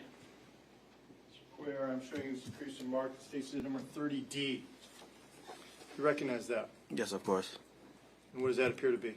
It's my mother's tattoo on her back. And I'm also showing you with some crease and mark that states number 30I. Do you recognize that? Yes, I do. And how do you recognize that? It's her ring. It's my mother's ring. And do these photographs fairly and accurately depict the tattoo and the ring? Yes. Judge, the state removes Stacy's number 30D and 30I in evidence at this time. No objection. Be admitted. Commissioner Polish. You may.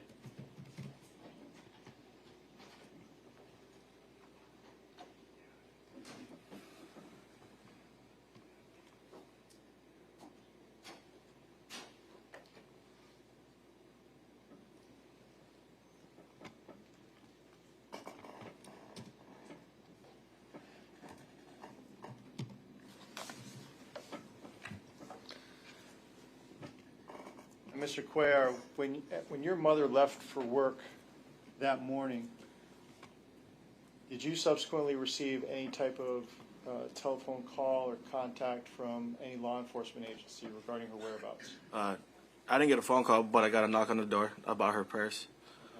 And then I did tell them that take it over to Moose Lodge at first. And I was kind of worried at first, and then when it came a second time is when I asked them to report her missing. And what happened after you asked that she be reported missing?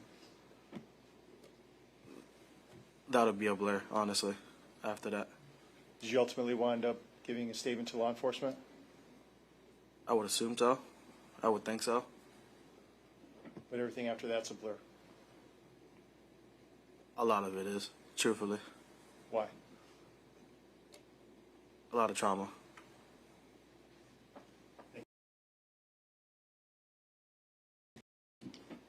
Sir, I just need to ask you, you said, what time did Miss Ruiz leave the house that day? You know? I don't know correctly, though, but I would assume somewhere around from 9 to 11. I don't remember correctly. I was just woken up because she told me to make some ribs for when she came home. So I'm going to assume around that time. So that's the closest you can estimate? Yes. Nothing further. All right. Anything else? Not from this witness, Judge. Thank you. All right. You can step down.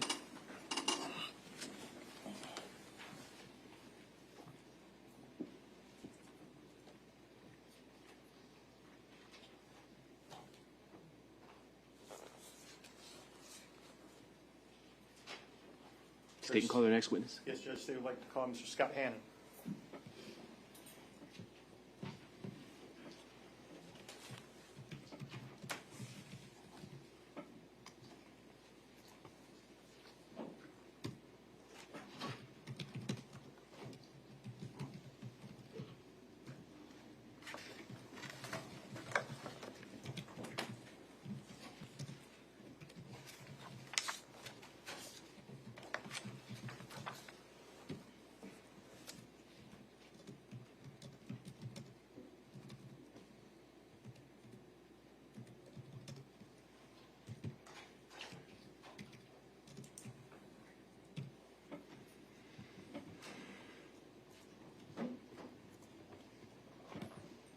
All right, sir, if you'll just face the clerk, raise your right hand, she'll swear you in.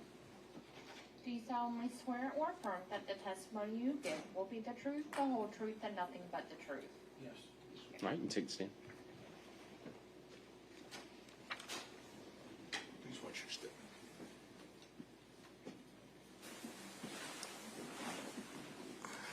All right, you may proceed. Thank you, Your Honor. Good afternoon, sir. Good afternoon. Would you please introduce yourself to the ladies and gentlemen of the jury by telling them your name? I'm Scott Hannon, the fiance of Diane Ruiz. Mr. Hannon, I'd like to direct your attention back to the 7th of October of 2019. What were you doing that day? I was working. Okay. When did you leave for work? I usually leave at 6:30 in the morning. And I'm assuming you left from your residence at the time? Yes. Who did you reside with? With Diane, her son, and her daughter. And where did Ms. Ruiz work? She worked at the Moose Lodge. And where were you working that day? I was working as a dock worker, carpenter at the time, and sorry, I'm a little nervous.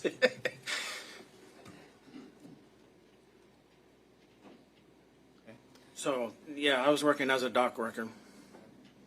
And you indicated that Ms. Ruiz worked at the Moose Lodge? Yes.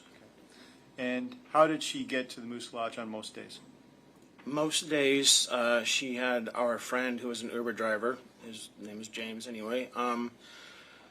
But I guess on that day he was not available. Do you know how she got to work that day? Yes, I know that she walked to work.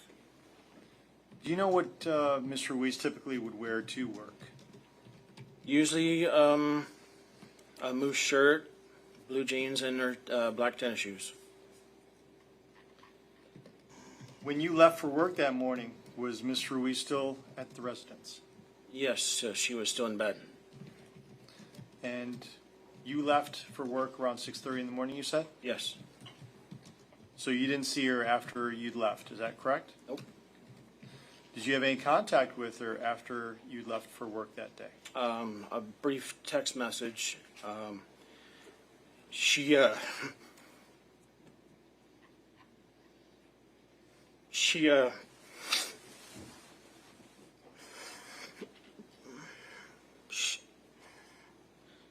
didn't think I gave her a kiss goodbye. Had you? Of course. Direct your attention to the screen. Case number 25, is that Ms. Ruiz? Yes. Did Ms. Ruiz also carry with her a purse when she went to work? Yes, she always had a purse.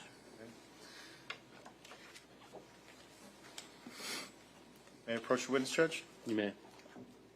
Sir, I'm going to show you some previously marked state statement number 23 and 24A. You recognize that?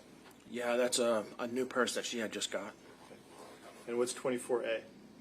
All of her belongings in her purse. And do State's Exhibit number 23 and 24A actually depict the new purse that she just gotten, and as well as the items that were contained therein? I recognize everything. And Judge, the State would move State's Exhibit number 23 and 24A into evidence at this time. Objections? Be admitted. Commissioner Public Judge? You may.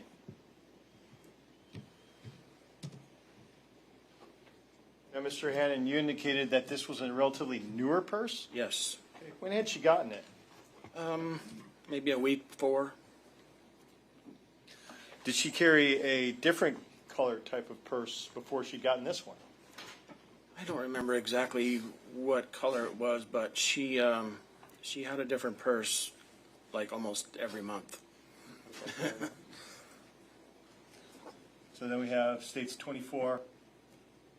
That contained her the wallet? Yes, that's her wallet. And then 24A. That's the wallet as well as the vape and whatever else was inside. Is that fair to say? Yes.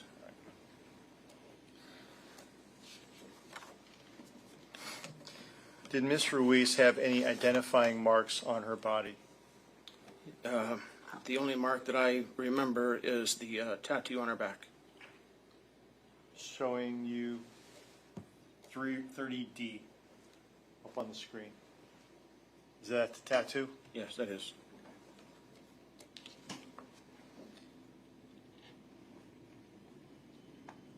Did Ms. Ruiz also carry a cell phone on her person? Yes.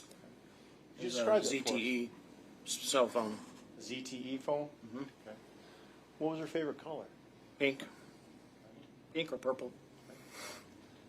I'll show you what's been previously admitted as State Statement 4G, or 5G, excuse me. Recognize that? Yep. What are we looking at in that photo? That is her cell phone. And 5H? Yep, that's the back of it.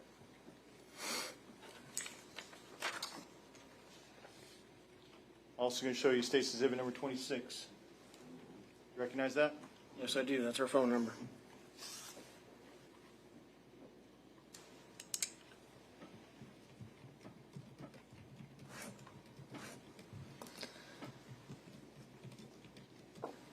And lastly, sir, I'm going to also show you, do you recognize this particular item, State's 30I, that was previously admitted in evidence? That's the ring I got her.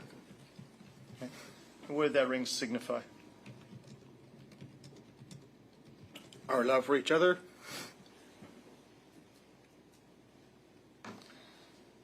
Now, in relation to the distance between your residence and the Moose Lodge, how far would you say that was from your residence?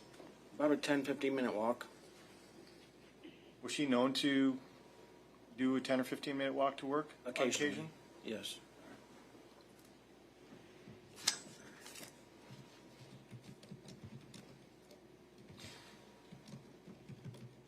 Could you tell us,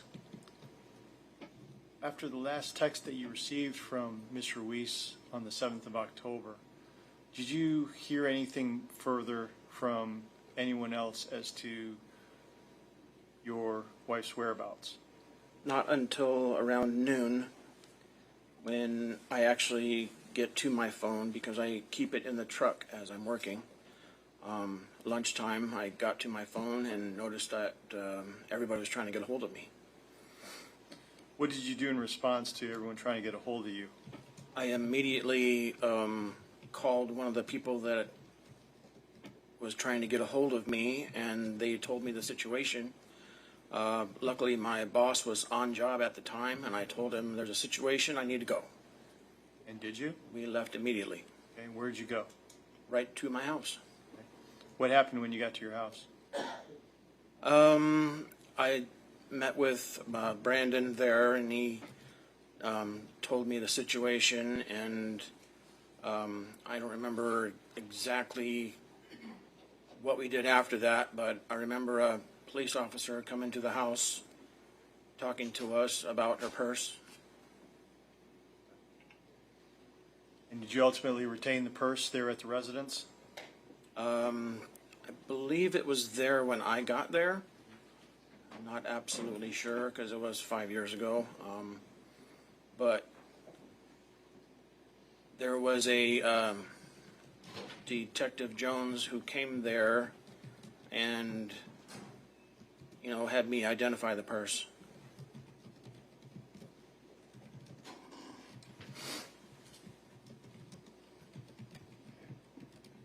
After Detective Jones had you identify the purse, what did you do next?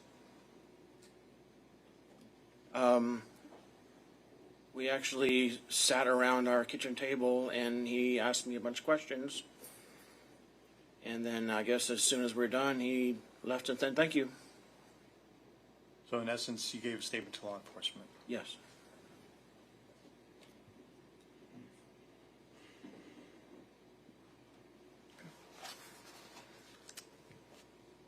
I have nothing further for this witness, Judge, at this time, except for the fact that the state would move a certified copy of phone records, State's Exhibit number 14 into evidence, 27 into evidence at this time. I'm sorry, what were the number of exhibits? 27, Judge. Okay.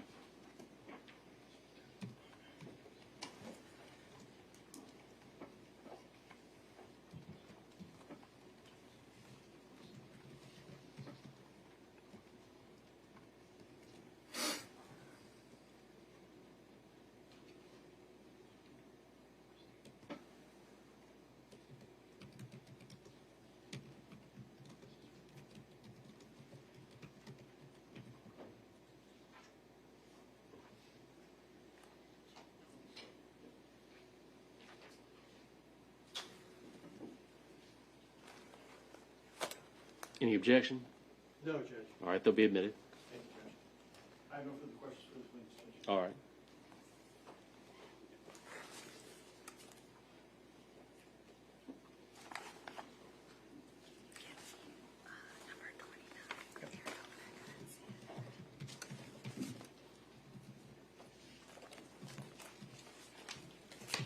I'm sorry for your loss. How far was the Moose Lodge from the house? Maybe 2.5 blocks. And I assume Ms. Ruiz would have left through the front door? Yes, through our front door, yes. Okay. And what direction would she have gone? I believe that would be easterly direction. When you come down the path to the street, you go right or left? Well, we lived on the corner, so it's a right and or left and immediate right. Left or immediate right, okay. And how long would it take to walk it? About 10 minutes. Did Ms. Ruiz wear different shoes to walk to work or back versus her work shoes? Nope, she wore the same shoes. Thank you. Nothing further. All right. Anything else? No questions from the state judge. We respectfully request that he be excused. All right. Any objection? All right, sir. You may step down and you're excused.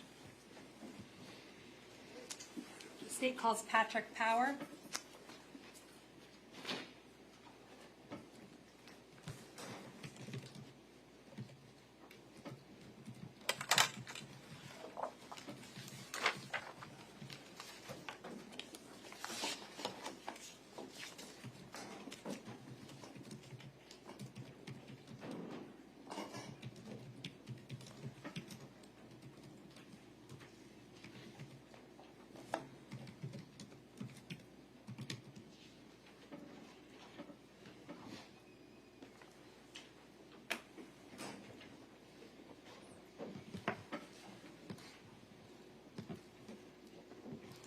Sir, if you'll just face the clerk, raise your right hand, she'll swear you in.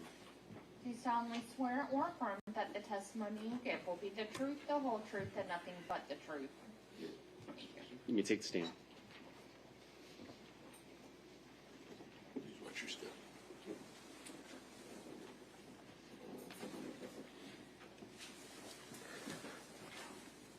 Okay. May I inquire, Your Honor? You may.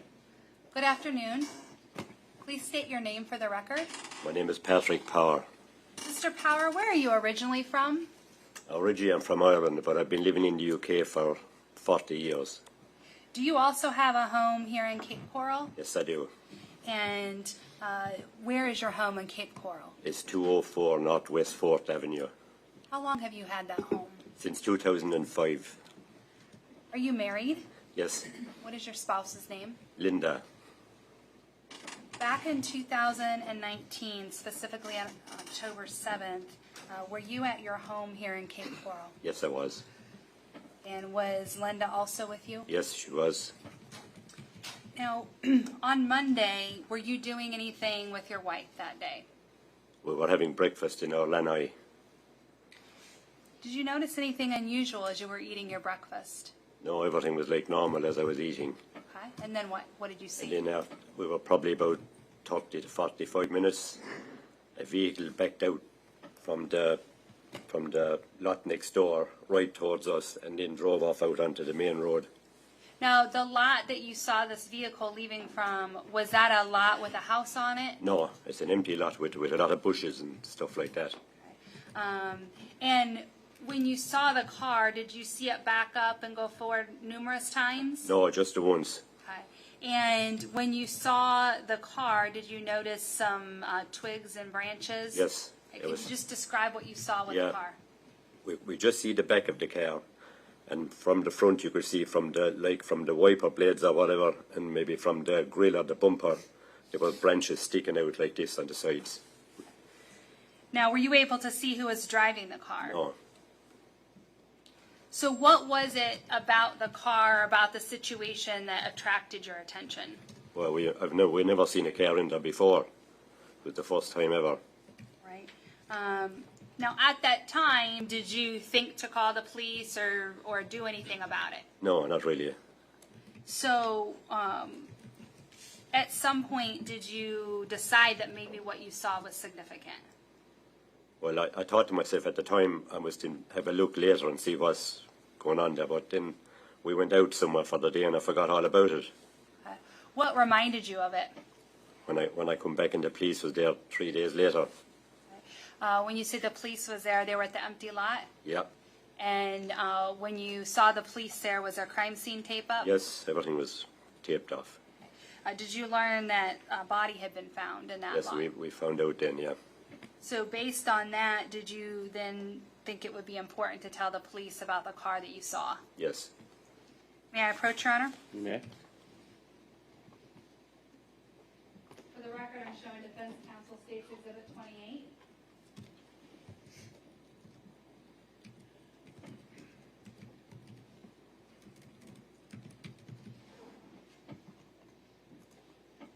So I'm going to approach you and show you states exhibit 28.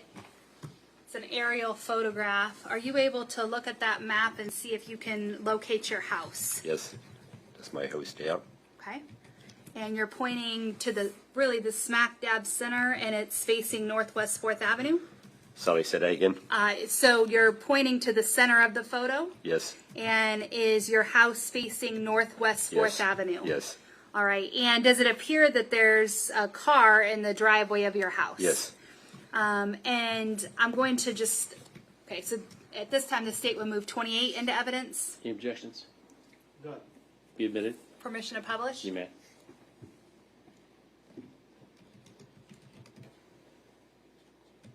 Okay, sir, you were just describing where your house is on this map. I'm going to point with my pen. Is this the house Yes. where you and your wife live? Yes. Now, where is a lot where you saw that car backing out of? From behind the house from behind the house next door. Okay, so if I point to where this little red mark is, Yes, it that's- was this empty lot behind your neighbor's Yeah, house? that's the area there, yeah. So when you observed this, you were in the back of your house eating your breakfast? Yes. You said that you saw the car back out of that lot. Did you see which direction the car traveled? Yes, it went out and turned to the right, which is north. Okay, so when it backed out, did it back out to Northwest 4th Place? Yes, Okay, and then which direction would be, if he backed out, which way would he have gone? up to the right, yeah. Over this way? No, the opposite way. This way, Yes. okay, so he went right down Northwest 4th Place. Yes. And how did he drive away? Quickly, but not a wheel spinning sort of thing. Drove away quickly. All right. May I have a moment, Your Honor? You may. Nothing further. At this time, the state tenders the witness. All right. Mr. Hollander. Sir, what time of day was this? I couldn't tell exactly because we're on vacation, so we lose track of time. But it would have been 12-ish, midday-ish, or maybe later. Okay. Yeah. All right. It was light out. Oh yes. Okay. Now, from the back of your house, the car would have been going away from you to come out to 4th Street, wouldn't it? It would have been Yeah. backing away from you. No, it reversed out towards us. Yeah. From the bushes, it reversed out towards us, and then it drove away from us. I apologize, Judge. Could this gentleman step down? Yes. Could you please indicate on that aerial photo where you first saw, where's your house? Okay. Now, where's the car go? Where do you first see the car? Backs out from here, and when it backs towards us like this, goes out that eye, and then it drives out at this angle to the road, and then it goes off up that road. Okay, so. Let me just ask for, can the jury see? Okay. Oh. Okay, so the car sort of backs up towards you. Yes, but directly towards us. But the rear of the car. The rear of the car, Okay. yes. And then the car moves out. Yeah, moves forward at this angle. Yeah, it must have gone like through these trees here, and then onto the road and up to the. Okay, I You can sit back.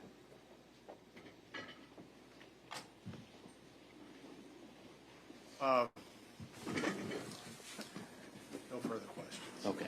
Nothing further. I'd ask that he be released from his subpoena. Any objection?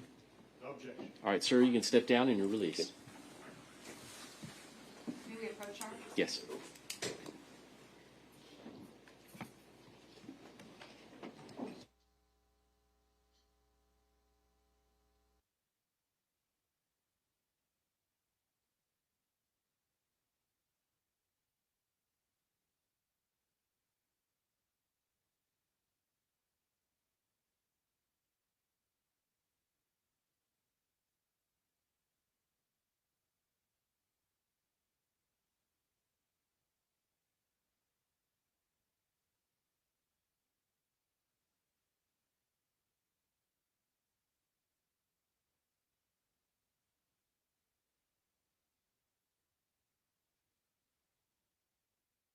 The jury, we are ahead of schedule, and it's a little bit earlier. I usually would go to 5 or a little after, but it's about 4:40 now.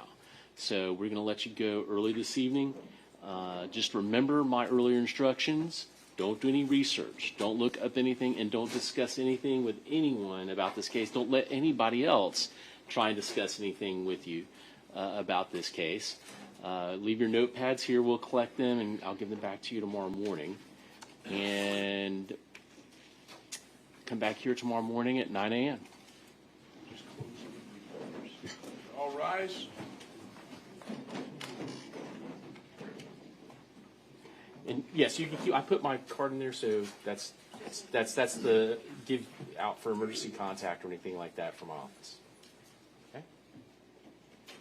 You're excused for the evening.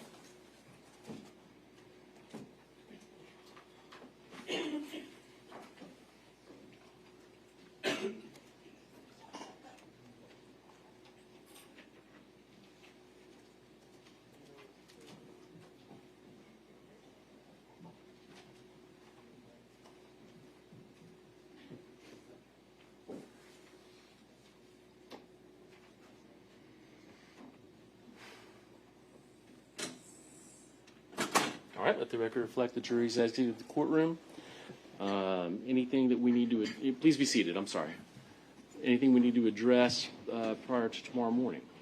The only thing I would just say is we anticipate will be done earlier in the afternoon, so I don't know if defense will put any witnesses on, but we would be prepared to go forward with jury instructions in the later afternoon if everybody wants to make sure they look good.